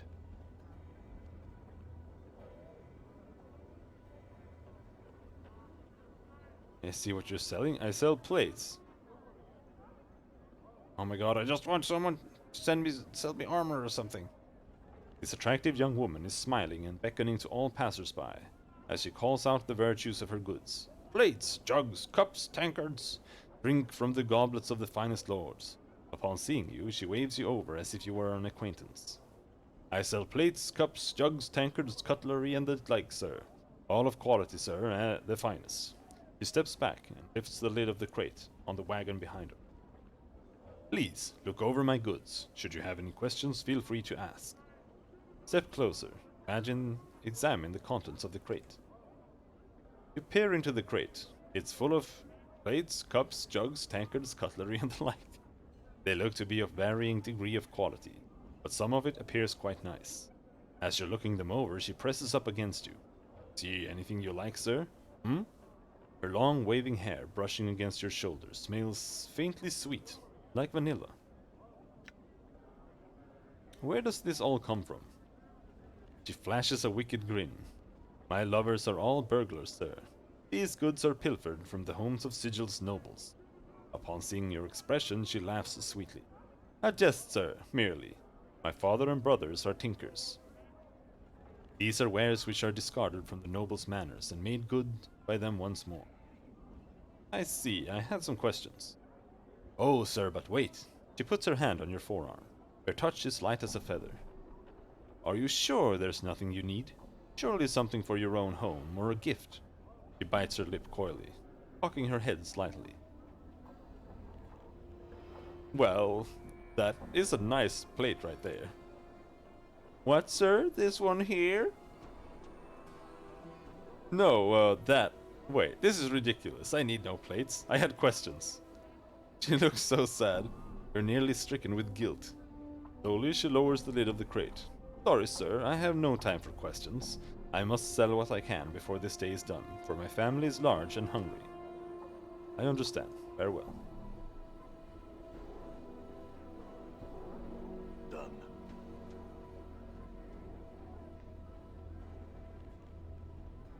Jump, Lim Lim, jump! The merchant seems to suddenly notice you. Oh, greetings! Would you like to purchase one of these playful, gambolling Lim Lims, my lord? Not yet. Just what are these Lim Lims? They are from the Outlands, my lord. Neither wholly insect nor animal. They are friendly, playful, and quite loyal. He takes a sidelong glance at the limblims, then leans close to whisper. Pretty tasty too, in a pinch. I'd like to purchase one. A limlim will provide its own food, eating insects, tiny rodents, and the like. They will follow you everywhere you go, are easy to clean up after, are quiet, exercise themselves with their constant flipping about, and best of all, they leap over 15 feet when prodded with hot coals. One will only cost you but 40 coppers, my lord. A mere pittance for such an entertaining pet and friend. Mort, what do you think? Why not, boss? It'll be fun to kick around when we're down, right? Well, I can kick it vicariously through you, at least. I want to see that 15-foot hot coal jump, too. I'll take one, merchant. How nice, my lord. Here you are. He didn't even say the price. My own limlim. All right. Look here, the finest Toledo blade. You see a huge man watching the area with a tight-lipped frown and narrowed eyes. He is hunched slightly as if bearing a heavy load on his shoulders. The unpleasant smell of sweat and dirt wafts from his clothes. Greetings. The man glances down at you, and his frown deepens. Aye? What are you sniffing around here for? You Craddock? Mayhap? He studies your face as if trying to recall you. If I am, what be it to you? I come with a message from Bane the Sender. The message states, the shipment must be incursed by the 3rd day or there will be a penalty. By the hells! Can they be such fools they think they can miracle it here? Alright then. Your message has found its way to the right ears, for all the good it will do. What's the problem? Look around you. Craddock nods at the laborers in the marketplace, then scowls. These laggards and half-wits can barely keep up with the load as it stands, and now it needs doing in half time. Do you need any help? I'll tell you what I need. All my men to show up for work. July has gone missing since this morn, and I need him back now. July? Where did he go? That high-bred goat is probably passed out on the street somewhere by the smoldering corpse, when he should be here helping us, worthless sod. I could go find him for you, for a price. Craddock is silent for a moment, then nods. Aye. You found July, you tell him to drag his worthless, bub-ridden hide back here. I'll pay you for your trouble, he frowns. When you found him. Now get. He said he's likely by the smoldering corpse. Just that. Updated my journal. It's south and east of here. Head through the southeast gate, then head east for about a block. It's got a mess of drunks outside, can't miss it. July's most like somewhere around there. Alright, I'll go look for it. Farewell.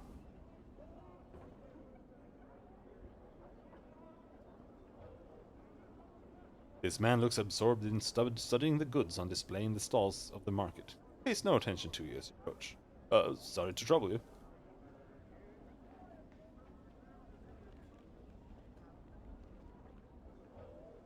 The old woman gives you a gummy smile. Some fish, my child. Fish heads? A cloying fish smell surrounds her. No fish for me, but I had some questions. No answers. Have I only fish? Farewell, then. Well met again, Cutter. Come to buy some of the finest steel in Sigil, have you? No, but I had some questions. I've got a job to do, sir. He suddenly turns his head and coughs into his hand. Excuse me, as I was saying, I can't well stop selling just to speak with you. Sick? Oh, nay, Cutter, just old. I thank you for the concern, though. Smiles at you. I'm looking for a man named Farrod. Nay, don't know the name. Sorry, Cutter. Nothing, never mind. Farewell. Yeah. Sure, why not? I'm gone. No, but I have some questions. He shakes his head. Then I advise you to seek answers elsewhere, sir. I deal only in exotic foodstuffs, spices and herbs, and have time nor care for little else. Taste what you have. All manner of delicacy. Delight your palate, my good man. Arborian fire seed, garbar root, Elysian pears, crimson lotus petals, Bitopian shepherd's bread, shift spice from the chaos of limbo. And sea plums are what I have at the moment. Merely 5 coppers for a taste of any. Purchase something. Try a pear. He proffers you the largest, juiciest looking pear you've ever laid eyes on. These are my favorites, the old merchant chuckles. So sweet. Reminds me of my youth. Eat the pear. There's nothing supernatural about this pear's flavor, but it may well be the best you've ever had. Let me try something else. I'll try a garbar root. He offers a small brown cube of what looks to be rubbery vegetable. It is quite chewy. Do not swallow it, but spit it out when it no longer has taste. Pop it into your mouth. The root, initially quite hard and difficult to chew, has a sweet, syrupy taste. Soon it becomes soft and gummy, and you find yourself merrily smacking away. Eventually, though, the flavor dies off, and you spit the gooey brown wad into the gutter. Let me try something else. I'll try some petals. The old man offers what looks like small brownish red flakes. Upon closer inspection, they are revealed to be dried flower petals. These may make you a bit dizzy, my good man, so take care once you've eaten. Put them into your mouth. The petals melt quickly on your tongue, leaving behind an odd but not quite unpleasant aftertaste that you can't place. Despite the old man's warning, however, you don't feel the slightest bit disoriented. Seems slightly disappointed to see it has no effect on you. I wonder if that's based on my wisdom. Let me try something else. I'll try some bread. Bread. He offers you 2 thick slices of spiced nut bread. They are very aromatic, smelling of carrots and almond. Eat the bread. The bread tastes much as you had expected, of carrots and almonds. It is slightly sweet and light, leaving you hungry for more of the stuff. Let me try something else. I'll try the shift spice. He dangles a tiny paper packet before you. Wet your fingertips and place it into the spice, then simply lick it from your finger. Each dip should taste slightly different. Try some. You finish off the entire packet in a matter of 9 or 10 licks. As promised, each taste provided you a different flavor. Well, let me try something else. I'll try a sea plum. He hands you a small plum of an odd blue-green color. Don't worry, they're pitless. Eat the whole of it. Sea plum. The plum's rind is slightly bitter, extremely sour. Enough to make one grimace and shudder, but the fruit's meat is remarkably sweet. Eaten together, they complement each other well. Well, that's all for now. I had some questions. He shakes his head. Farewell, then. Hey, be watch, Chief. Well, that was worthwhile. Just look natural. Casual.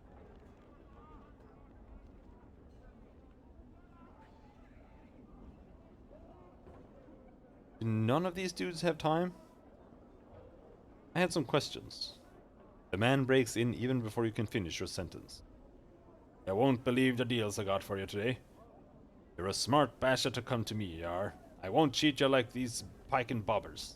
He motions to where the other merchant. Actually, I had some questions. He nods, but it's clear he's not listening. Yes, sir, this is some damn good stuff I got here. Just look at it all. And can you believe these prices? You'd be practically stealing from me, you would. Listen to me, I have questions. Sure you do. Like, Alcy offers such stonkin' barmy deals, or Alcy gets such corkin' spread of goods. Well, don't you worry about it, Basha. All I gotta know is that I got a little of everything. Well, except those lim things, but who the Beator, Beator, that's how you pronounce it. Beator needs one of those. Huh? Eh? Ha ha ha! Turn and walk away. He calls to your back. Wait, Basha, where are you going? Don't you want to see all the great deals? Get back here. You don't know what you're missing, you don't. Just keep on walking. The lim merchant. See how they... Oh, back again, my lord. Yes, I had some questions. The only questions I'll answer, I'm afraid, are about the limlims, my lord. You fucker. Alright. I'm seeing where this is going. Oh, an Abishai. This black-scaled reptile towers to the height of 8 feet. Its great height, however, is offset by its thin, snake-like frame. A long prehensile tail drags behind it, and its leathery wings are hooked behind its back. A strong, vinegary smell emanates, as well as a certain amount of heat. It seems to be ignoring you. Greetings! Whoa, Chief! Mort cuts in before you can speak to the creature. Bar that, you don't want to be rattling your bone box with any fiend on the street. Yippee. I wanted to ask it some questions. No, you don't. Mort glances at the creature, then turns back to you, lowers his voice to a whisper. They're touchy. Let's just go. I'll risk it. Greetings! The creature slowly turns its head down to look at you. Its scaled forehead wrinkles into a frown. Then it opens its mouth, giving a low, rasping hiss. You notice that the heat radiating from the creature begins to rise. I would speak with you for a moment. The creature opens its mouth, displaying a row of blackened fangs. Fire begins to dance around the shoulders and arms of the creature as it gives a long, low hiss. Leave the creature alone. He's really upset. Oh, a collector. This man is draped in filthy, tattered brown robes, a long hood concealing most of his face from Greetings. You see his eyes narrow beneath his hood, and he takes a step back. What do you want? I had some questions. He raises an eyebrow. I have some for you then. Like, what did you want to know, and how badly did you want to know it? I'm looking for a man named Farad. Look around, you cutter. I don't make enough jink to go lighting up the dark for nothing. It'll take a bit of coin, it will, if you wants to chant. Dump 10 coppers into palms. Ask your questions. Can't says I can help, but I might. I'm looking for a man named Farad. He narrows his eyes suddenly. Farad? What about him? Seemed suddenly wary. Why? Farad. Huh. He spits, sneering contemptuously. Ragpicker Square is Sharegrave's, my boss's territory, you see. Farad and his dogs came in a while back and tried to oust us. We fought him off. We did, so they're all in hiding somewhere now. We still catch one of his lads now and then around the square. Usually we turn him into a quick spotted jink at the mortuary, the Pike and Sods. Tell me about Sharegrave. He's my boss. Casts his shadow over a whole mess of collectors, he does. I'd stay away from him unless you got right good cause to talk to the man. I've never spoken with him personally myself. Do you know where Farad is? I know where the rat bastard isn't. He ain't where most of the collectors call Kip, in Ragpicker Square. But that he's close by there somewhere's the chant. Do all collectors share your opinion of Farad? Same thing again.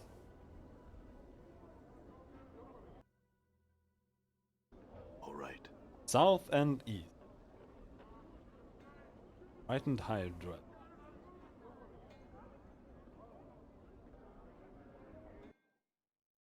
Hive dwelling. Office of vermin and deceit.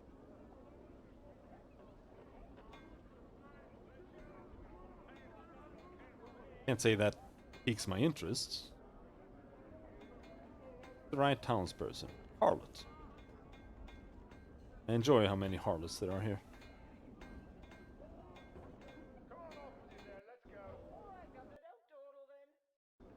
The hive.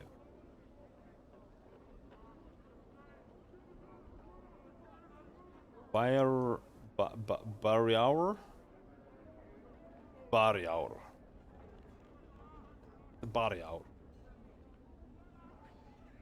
Much as this creature's body is a combination of man and ram, his head is a mix of sorts, with a broad, flat nose, goat ears, pair of curling horns. Intricate designs are shaved into his dirty pelt, and a massive four-flanged polearm hangs from his belt harness. He doesn't seem to notice you. Greetings! He turns to face you with startling speed, his eyes dark and suspicious of you. His voice is deep and rumbling, not quite human and heavily accented. What do you want, two legs? He's German. His hand is close to his polearm. If you're looking for a fight, then you've found it. Only to speak with you. I had some questions. He seems to calm down. His hand drops away from his weapon. He still keeps a certain distance from you, however. What do you wish to ask me? Why were you so wary of me? He seems sad for a moment. This place, a wretched, unclean place, is full of unfriendly, sometimes desperate people. Not the best place for a visiting pariah. He shrugs. I have business here. So here I am. Business? What are you here for? Another time, Two Legs. If we ever meet in a happier place, I shall tell you all about it. You said you were visiting? You don't live here. The Barrier shakes his head, laughing. No, Two Legs. No Barrier would live like this. Where are you from? From the plains of Eastgard, Two Legs. They are my home. He smiles in fond recollection, as if warmed by the memory. I have another question for you. You know someone named Farad? I know a few people here, Two Legs. This Farad is not one of them. A friend of yours? I don't know, really. Let me ask you something else. Can you tell me about the Lady of Pain? The lady? He looks around, as if to see if anyone's overheard. I only know that she rules this place, all of Sigil, and that the locals feel it bad luck to speak of her. I see. Answer me something else. Nothing, actually. Farewell.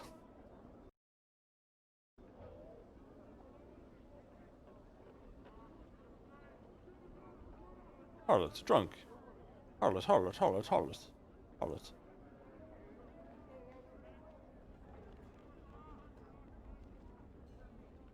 Oh. Fuck you, thief. Damn it. Did you see that? I'm gone.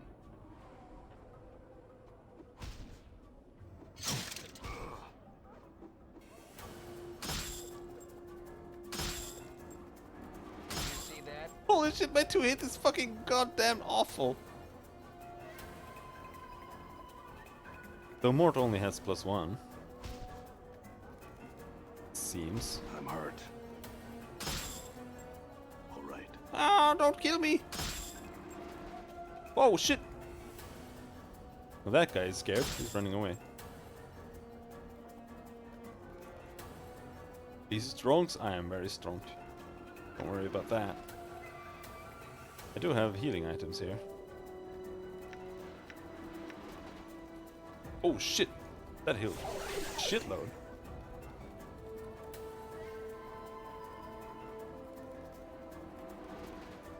Hammer is too slow to hit someone that's running.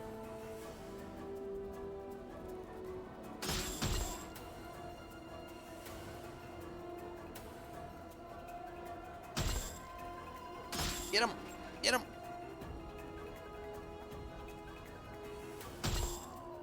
Nice.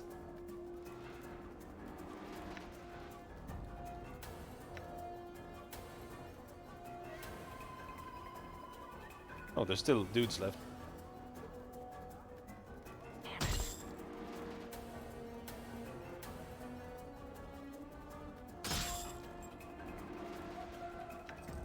And he's dead. Quick loot is godsend. Holy shit.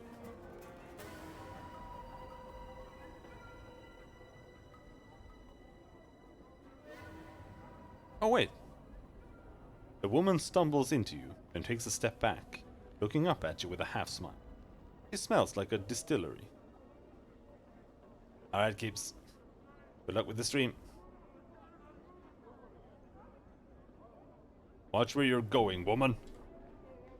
Hello! She waves at you, then breaks into a stream of giggles. Hello, big cutter. Starts laughing again. Are you okay? She squints at you, puts her hands on her hips, and bends over enough to give you a bird's eye view of her bosom. Don't I look okay to you, Cutter? Well, she shakes herself, causing numerous jiggles, and starts laughing again. You're the one who looks to be needing some love and care. She pokes you in the chest with her finger for emphasis. Farewell. You're about to turn away when you stop in your tracks. You suddenly have a feeling that something is wrong. With this feeling comes a realization that this woman's drunkenness is just an act. As you take a closer look at her, you see the harlot tucking something into her sleeve. It looks like something of yours.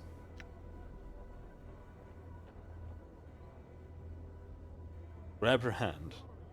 She pulls her hand back before you can grab it. Her drunk expression vanishes. Starts screaming at the top of her lungs. Alright then.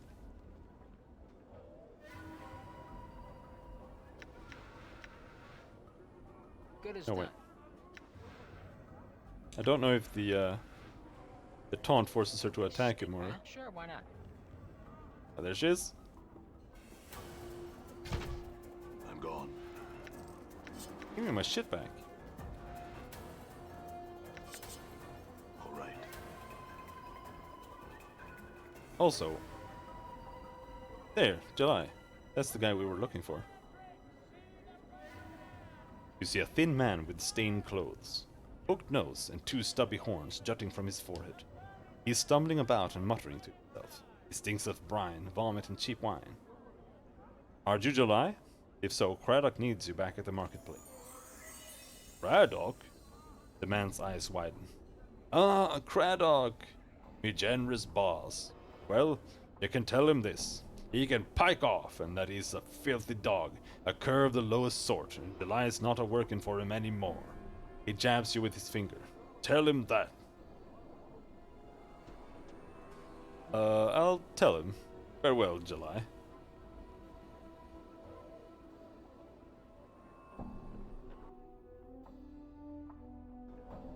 We can go into the Smoldering Corpse bar.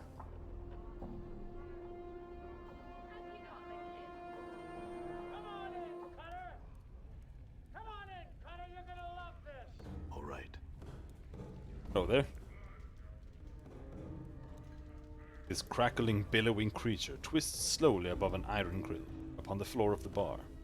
It may have once been human, but now its skin is charred beyond recognition. Streams of fire form a wreath around the creature's body. Flames lick at the few remaining pockets of flesh, causing them to bubble and run like wax down the creature's skeletal frame. Examining the smoldering corpse. The heat surrounding this creature is incredible. To your surprise, the iron grill the creature floats above has sagged and bent from the heat. At first, you thought the heat came from the grill, but now you realize it emanates from the creature. As you watch, flecks of ash drift from the writhing corpse and float slowly to the ceiling. Greetings? The thing makes no response. It writhes slowly within the flames. It lives, but it does not seem aware of anything other than the fire that surrounds it. Its skin is flame, its heart is flame, and you know within some shadowed corner of your memory that this thing is dangerous. Examine the creature. Leave the thing alone. Drusilla.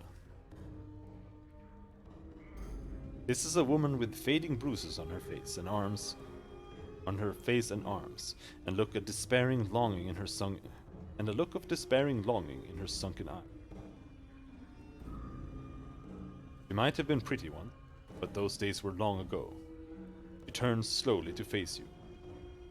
Life pours into her features, and the spark of sardonic light that dances in her eyes now makes you wonder if her eyes were deceiving you. Welcome to the smoldering corpse, scarred man.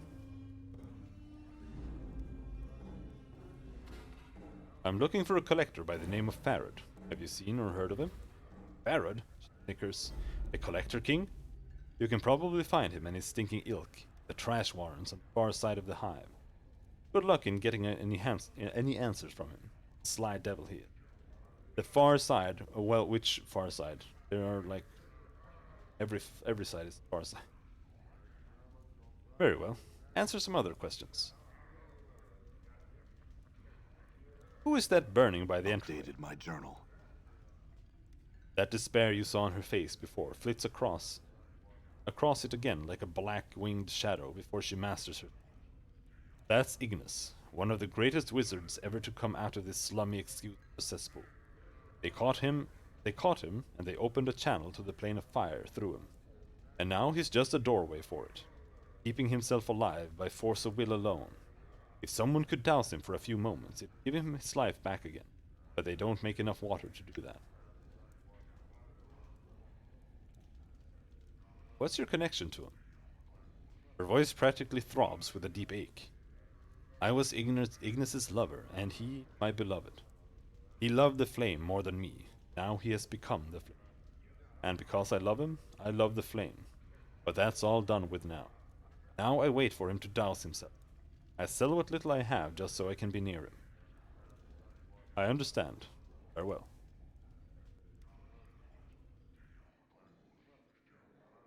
Ebb Creekney. You see a slightly stooped old man with a full grey beard and a lion's mane of grey hair. He wears a couple of shoulder guards as armor, and he keeps a helmet nearby. He smokes a pipe and carries a pouch of tobacco around his waist.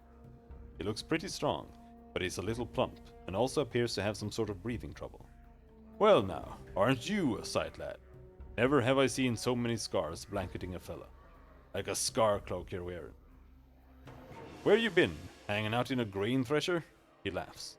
Oh, I'm just jesting with you, lad. No offense meant. I hope no offense taken.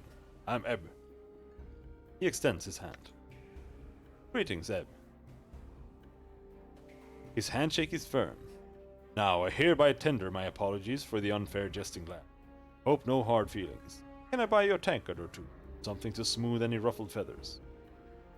Why not? That's the spirit, lad. Bide a moment. He rises to his feet and heads to the bar. After a moment, he returns to his seat with a pair of tankards. Here you go, lad. Drink up. He takes a massive swallow from his own tankard, puffs on his pipe, and says, What can old Ebb do for you on this fine sigil day? I had some questions about this place. Oh, well, I gathered that just to look at you. I mean, you don't look like you're from around these. You look a little too out of sorts to be a seasoned native. Ebb chuckles, then takes another drink. So, what can I help you with? You need to know the lay of the land? Ebb winks. Who are you? Ebb Creekneys, third measure of the harmonium, now retired and being a tout with one's voice. Since I don't step as lightly as I might these past 2 or 3 decades, he chuckles. Now, lad, who be you and what trouble might you? Third measure of the harmonium? Ebb puffs up slightly in pride and gets a semi-stern look on his face. Aye, third measure of the harmonium. He relaxes a little, though I haven't served up a tour of duty in many a decade. Pushing a quill wasn't quite up my alley after all the fights and skirmishes I've been in. So I just bide my time, keeping tabs on things down here in the hive, and helping out a little where I can. And you look like someone who might need a hand. Are you in some kind of trouble, lad?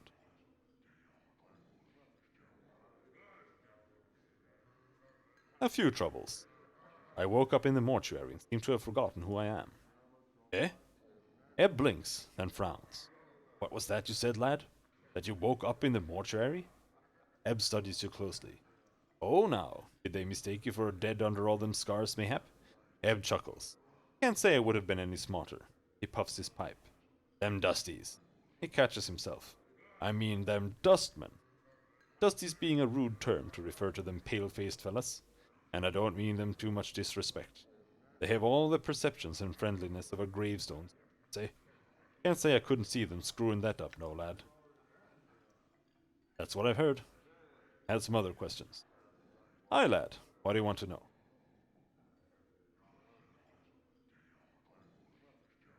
Who are you here? What makes you think I'm in trouble? Lad, no one has as many scars as you have and isn't in some sort of trouble, either from himself or others. Ebb looks at you in mock reproach.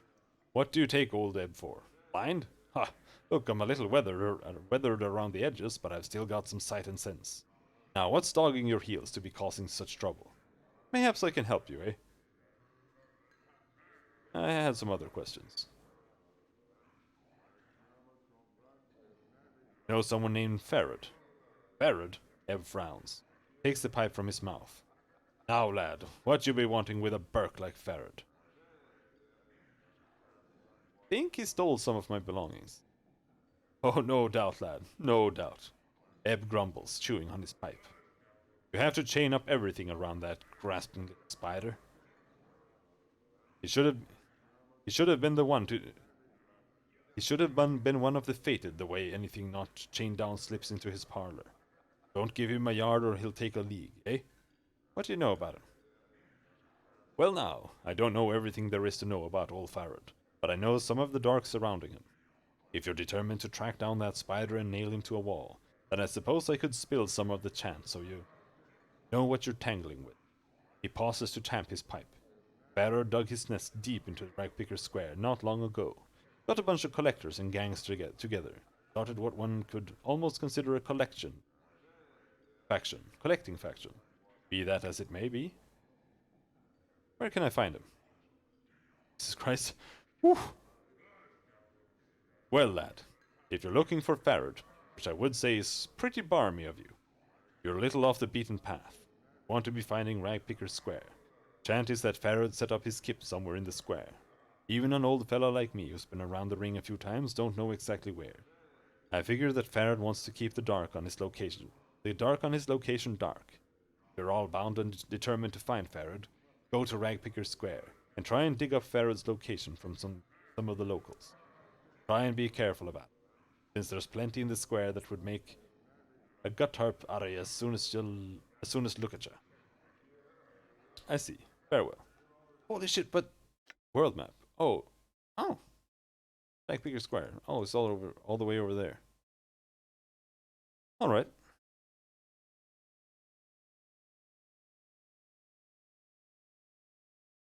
Clerk's Ward.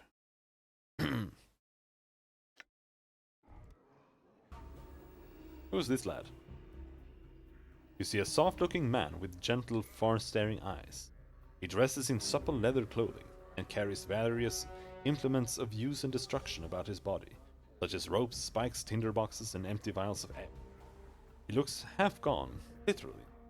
There's an insubstantiality to his existence, as if his essence had been partially leached away.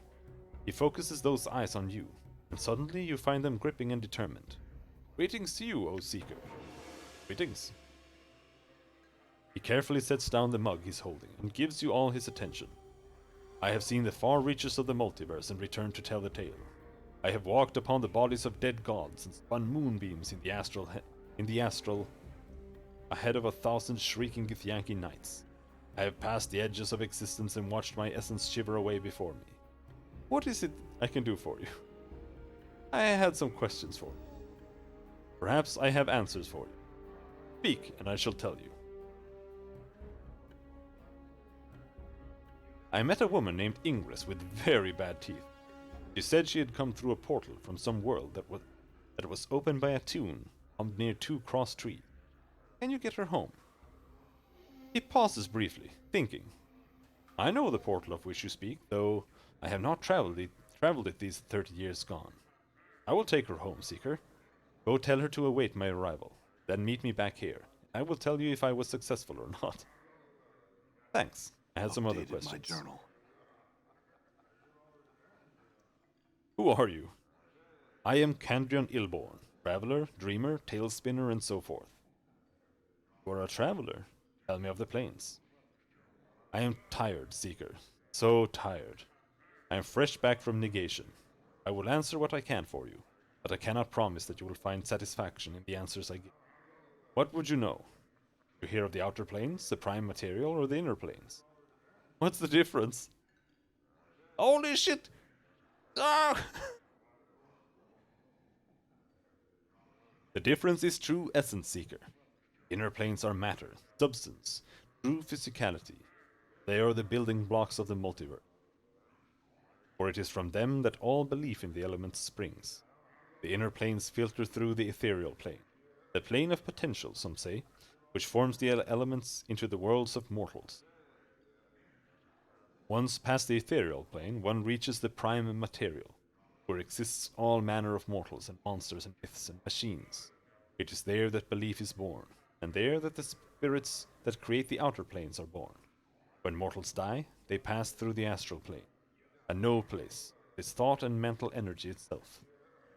It is in all things and in none. It is paradox, among other things, and it filters spirits into the great ring. Do you comprehend so far? Yes, go on. Now, the outer planes. Where should I start? Do you know the cardinal rules of the planes on which all others are based? Do you know about the composition of the outer planes? Do you know of the great ring and its divisions in our hearts? Do you know of the individual planes? Each of these leads to the next, and so it's best to start from the beginning.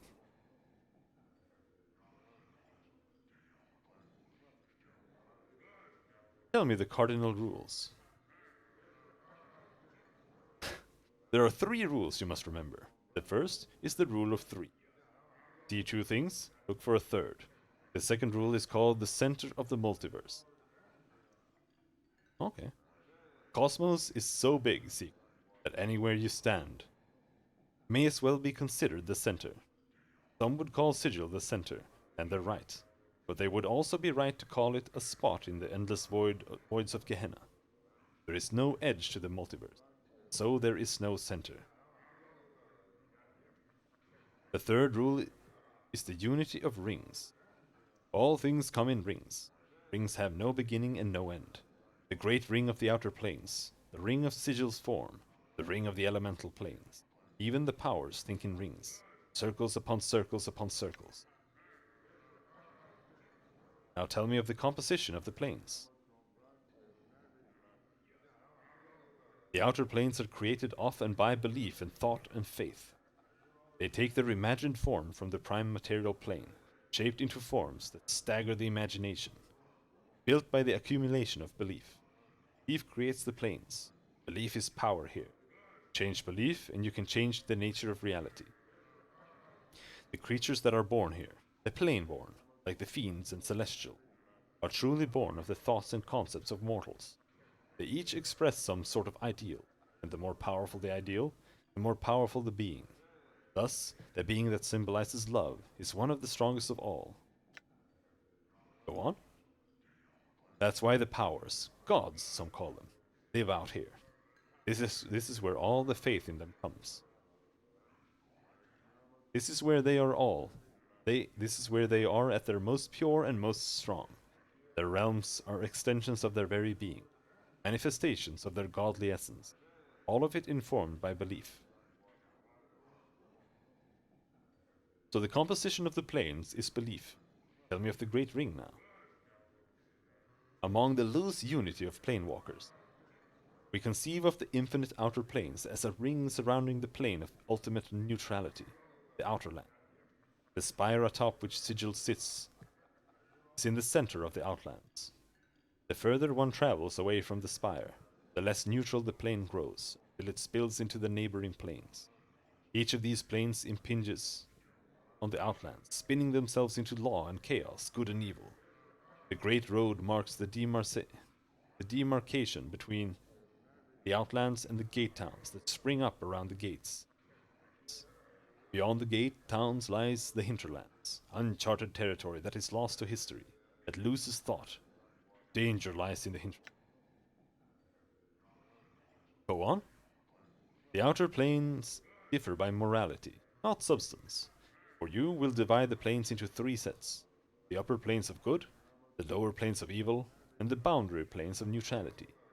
These are then divided further by law and chaos, with the outlands in the middle.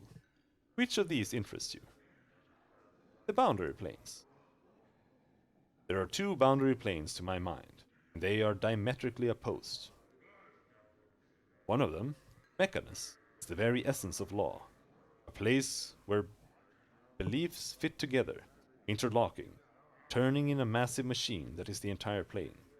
Some folks would have it that the gears of Mechanus are the engine that drives the planes. The other plane is Limbo, swirling morass of chaos that follows no rules. None.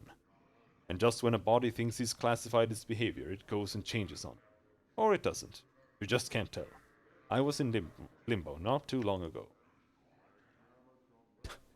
Holy shit, there's like an entire fucking novel in here. Tell me of your journey. He closes his eyes, remembering. I had a Githzerai guide with me, an anarch, who could shape the illogical matter of the plane into forms of his desire. We had fought off the harrying of the Sladi, the chaos creatures who call that plane home. It seemed there were more than usual, but then, one can never tell what's usual in limbo. But I digress. In the midst of all this chaos, we came across a series of huge metal interlocking cubes, like some sort of puzzle box. It wasn't something that we had shaped, consciously or not, and we couldn't find a way inside. It was like a bastion of order within the confines of disorder, a seed of law. That is the best I can explain it. Tell me more of the planes of the Great Updated my Rings. journal. Which set of planes do you want to hear of? The upper planes. Of the upper planes, there are the neutral plane, lawful planes, and the chaotic plane. What would you know? The neutral planes. The neutral upper planes contain the Beastlands, a place of neutrality and goodness, with a slight tinge of chaos, where the animals rule in the eternal noon and night. They hold Bytopia, twin paradise of industry and labor, where all work toward the good for all, and Elysium, the sweetest plane of goodness and calm I have ever come across. Alas, right now I am not well enough to enjoy any of their restorative effects. What would you hear of now? Tell me of the rest of the upper plane. Of the lawful planes. Kandrian gives a small shudder. I am not the best person to speak of the planes of law, he said, for the innate structure and ultimate patterns they most frighten me. I steer clear of them, because I value my individuality more than I value the knowledge they include regimented Arcadia, nearest of the good planes to the unbending order of Mechanus, and Mount Celestia, home of the Archons, an island in the Silver Sea. Tell me of the rest of the upper planes. The chaotic planes. These are where I feel at home, though I steer clear of Eastgard, for the most part. The endless battles and tests of metal among the floating earthbergs of the plane don't do much for my disposition. Arborea, though, he sighs. The mountains are taller, air clearer, rivers purer, and the game larger than anywhere else. It is a true paradise.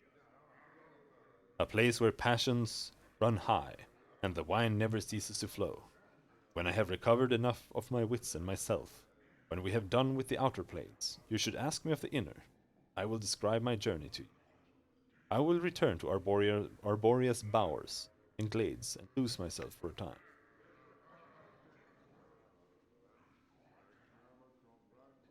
Tell me more of the planes of the Great Ring. The lower planes. Like the upper planes, the lower planes are divided into lawful, chaotic, and neutral. Each of them varies in terms of horrors, and what those horrors do to a traveler's spirit, and all of them are best avoided. Which of them would you like to hear of? The neutral planes. The neutral planes, eh? They're vile and barely understandable, and they're more insidious on their own than you could ever imagine. Take Gehenna, for example.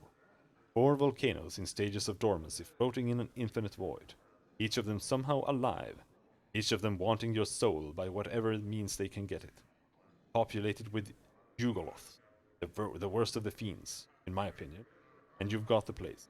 The plane of ultimate evil, at least that's what they call it, is the Grey Waste, a no place that drains color from your body and spirit, stealing away even your apathy. And it's the site of the worst battlegrounds in war down there. Don't get me started. Then you've got Carceri on the chaotic side. Tell me about Carceri. Ah, Carceri and its poisonous jungles, acid swamps, destructive waters, strung like a string of rotten pearls nestled within one another. He pauses and looks at you carefully, again fixing you in place with his eyes. Remember this, Seeker. Carceri is a prison, home to the Geroliths, one of the most dangerous types of fiends there is. The strength of the prison is the strength of the captor. As strong as the prisoner lets it be. Destroy the prison keeper, and the body can escape the red prison. There is almost no other way out. Not when the gates close themselves around you, against you.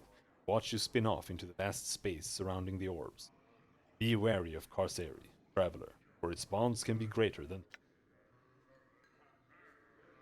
Tell me about the war. Updated my journal. Aye, the blood war. At the name, your blood feels as if it freezes in your veins. Ilborn doesn't seem to notice, wrapped up as he is in his memories. 2 armies of fiends. Wait. At the name, your blood feels as if it freezes in your veins. Oh, okay. Ilborn doesn't seem to notice, wrapped up as he is in his memories. 2 armies of fiends smashing together pointlessly across the lower planes, slaughtering mindlessly in the name of law and chaos. They'll aggrandize it, of course, but in the end it's about hate and stupid endeavor that aids none and harms far too many. Tell me about the rest of the lower planes. The lawful planes. As much as I detest the order of the lawful upper plane, at least they present a modicum of goodness. Their lower planar counterparts, though. Acheron's a place of ricocheting cubes that never see an end to battle. Swarming with the souls of dead humanoids. Beator, he shivers involuntarily. Beator is a place best avoided.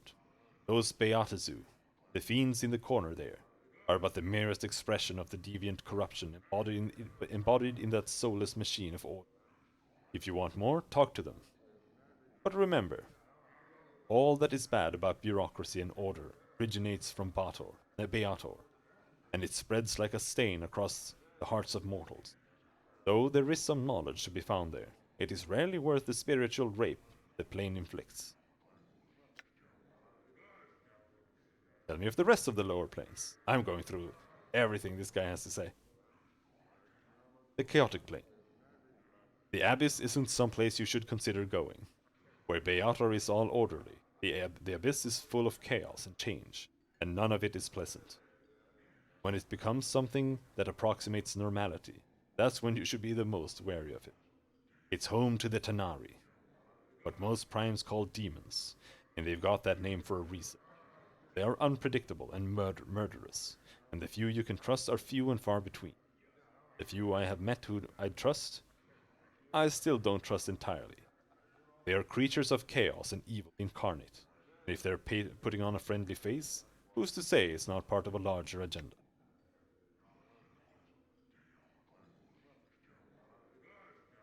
Tell me more of the planes of the Great Ring.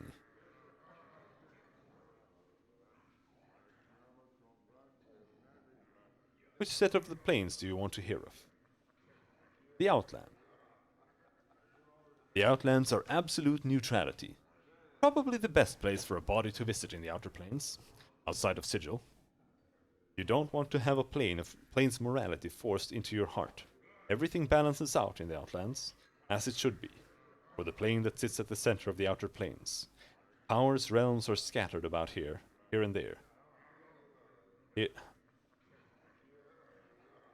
Powers' realms are scattered about here, and there are handfuls of gate towns that open into the rest of the Outer Plane. The gate towns usually mirror the philosophy of the plane their gates open onto. And if the balance of belief isn't kept in the town slips into the nearby plane. It's a bad situation for everyone, because few of the folks in the town really want that change. But enough of the Outlands. What more would you know?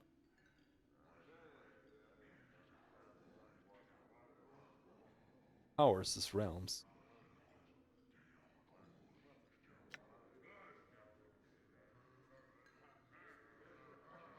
Tell me more of the planes of the Great Rings.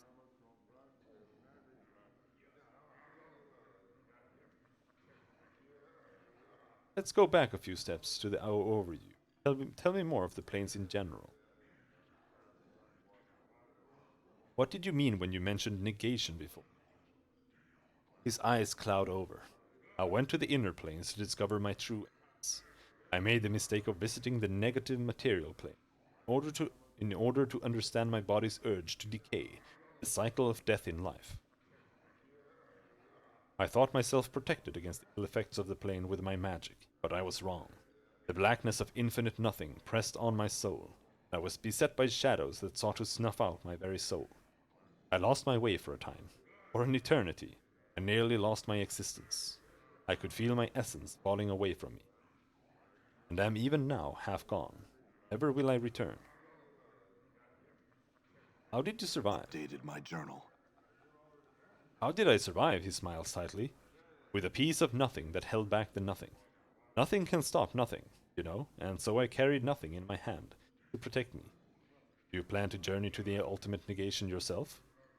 You have the smell of desperation about you, so I make you this gift. Hold it in your hand when the shadows press in, and it should protect you and your friends somewhat. Should they remain close to you. Huh. He passes you a small black token that looks as if it has no dimensionality to it at all. Thanks. Tell me more of the planes. None, but I had some other questions. What are you doing? I am fresh back from negation, and I am trying to restore my essence before it slips away from me altogether. I see. I have some other questions. What is this place? Unless the cosmos has shifted, or we have been spun into the mazes, I would say we're in the Smoldering Corpse Tavern. Mazes? What do you mean? Aye, the mazes, where the lady dumps those who've displeased. He makes a small semicircle over his heart as he speaks the lady's name. If you'd know more of the lady and the city, find a tout or some guide. Very well, I had some other questions. You know a collector named Farrod? Farrod grew up to be a collector. How long ago was this? When I set out last, he was but an officious stripling in one of the upper wards. Ha! Time does change some people. No, Seeker, I don't know Farrod anymore. I'm willing to bet. Forget it. Farewell. Holy shit.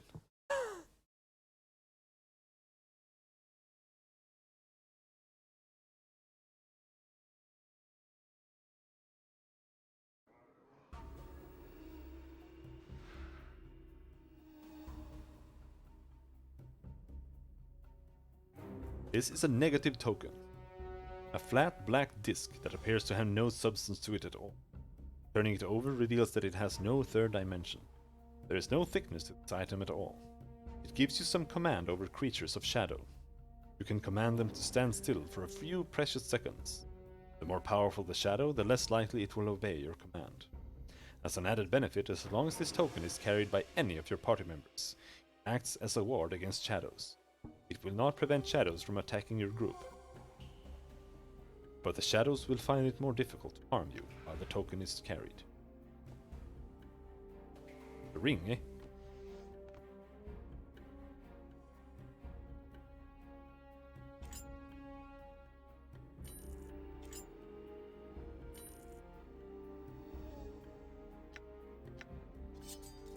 Right, we have more party members.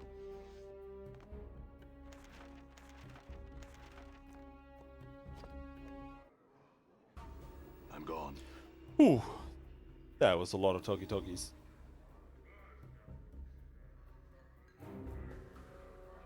Darkon. The man before you is old. His dry yellow skin has the scars of one who has traveled everywhere, never rested long in any one place. His pinched face is inhumanely angular, and his ears sweep out from his skull, tapering to points. He wears a loose-fitting orange tunic. A strange, shimmering blade is strapped across his back. The blade looks to be a two-pronged glaive, made of some metal whose surface swirls like a film of oil on a pond. Greetings! The man turns to you, his eyes like polished coal. He stares through you, and for a moment, you wonder if he might be blind. The weapon suddenly turns dead, flat black, mirroring the man's eyes. Are you alright? Hail, traveler. He says nothing for a moment, merely searches your face with his eyes. His voice is quiet and somber, like a wind whispering through the branches of a great tree. Hail! Eyes of the weight of one who has traveled far to be in this place. The man meets your gaze, his eyes burrowing into yours. His weapon drains of its black color, resuming its shimmering. You noticed before you spoke to him. You could say that. The man's gaze does not waver from yours. I am known as Dakan. The emphasis he places on the word known strikes you as odd, yet familiar at the same time. You are not known to me. I do not know myself. That is for the best. In knowing yourself, would be little in the plains left worth knowing.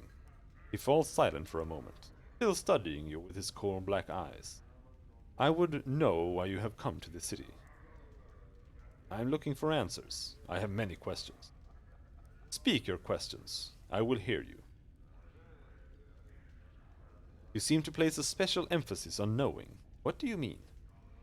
All things, whether structure or flesh, their existence is defined by their knowing of themselves. And if a man does not know himself? When a mind does not know itself, it is flawed. When a mind is flawed, the man is flawed. When a man is flawed, that which he touches is flawed. Lacan pauses. It is said that what a flawed man sees, hands make broken. Do you know yourself? Lacan falls silent.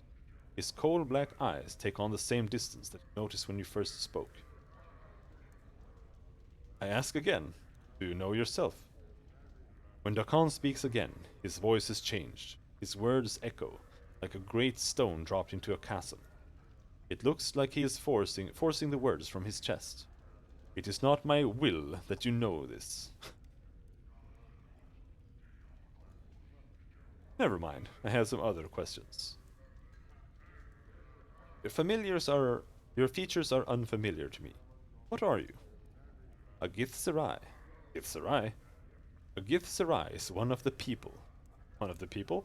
A Githzerai. Yes, but what are the Githzerai exactly? And Dakan is silent for a moment, then speaks. Our history does not need to be made known to you. We would bleed to death on time's blade before I recited a fraction of the history of our people.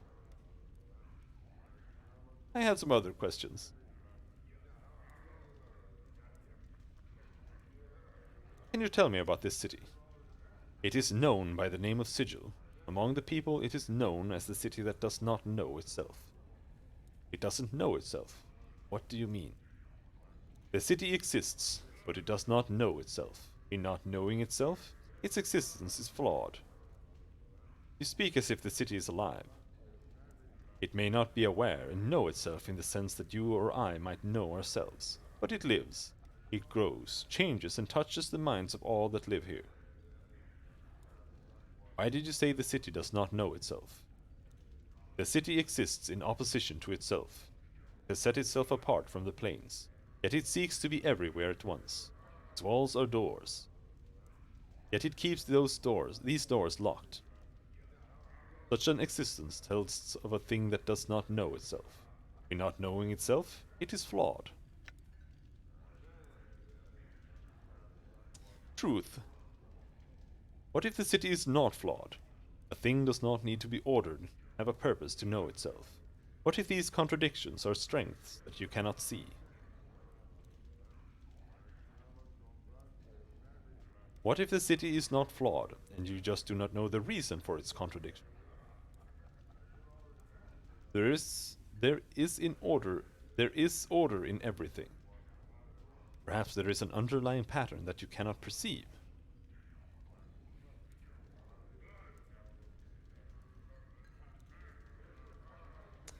Hmm.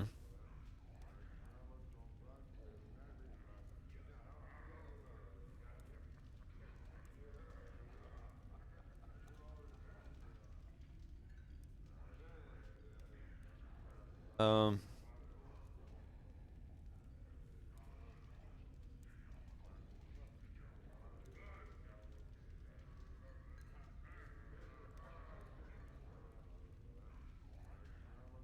This is lawful. This is chaotic. That's the difference.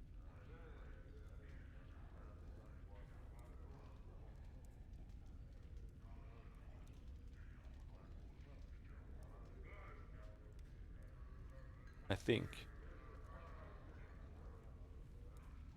What if the city is not flawed? Thing does not need to be ordered and have a purpose to know itself? What if these contradictions are strengths that you cannot see? To your question, a question.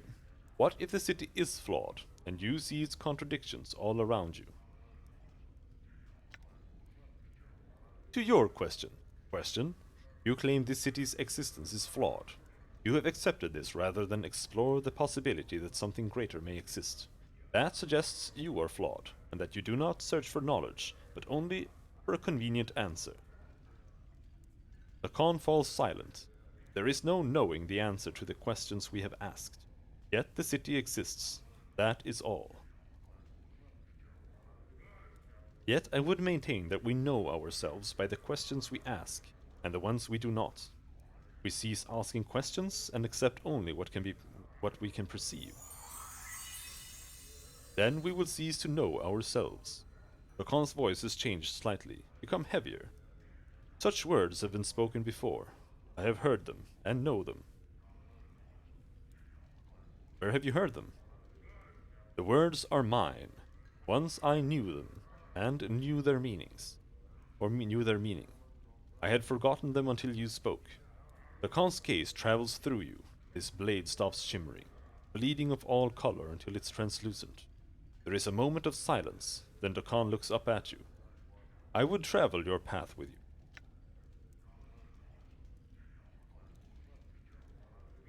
You are old. Of what use could you be to me? You be to me. Rakan's gaze changes. It looks as if he is looking past you, just as he did when you first spoke to him. I am old, yet I have traveled far. The arts of war are known to me. The tides of the city are known to me. Nevertheless, where you stab in the dark, my blade strikes true. Doors locked to your hand are corridors to mine. In knowing these things through me, you will become strong. I would walk your path with you. Very well, I accept. Your path is mine. Strangely enough, his voice seems distant, and it echoes as if he was speaking from across a great distance. Very well, let's go. Looks like my skills have increased. Alright, we got some weird elf boy here. More to level up. He is a multi-class fighter mage. He is lawful neutral. I am still true neutral.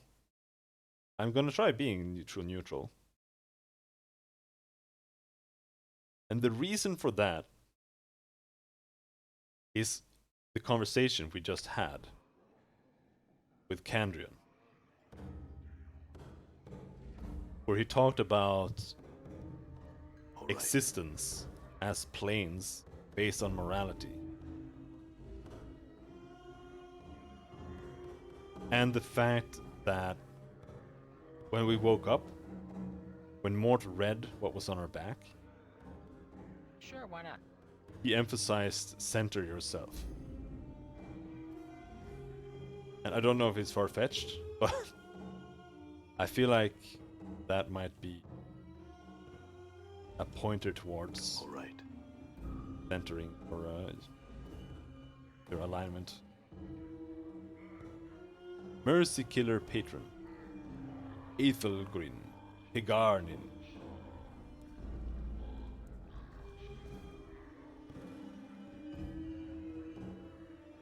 Ilquix. You see a short, rotund man with a perplexed expression on his face. Is it Bubs? From the lines on his loose skin, it looks like it's not too uncommon. He carries a flagon of ale that looks like it's in the process of being emptied, rapidly. In between swallows, he speaks in a gentle voice, so quiet that you can barely hear his words. Hello, traveler. My name is Ilquix. Can I be of some assistance to you? Greetings, I would like to ask you some questions. Who is that burning man? That? Ha! That is the last unfortunate who chose to exercise his individual will without the strength to back up his desires. His name is Ignis, and he was a pyromaniac. He burned and burned, and didn't burn the right people. and wound up channeling more raw power than he could control. Now, well, you can see what became of him.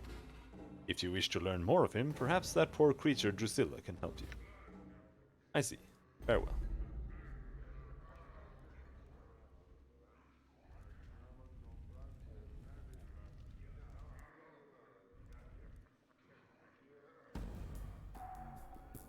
Mochai. Hello, Mochai. Mochai appears busy. He's walking towards me. You see someone dressed as a female. You see someone dressed as a female dustman, with a half-empty glass in her right hand. As you near her, she calls out to you. You, over here. You notice that there's something wrong about her. Her exposure to the dustman leads you to believe that she's just too lively to be a real member of the faction. Approach her. Hey, Cutter. Buy a lady a drink? Very well. Here are 5 coins. My thanks, Cutter. May you find the true death. She pockets your money and looks nervously off toward the front of the bar. Give me some answers for my jink now. What, do you want to know? Who are you? Me? I'm Mochai. Just like you, I just like to, drink here, and... She loses her train of thought momentarily. I'm just a person, you know. I see. Answer something else for me, then. You're not really a dustman, are you? She looks around nervously and seems to sober right up. Why do you say that? Because you don't act like a dusty, and you're not offering contracts. In fact, you're taking money in instead of giving it out for that corpse labor they do at the mortuary. She stifles a squeak of terror, hastens to explain. No. I'm not a dustman. I just found these robes in the street. I didn't have enough money to get good clothes. I heard there was a dustman thief around, but you could probably find him somewhere else in the southwest part of the hive. I saw him, but I hid from him. Please don't hurt me.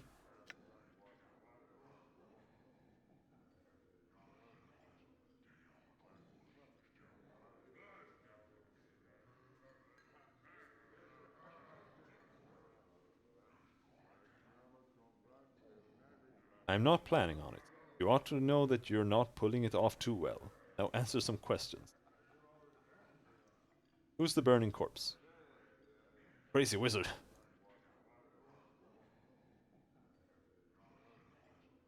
Nothing. Farewell.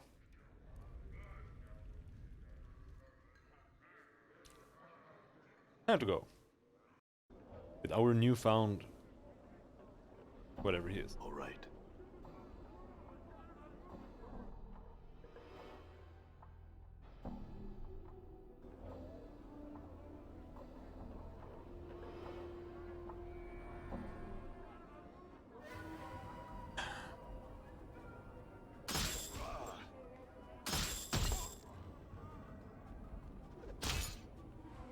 At least he's a ninja. Well, they are samurai. They are literally Japanese. Use words like sensei.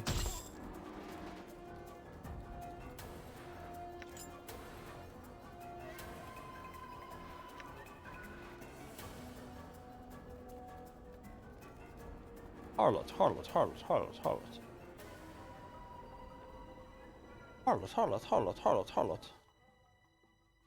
Belle's tattoo parlor. Enemy spotted. Ow! You see that? I'm just cleaning out the streets.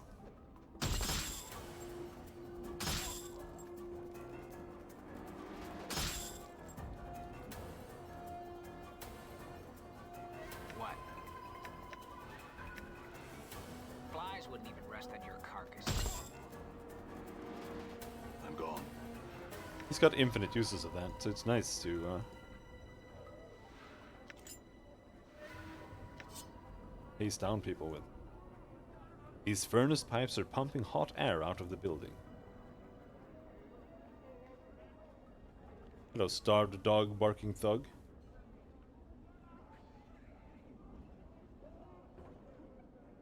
Horns or trees? I beg of you, help, please. What? You see a pretty young woman. Her hair is in disarray and the bodice of her dress is torn. She looks about in desperation, then notices you. Greetings. She runs up to you and grabs your arm. You notice the front of her dress is stained with blood. Help me, Cutter, please! They're killing my sister! She begins to tug your arm. Who? She looks around wildly. This drunken man who followed us from one of the taverns. We thought he meant no harm. Please, Cutter. There is no more time. Help us now. Wait, first you said they were killing your sister, and now you say he is killing her. Which is it? She stares at you, unsure of what to say. I'm distraught. I made a mistake. She glances at the blood that stains her dress. Please, help me, Cutter. Examine the blood on her dress. You glance down at her dress and look at the blood. Although it does appear to be real, it has completely dried. It must be hours old. That blood is hours old. What are you up to? You see her eyes flick to the bloodstains and then back to you. You think you can hear a hint of nervousness in her voice. You are mistaken, Cutter. Please help me. My sister lies dying while we tarry. Truth or bluff? They're both the same. You're up to something. Tell me what's going on or I'll kill you. She looks into your eyes and then glances at the scars that cover your body. She swallows nervously and you see her pale before your eyes. I'm supposed to lure people into an alley nearby. They're waiting there. Take your jink. She looks at you apprehensively. Let me give you some advice. She gazes at you in silence, then nods her head. Don't pick someone like me as your mark. Choose some drunken fop who looks like he's never seen a battle in his life. She nods once curtly, and makes sure he looks like he has more than a couple coins to his name. Now get out of here. She nods curtly, then backs away from you. She hesitates for a moment and turns to leave. Thank you, Cutter. She sprints off. You're welcome.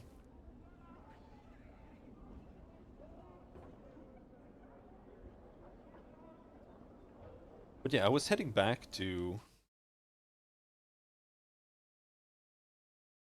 Tenement of Thugs. Oh, right. Tattoo parlor.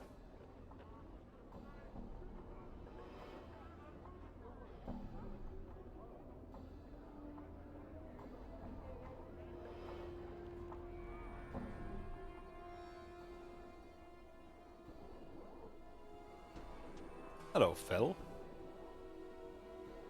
You see a Davis, but something about it strikes you as odd. It has the same shock of white hair, the same greenish cast to its skin, the same pair of goat horns. Then you suddenly realize this one is walking on the ground, not floating. For some reason, that makes you uneasy. I had some questions for you. The Davis waits. Who are you? The Davis inclines its head slightly, and a lone symbol appears above his head. It is blurry at first, then resolves into a white oval with a black lightning bolt. For some reason, you know that Davis has a name. Its name is Fel. I feel like I know you, Fel. Fel bows reverently, and a stream of symbols swirl about his head, rotating clockwise, then counterclockwise. You have to guess at some of the symbols, but you think he said something about this not being the first time you've come to this place. Do you know who I am? Another series of symbols materialize quickly, sharply into focus above Fel's head. These symbols are not difficult as the others. You think he said he knows you, but he cannot say any more than that. Why not? For a moment there is no response from Fel. Then a stream of rabuses appear, as if trickling out of Fel's mind. You think he's saying he's sorry, but you can't translate the rest. I see. I have another question for you, Fel.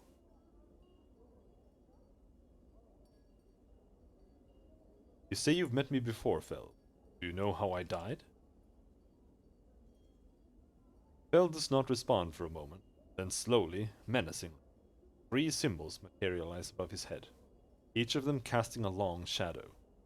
You think he's saying something about shadows? Shadows? The 3 symbols swirl about each other, each leaving a faint black misty trail about them. They take on a ragged edge, like teeth and talons, multiply. 3 split into 3, and then into 3 again, until the entire room seems covered by a swarm of shadows.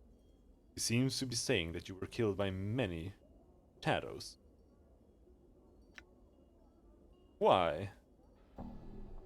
The shadowed symbols swirl into one, then dissolve, be replaced with a simple symbol. Bell doesn't seem to know why.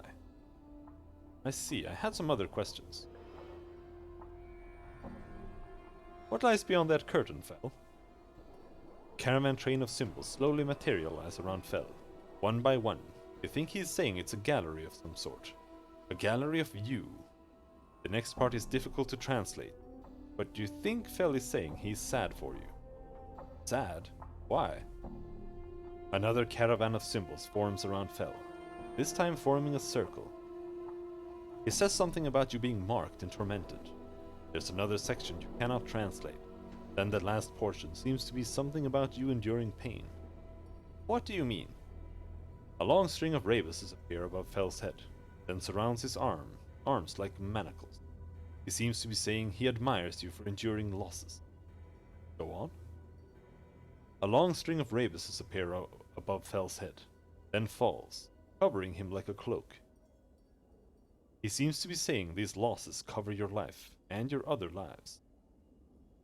You're not certain what the other symbols surrounding this message mean, however. Is there anything else you can tell me? A brief series of paper-thin rebuses appear in an orderly row next to Fel, then vanish into glowing motes. You think he just warned you not to sign anything during your travels? Good thing we didn't sign one of those contracts then. Very well. Another series of rabuses appear, forming a spiral. They have the texture of a question about them. You think he just asked you if you feel whole? True, I don't, in fact. Ever since I woke up in the mortuary, I feel like something's missing. Something inside. Bell nods, and a series of symbols materialize in a halo around him. You think he is telling you to be strong.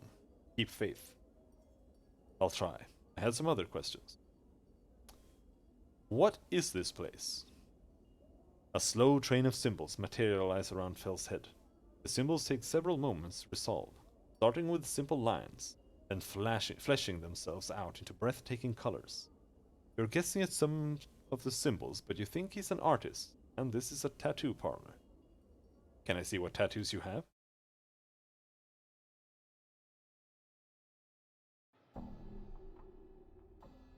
Tattoo of Greater Warding, +2 to armor class. +9 to base hit points.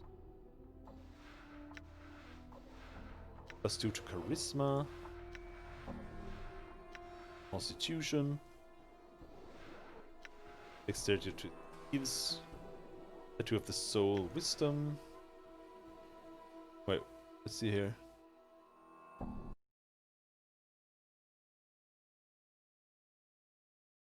Wisdom. 23. There is something that needs 23 wisdom. So we might as well stack wisdom until we have 23. We can always get rid of the tattoo later, I think.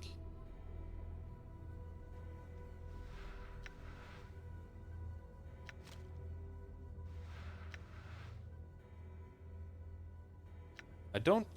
How many... can have 2 tattoos. And we don't need them anymore, we just rip them off our body. That's how tattoos work. When did my AC get better? I thought it was like 12 or something.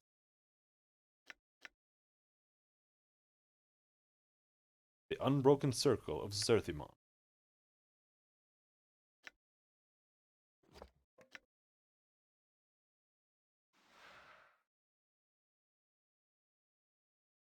This small round stone. Unbroken Circle of Zerthimon. The Unbroken Circle is a Zerth, a religious text, containing teachings of Zerthimon, the founder of the Gith-Zeraif people. The circle is made up of a series of interlocking circles, pulled out from one another, depending on which branch the reader wishes to follow in the path of teaching. It is said that some Serths spend years poring over the combination of the plates, looking for new significance. Dakon seems to use the text as a means of focusing his spellcasting ability. He pores over the tablet, occasionally memorizing the words.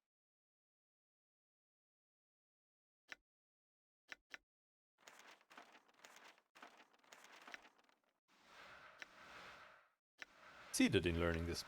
Seated. Mage Spellbook. Reign of Anger.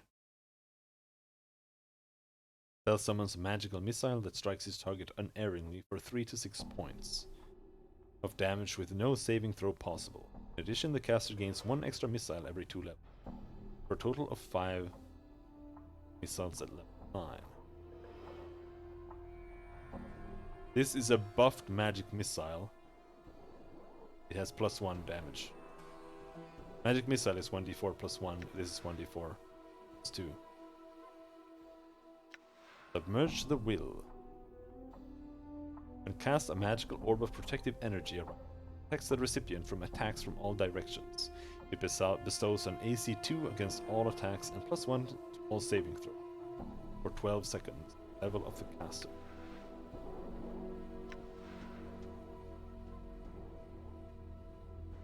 Scripture of Steel grants +1 to hit and +1 to saving throw. All creatures that are friendly to the caster in a 70 feet radius from the casting point. Valiquar's Eye. If the targeted creature fails its saving throw, at -1 penalty, the creature will be struck with blindness and suffer a -4 penalty to attack roll. +4 penalty to target's AC. Alright.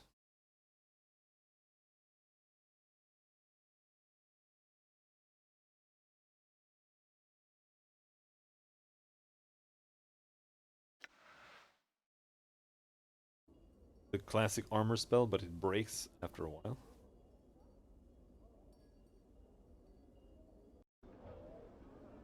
All right.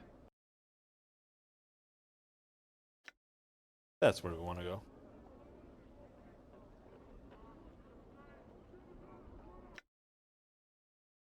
"21 wisdom.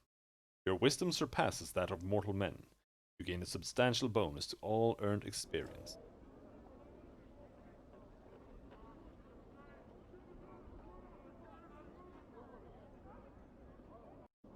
Done.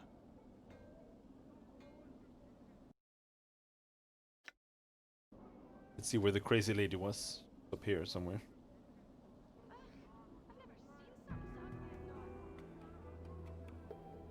Oh, Bane as well. You see Bane the Sender. As you approach, he looks at you hopefully. Were you successful in finding Craddock, good sir?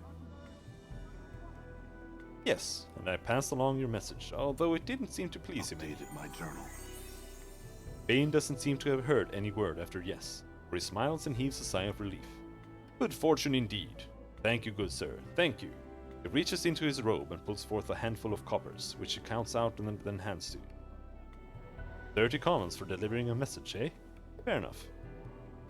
Oh, more than fair, good sir. More than fair. I can say without hesitation that there is no finer profession in all Sigil than that of a runner for the House of Senators. I'll keep that in mind. Farewell, Bane.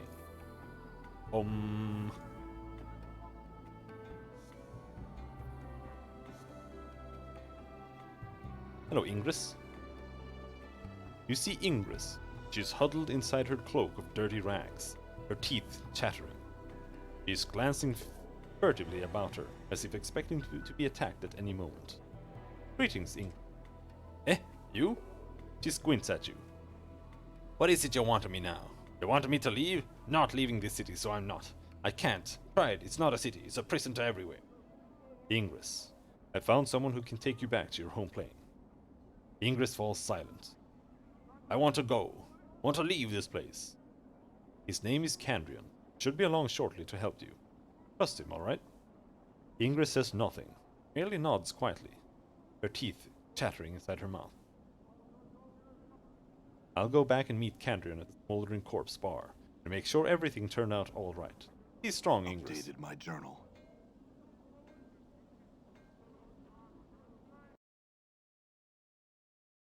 Mausoleum.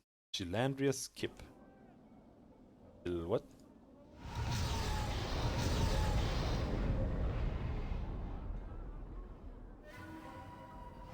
Alright, this is just where we came out.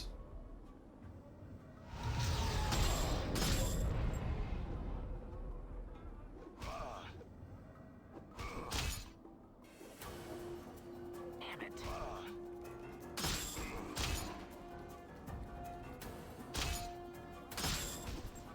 Damn it. I wonder how you get more better regen. If that scales with constitution or something.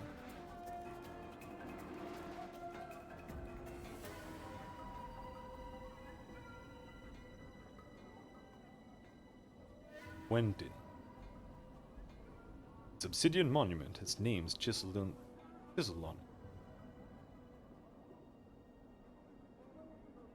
Sounds significant. The man before you looks to be middle of height, years. Poor manlet. He is stout with a thick bullish neck, and his shoulders are hunched, as if a great weight was pressed upon them.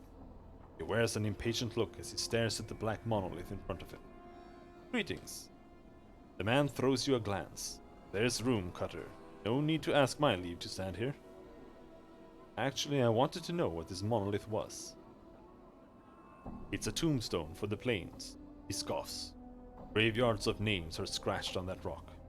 Can only hope my name's the one that'll split this stone in twain. He points at the base of the monolith. Quentin, right there. Hammered just hard enough to send the damned thing crashing down. Tombstone for the plains. Aye. Quentin smiles ruefully. The Dusties scratched the names of the dead on this monument. He gestures around him, and on the walls of this place. Not enough space, by my reckoning, but no matter.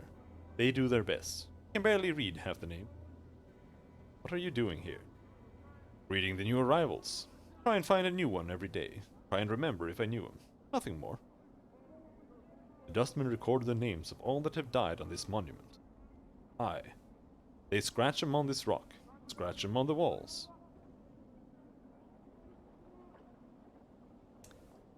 Scratch them on the walls in this place too, Quentin scoffs. I don't know why they take the trouble to take accounting of the dead. The Dusties have more care for the living. Living? Aye, you know, about the dustmen mourners that come to this place. They aren't mourning the dead, see, mourning the living. You can barely get a word in the Medjwise without them asking to mourn some poor living berg for you. We'd know why they mourn the living. Why do they mourn the living? You got me there, Cutter, he shrugs. Might want to put the question to them. Seems to me the dead are thrice worth the pity of any poor sod living in this pit. He nods at the monument. Every name on there is blessed in my book. Yes. Ever know anybody who came back after their name was put on there? You mean come back from death? Quentin shakes his head. Not a one, Cutter. Everything that lives dies. That's the way of things. He shrugs. Still, considering the plains go on forever and all, I suppose anything's possible. I suppose so. Say, I had some questions for you. Nope.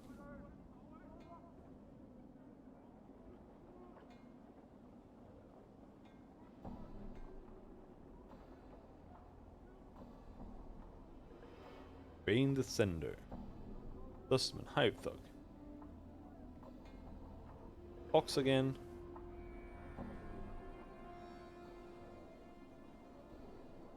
Whoa! I'm hurt. Damn thieves! What's up, Chief? Done.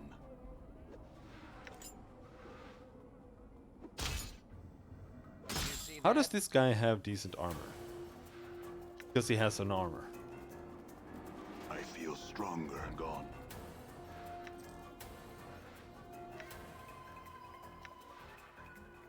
Characteristics point gained.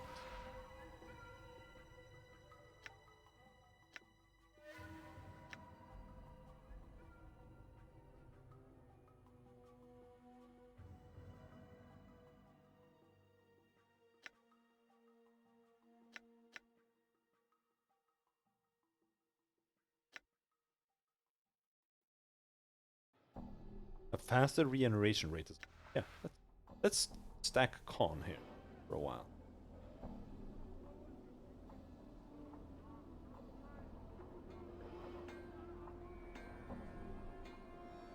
But you seem to need like 16 plus to get anything out of that.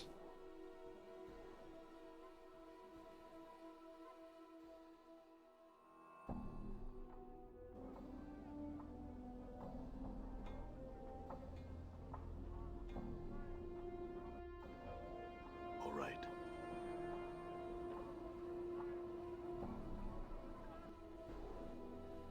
Kuathra's warehouse. Anyway, we need to go back to the big dude.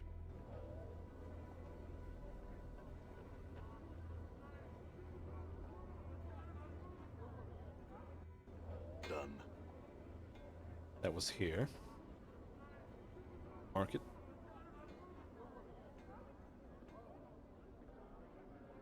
Iron Knolls. There. You see Craddock. Scowls has deepened since when you first saw him. It looks like it's about to crack his face in two. I found July. Is that right? Craddock glances around. Where is he then? You said to pike off that you were a cur of the lowest sort and that he wasn't going to work for you any longer. Updated my journal. Craddock's face turns a bright red, and his face cracks into a snarl. Damn be his name. May all the evils of the plains hound his footsteps. A blistering stream of insults, threats, and speculations about July's family issues from Craddock's mouth. Taunts, all right. Ooh, Mort clicks his teeth together as Craddock builds up steam. You can almost hear him taking notes inside his skull. Craddock finishes his tirade with a grunt. Damn that July.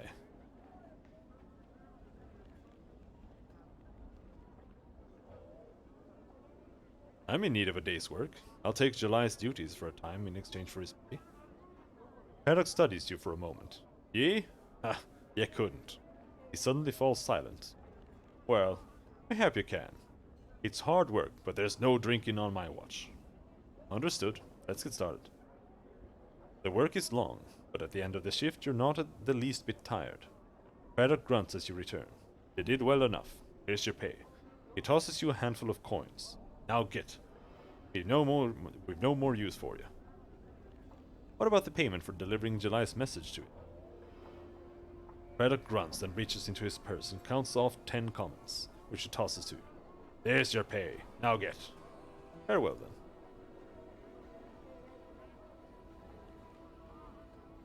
Profira. The grim-looking woman spares you only a brief glance before returning to her rant on top of the stage. She has a powerful voice that carries across the marketplace, even cutting through the noise made by the merchants surrounding foot traffic. Gahoa! You see a thin, yellow-skinned humanoid covered with a variety of dazzling tattoos. His eyebrows have been accented with black charcoal, and his teeth are filed to points. He sees you and waves you over, rattling his dice in his hand. Greetings. He's about to speak when his eyes, shiny and black, like orbs of jet, fall upon Dakan. The two of them stare silently at one another for a moment, before the tattooed Githzerais gaze turns to you. His voice is low and raspy. Gahoa greets you. You have come to play a game, yes? Yes, I'll play. Gahoa reaches into his tunic and pulls out a coin. This coin? Your coin.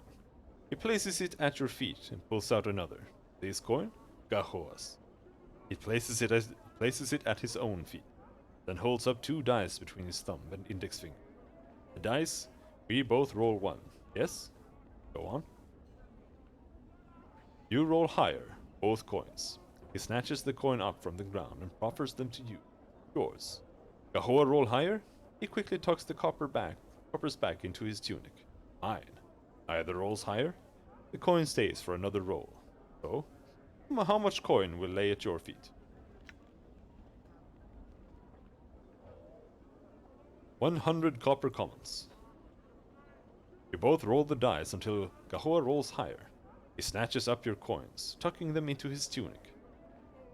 He seems to hesitate for a moment, then speaks again, then speaks. Again, yes? Wait, is something wrong? The Hoa regards you closely for a moment, then nods. Never do I indulge in Hashma's folly. Never do I cheat, human. But I see fortune, read it, know it in the face of a man. However, you I see nothing. I know nothing. You have no luck, no fortune either, nor good nor ill? Or you make your own, perhaps, I do not know. He places his ties back into his tunic. We might play later, perhaps, but no more this moment. Alright, farewell. He stole my money!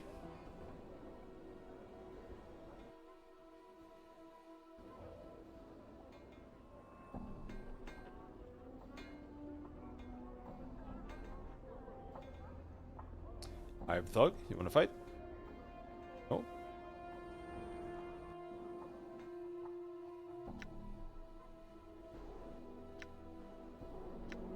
All right. You wanna go? No? Get a room and a girl, Cutter. Vines with black leaves. One ear. Why do you have one ear? You see a shady looking fellow standing before you, picking his teeth with what appears to be a tiny metal fork.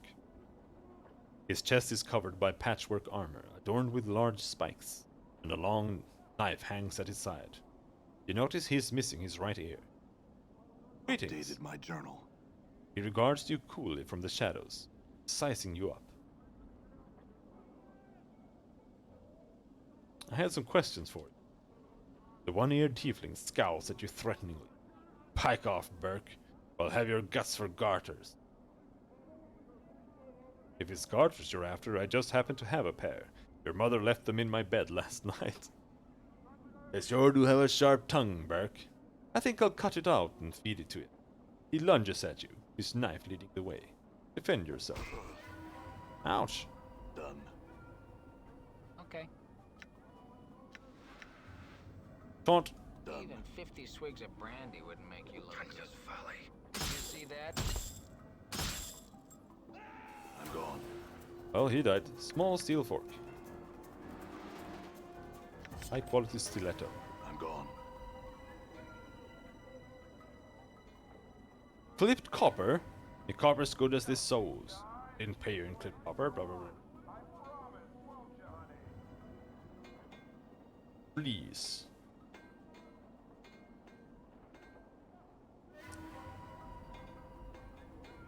You guys. The rock sings true.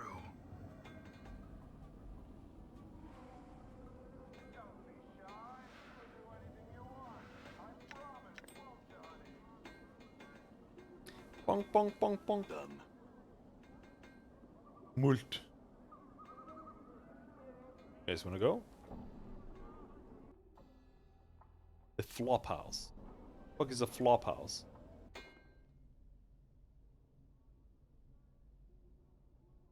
I'm gone. You see a short, balding man standing in what serves as the foyer for this ramshack flophouse. His bushy brows are furrowed in concentration, as he picks at what appears to be scabs on his large, bulbous nose. Greetings! The man doesn't bother to look up. Instead, he continues to stare cross-eyed down at his nose. Yeah, what do you want? Could I rest here? I don't want to do that. I had some questions. Well, ain't that nice? He flashes you a sarcastic, yellow-toothed smile. And I'm sure you'll find your answers someday, but I've got me a business to run. If you don't want a bed, then I suggest you pike off.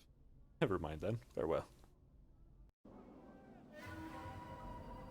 I wouldn't mind... And I should go back to the, My Linlin ran away, by the way. I'm gone. Should go back to the market.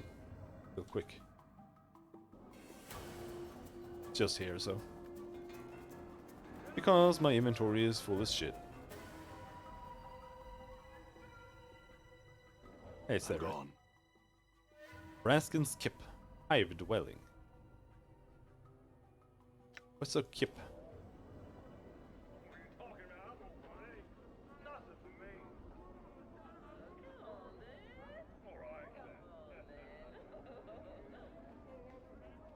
This guy.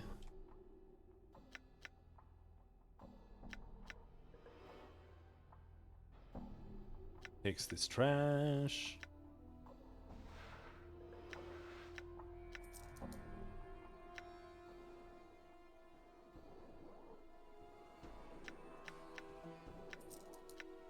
Green steel dagger, get rid of it.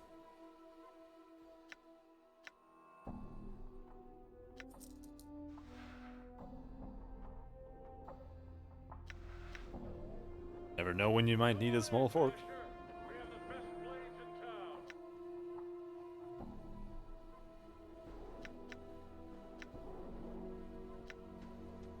Oh, there's my pet Lim. I thought it was just following us and died. Or just got lost or some shit. Work hammer. It has a long handle and a metal head that looks like it could shape steel and crush skulls with ease.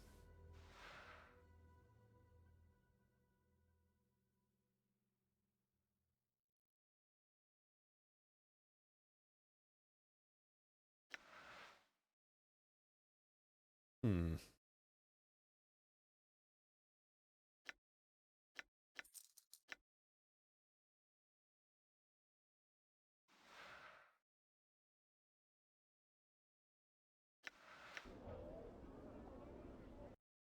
Where is...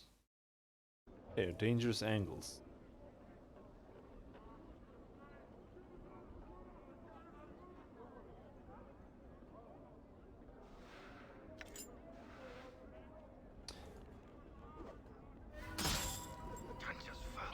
I'm hurt. I'm gone. Does this city never run out of thugs?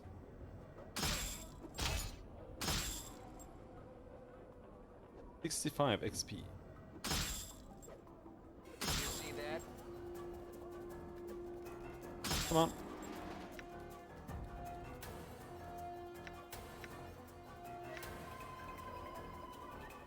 Okay, we're pretty far from another level.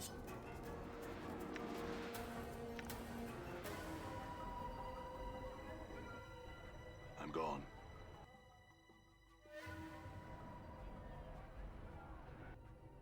Here's what I wanted to do. All right. We can go talk to the priest man again. Here we have a prior here. I'm gone. That's specifically made to pry. Failed. But it still sucks at it, apparently. Failed. I'm gone. But we got punished. I think we got punished. Because we talked to this guy. You have returned! Excuse my surprise, it's just that you are the first disciple to ever return. Most seem to disappear. How may I help you? What happened?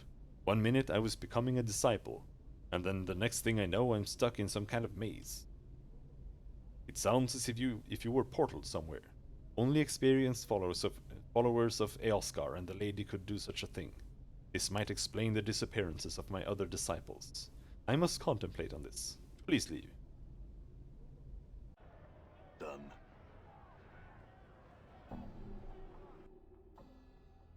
Done.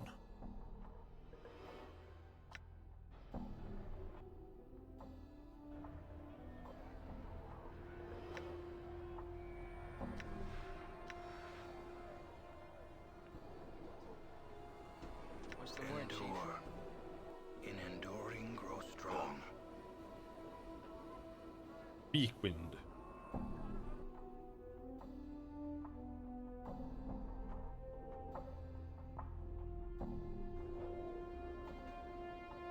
They use such weird words for everything. Like, I cannot tell what it's supposed to be. What the fuck is a kip? It's a house. In a loud, booming voice, Braskin asks, "What in the name of the abyss are you doing in my house? Leave now before I make you even more ugly than you already are." Fair enough, homie. Done.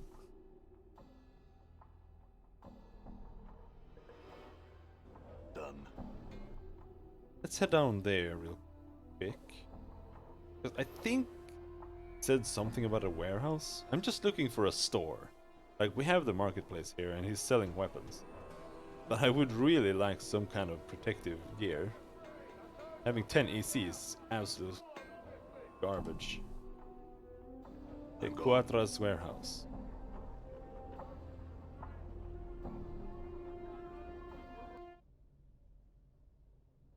I'm gone. This is not a store, this is a warehouse.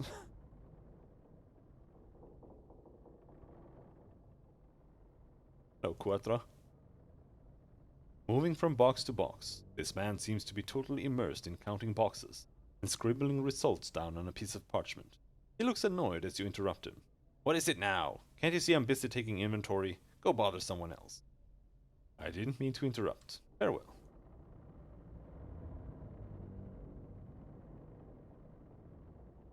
Well, that doesn't help. Right. Go there? Alright, fine.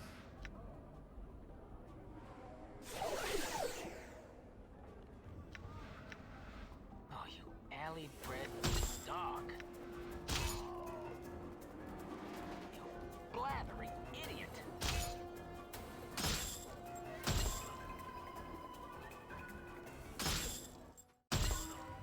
All right.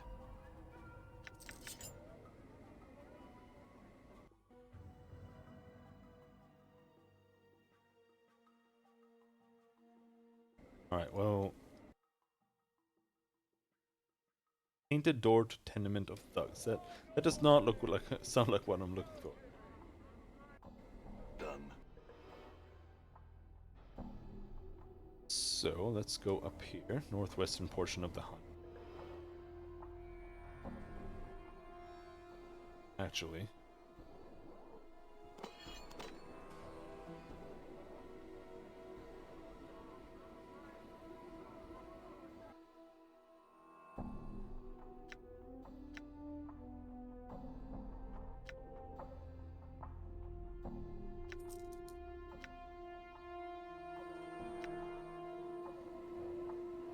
No one wants the hammer.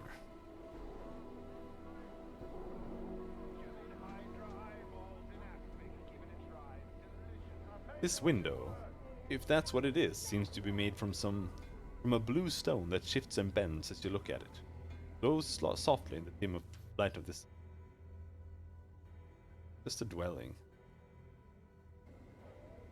It looks nice, but Oh, come on, lady. Show me. rude to barge in, dude. Rude to barge in. I'm gone. Cool your heels here, Cutter.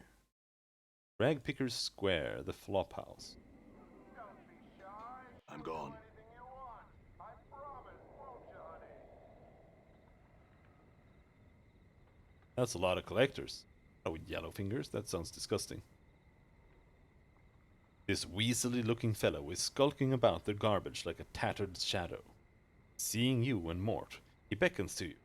Psst, hey! Skull! Where you get this skull, eh? His skull it is. Give it back to me. Mort turns to the Hyber. Pike off!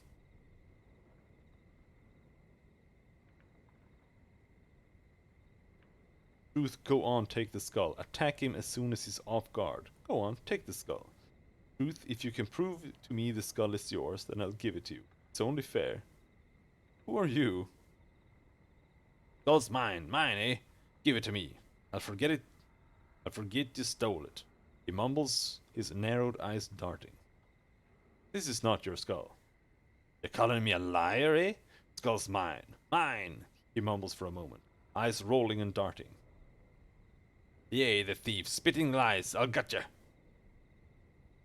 I wouldn't try it. The man glances at you, eyes narrow. He doesn't look too sure of his chances.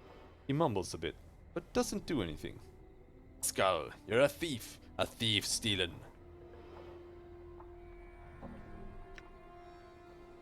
What proof do you have that this is your skull? He stares at you for a moment, like you're addled. It's pike and mine. Talking proof, don't know nothing. Gives me the skull back, nows. This is not your skull. Calling me a liar? I wouldn't try it.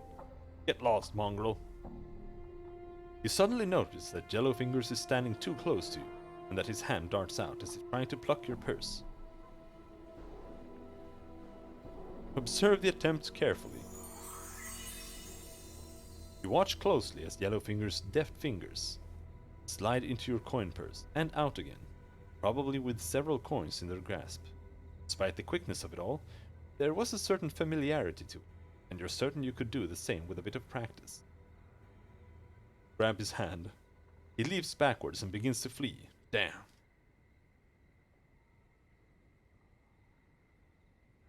What's up?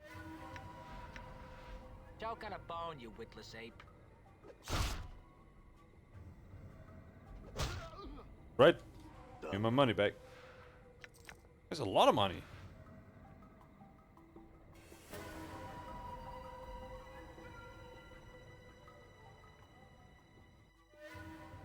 Midwife's hut. Sharegrave's kit. Nod.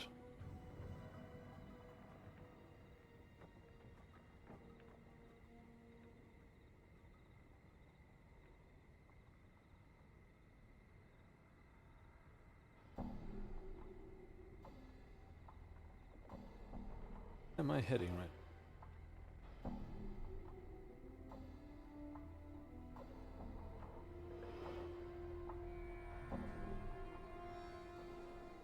This archway leads only inches into the small building before becoming blocked by a solid wall of refuse. The rubbish is packed so tightly, may as well be stones and mortar. As you come closer, however, the archway's outline begins to shimmer. You notice the handful of junk you've been carrying about begins to shimmer as well. Thrust the junk into the archway. The wall of refuse flickers, wavers, and seems to fold in on itself, revealing an open space beyond it. A passage or portal seems to have formed within the frame of the archway. Okay, garbage portal.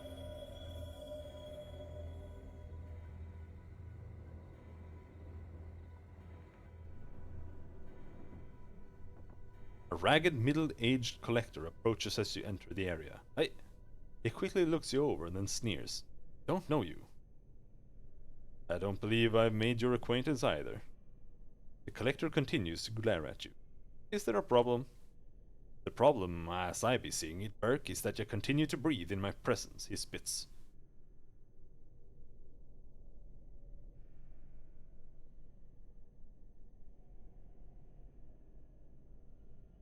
If you don't let me pass, Collector, one of us is going to the mortuary. Won't be me. The Collector responds to your threat by pulling out a knife from one of his pockets. I be disagreeing with you, Burke. It's you who'll soon be jinking me pockets. I dare you. I'm gone. Done. Swear to God. These guys... Done. They really, really, really want to die. Die.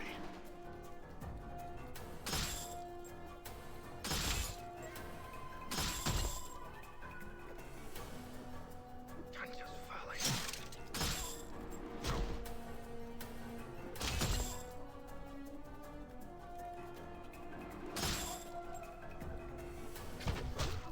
I'm not even trying to fight them. That's the thing.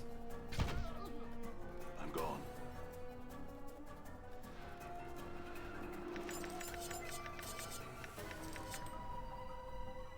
Done.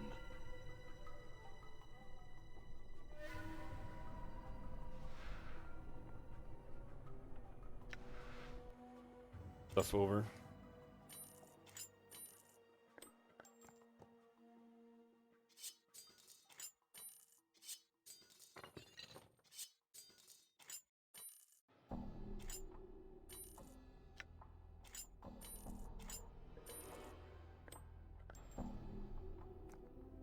I cannot part with that.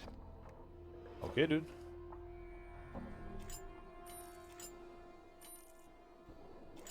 Oh, you can put stuff like this in the quick items? Alright. Let's get rid of it at least.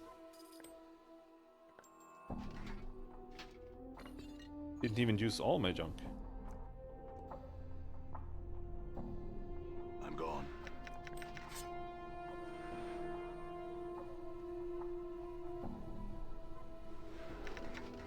More junk. No more junk portals.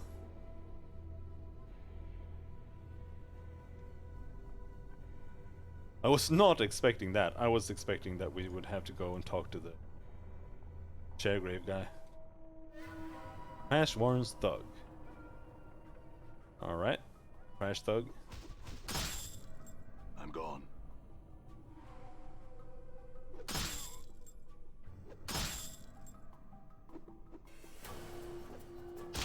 These guys seem to have like higher AC or something.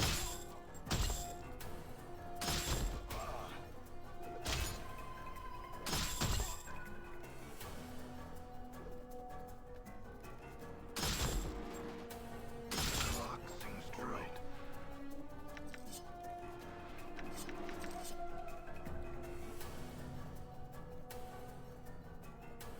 Jesus Christ, these guys never stop. Oh, it's because they're all angry at me. I'm gone.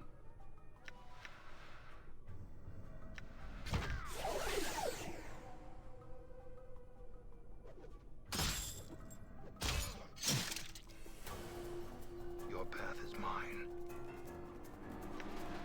Who has spells? Power of 1.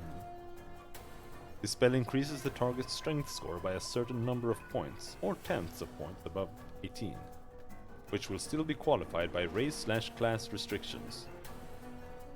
Spell cannot bestow a strength of 21 or greater. The bonus is as follows. Oh, Priest is a class? I thought Rogue, Warrior, and Wizard were the only classes in the nameless one.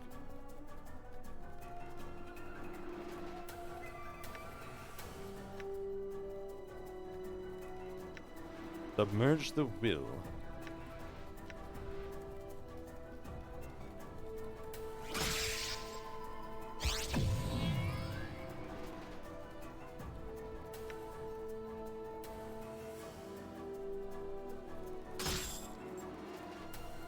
Okay, there we go. This is the spell I'm gonna put in all the slots until I get an armor. One armor, all I ask. See that?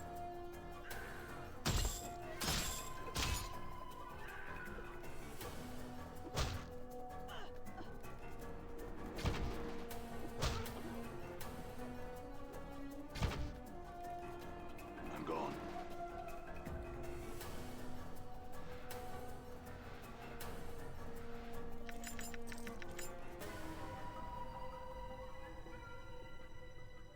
This looks like it was part of some more permanent structure, perhaps buried in the surrounding trash.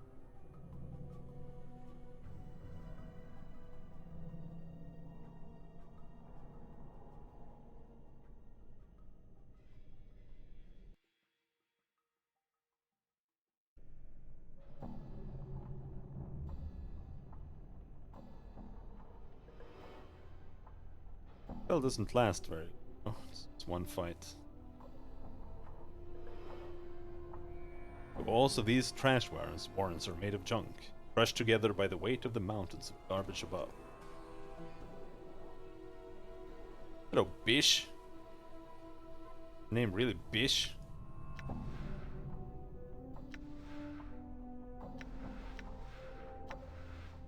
Folks, aid.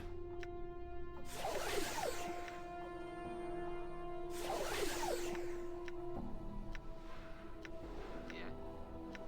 Yeah. All right. Hello, Bish.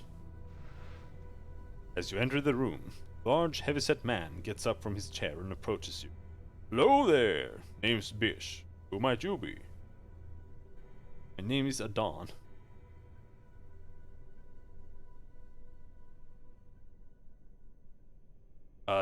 What? Bish stares blankly at him, then shakes his head violently. I never seen you before, and Farah didn't tell me about no Adon coming around. You notice his hand moving slowly toward his weapon. You best be telling me what you're doing here, Burke.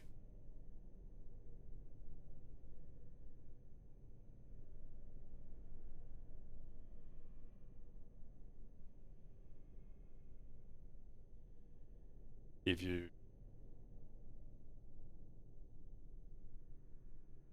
you don't stand aside right now, there'll be hell to pay. You're more clueless than I thought, Cutter.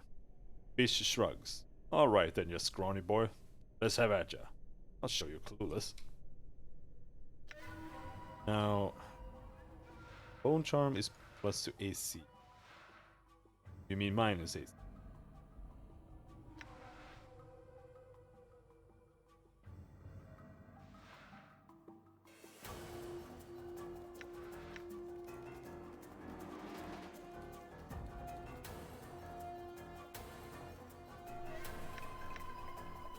Your path is mine.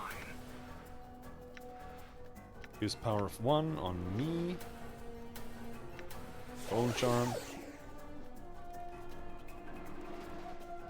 Huh? Taunt him. You. I'm gone.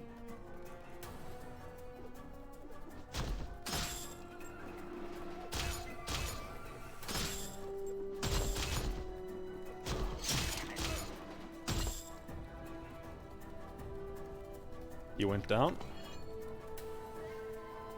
Oh, there's just a bunch of trash. I don't actually know. You can heal him with blood. Okay, no problem then. All right.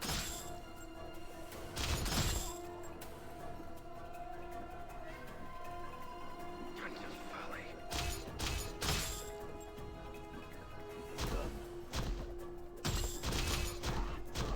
You see that?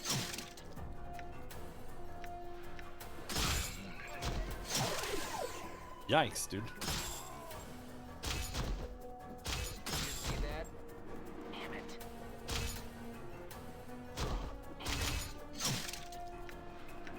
I'm playing the healer here. You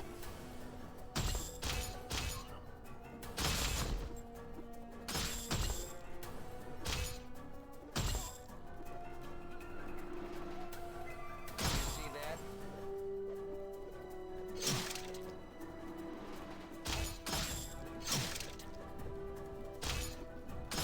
Die.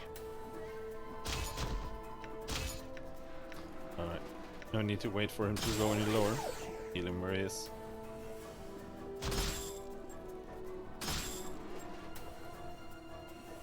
The rock sings true.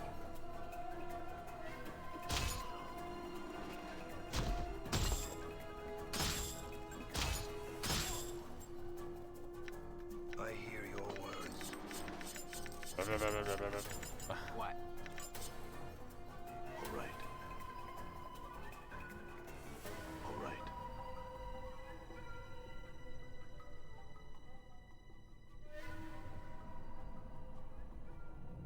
What? Oh. This is a huge bronze bell. This room must be the top of a bell tower.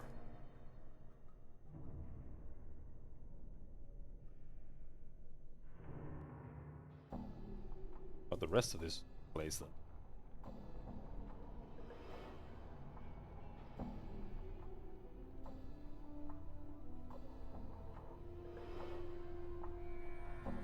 Hello, Trash Warren's Thug. Can we help you?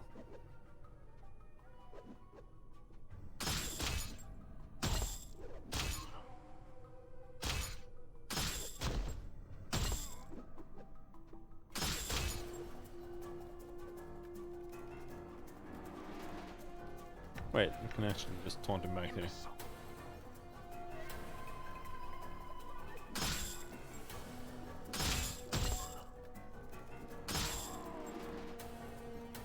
I mean, it makes perfect sense. But I still hate when enemies run away at full speed.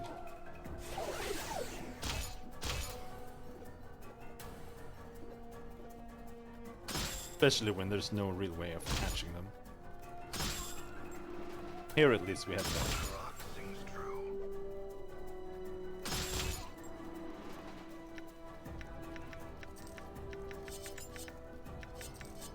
Good as done. These knives are probably not worth picking up. You probably sell for like 1 to 2 copper or something.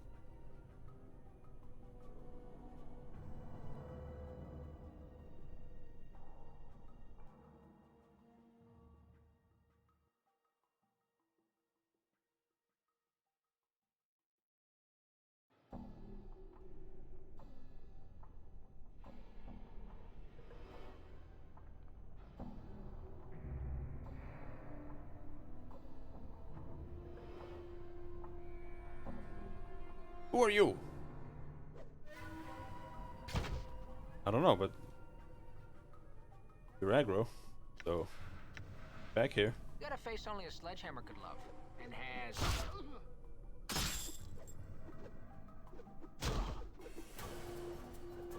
Die. Where are these dudes coming from?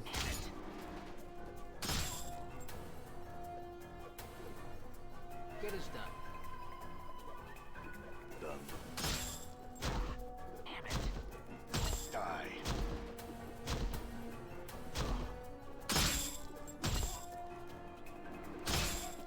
Rock sings strong.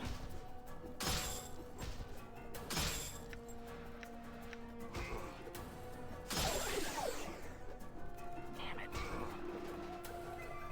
Damn. Damn it.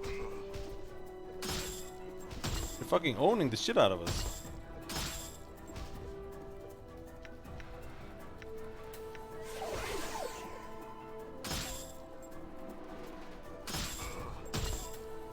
There, finally dead. Rock sings true. Damn. I'm gone.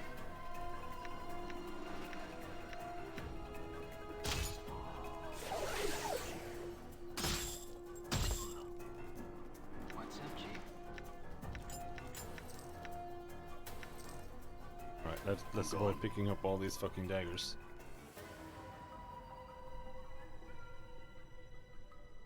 Don't know why he doesn't have. Oh, there we go. We can just click it.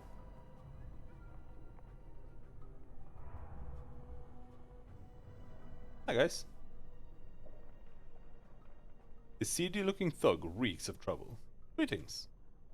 The man looks you over and spits at your feet. What? Looking for a fight, are you? Yes, I am. You ready?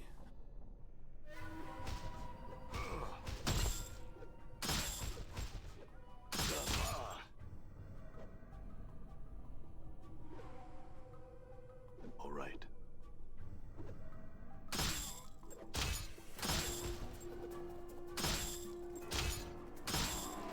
I'm hurt. I'm gone.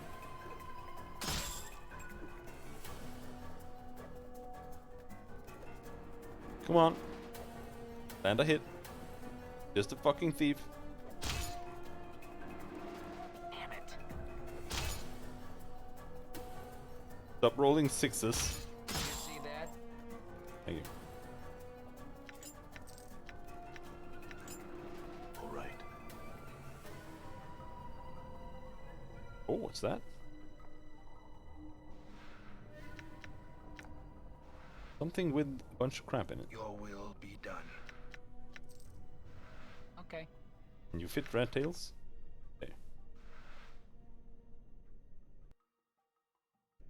I'm gone. Buying those blood charms was definitely the right call. Honestly, I even didn't buy enough of them. I thought I was overdoing it. Should have just bought like 50. But if I had, I might not have been able to get that wisdom tattoo.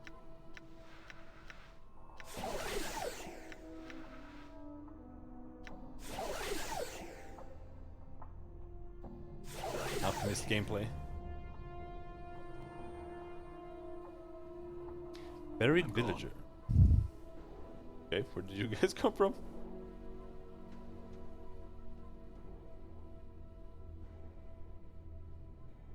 Are you inferring that I cheat? You're just jealous because of your continued bad luck.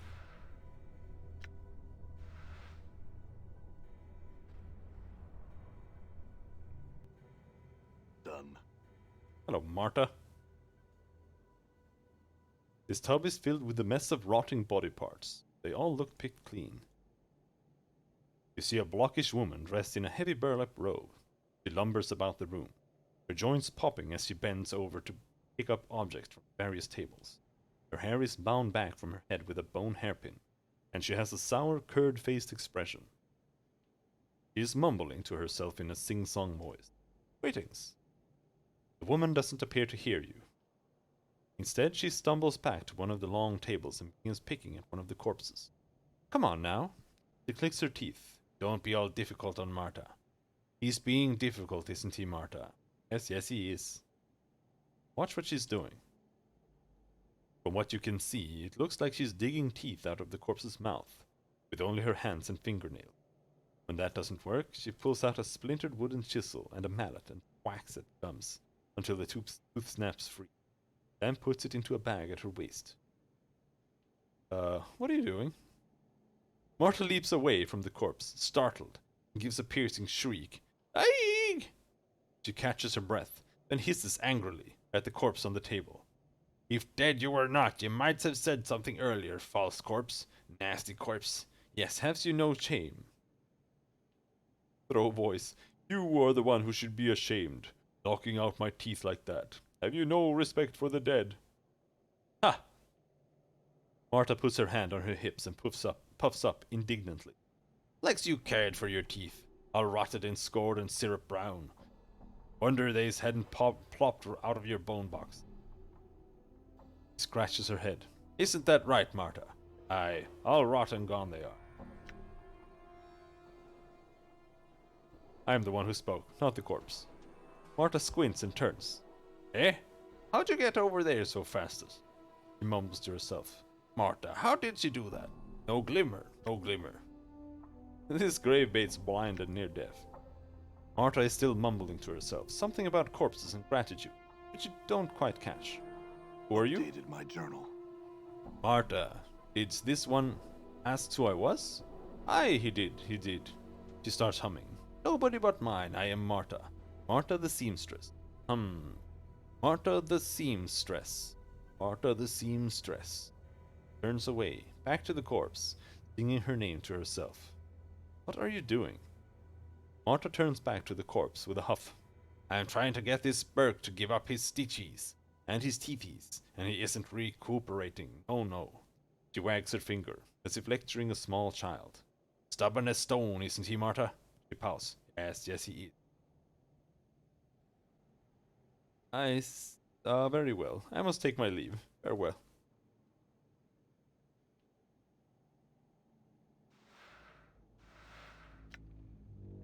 I will your will be done. Good as done. Done.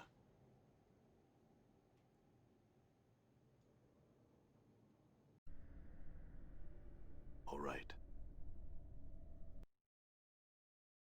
Ojo the Leatherhead's home.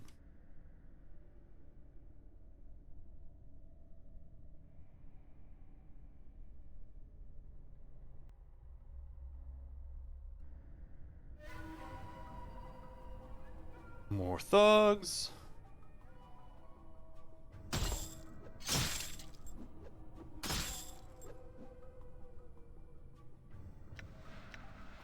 Your sheer ugliness stabs pain into my eyes. And we managed to avoid it. See that? Stupid yabo. Got him. Stupid Diabo. What did he call him? Alright, let's drop all these stupid daggers.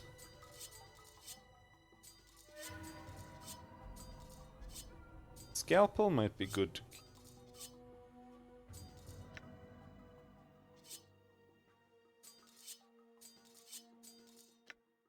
In case it ever has some use in dialogue again.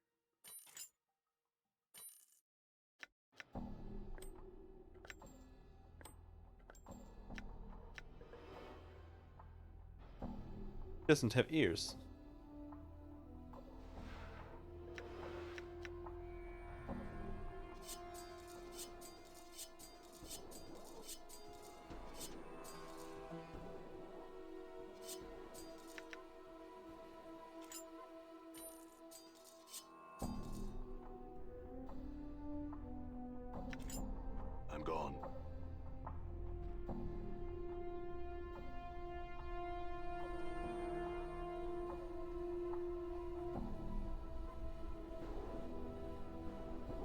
Where are they hiding this dude? Buried village guard. You guarding. Entrance to Pharaoh's court. The guard narrows his eyes and looks your way as you approach, but says nothing. Ignore him and pass on by.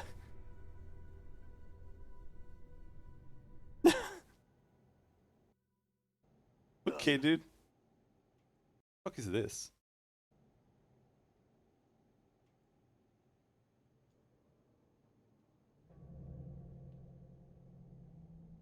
Hello, Farad.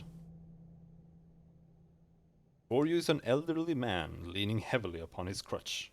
His left leg is twisted, as if he tries to walk two directions at once and pay the price. As if he tried to walk two directions and pay the price. His maggoty-colored skin is bunched heavily upon his skull. It's flecked with liver spots. He is mumbling and smacking his lips as his eyes make a circuit of the... Greetings. Updated my journal. Aha! The man's eyes light up as he hears your voice. 'Tisn't my steady crop of jing come to Farad's waiting arms again. Greetings, corpse. He smiles a wicked... Have you come to ask Farad for another jaunt into the mortuary walls? Farad, I've come for information. I've been told that you know something about me. Know something about you? The light in Farad's eyes dim. He studies you, mumbling slightly, as his eyes flicker up and down your frame. Corpse? Oh, yes? His eyes meet yours. Ah, no! Look closely. Do you know who I am? Farad studying you with a dead even gaze. 'Tisn't a mummer's fair, corpse. No time for games. No time for Farad to play the wheel. What are you asking such questions for? I have forgotten myself, and I was told to seek you out, that you would know something of it. Eh? Farad licks his lips. They make a rasping sound, like dry parchment on sand. Now who told you such a thing, corpse? Well, no one told me exactly. There was these tattoos on my back. They told me to seek you out if I ever forgot myself. Ah, so little said, so much told. Farad falls silent, and suddenly you have a feeling that Farad is dissecting you like a corpse on a mortuary slab. I know much you would know. Much, yes, much indeed. Farad smiles slowly, the folds of flesh on his face peeling back like a curtain. What do you know of me? Farad licks his lips, then settles himself upon his crutch, like a vulture. No, no, not free. The question you ask. His pasty white hands tap the edge of his crutch. Much I can tell you, but telling has a cost. Go on, Farad. Farad taps the flagstones with his crutch and sneers. This village is not all that lies buried beneath Ragpicker Square. Yes? Chambers, vaults, corridors. Filled with the dead, all asleep in their coffins. Somewhere in those halls, somewhere there lies something misplaced. Something mine. What is it? A small thing, a trinket, such a trifle. As Farad speaks, words start echoing, as if two people were speaking. You know you've heard them before, from your own lips. It's a sphere, made of bronze, ugly. Feels like an egg to the touch, and it smells of rotten custard, right? Farad falls deathly silent for a moment, then nods. Yes. How much do you hide from me, corpse? He chuckles. Did you return to see if I remember what it is I want? Do you know where this sphere is? Ah, Farad sighs like shifting sand. And why do you suppose I ask you to look, corpse? I do not know where it is. I know it is buried deep, far deeper than any villager has ever gone. Farad tisks. Maybe in the catacomb, where the waters run deep. Very well, I'll do it, but I want to know what I'm buying with this trinket. There's a lot of knowing rattling around in my brain box, corpse. He holds up a withered finger. One of them is this bit of wisdom. Everyone wants something, whether they know it or not. There is much I know about you, much that you would want to know.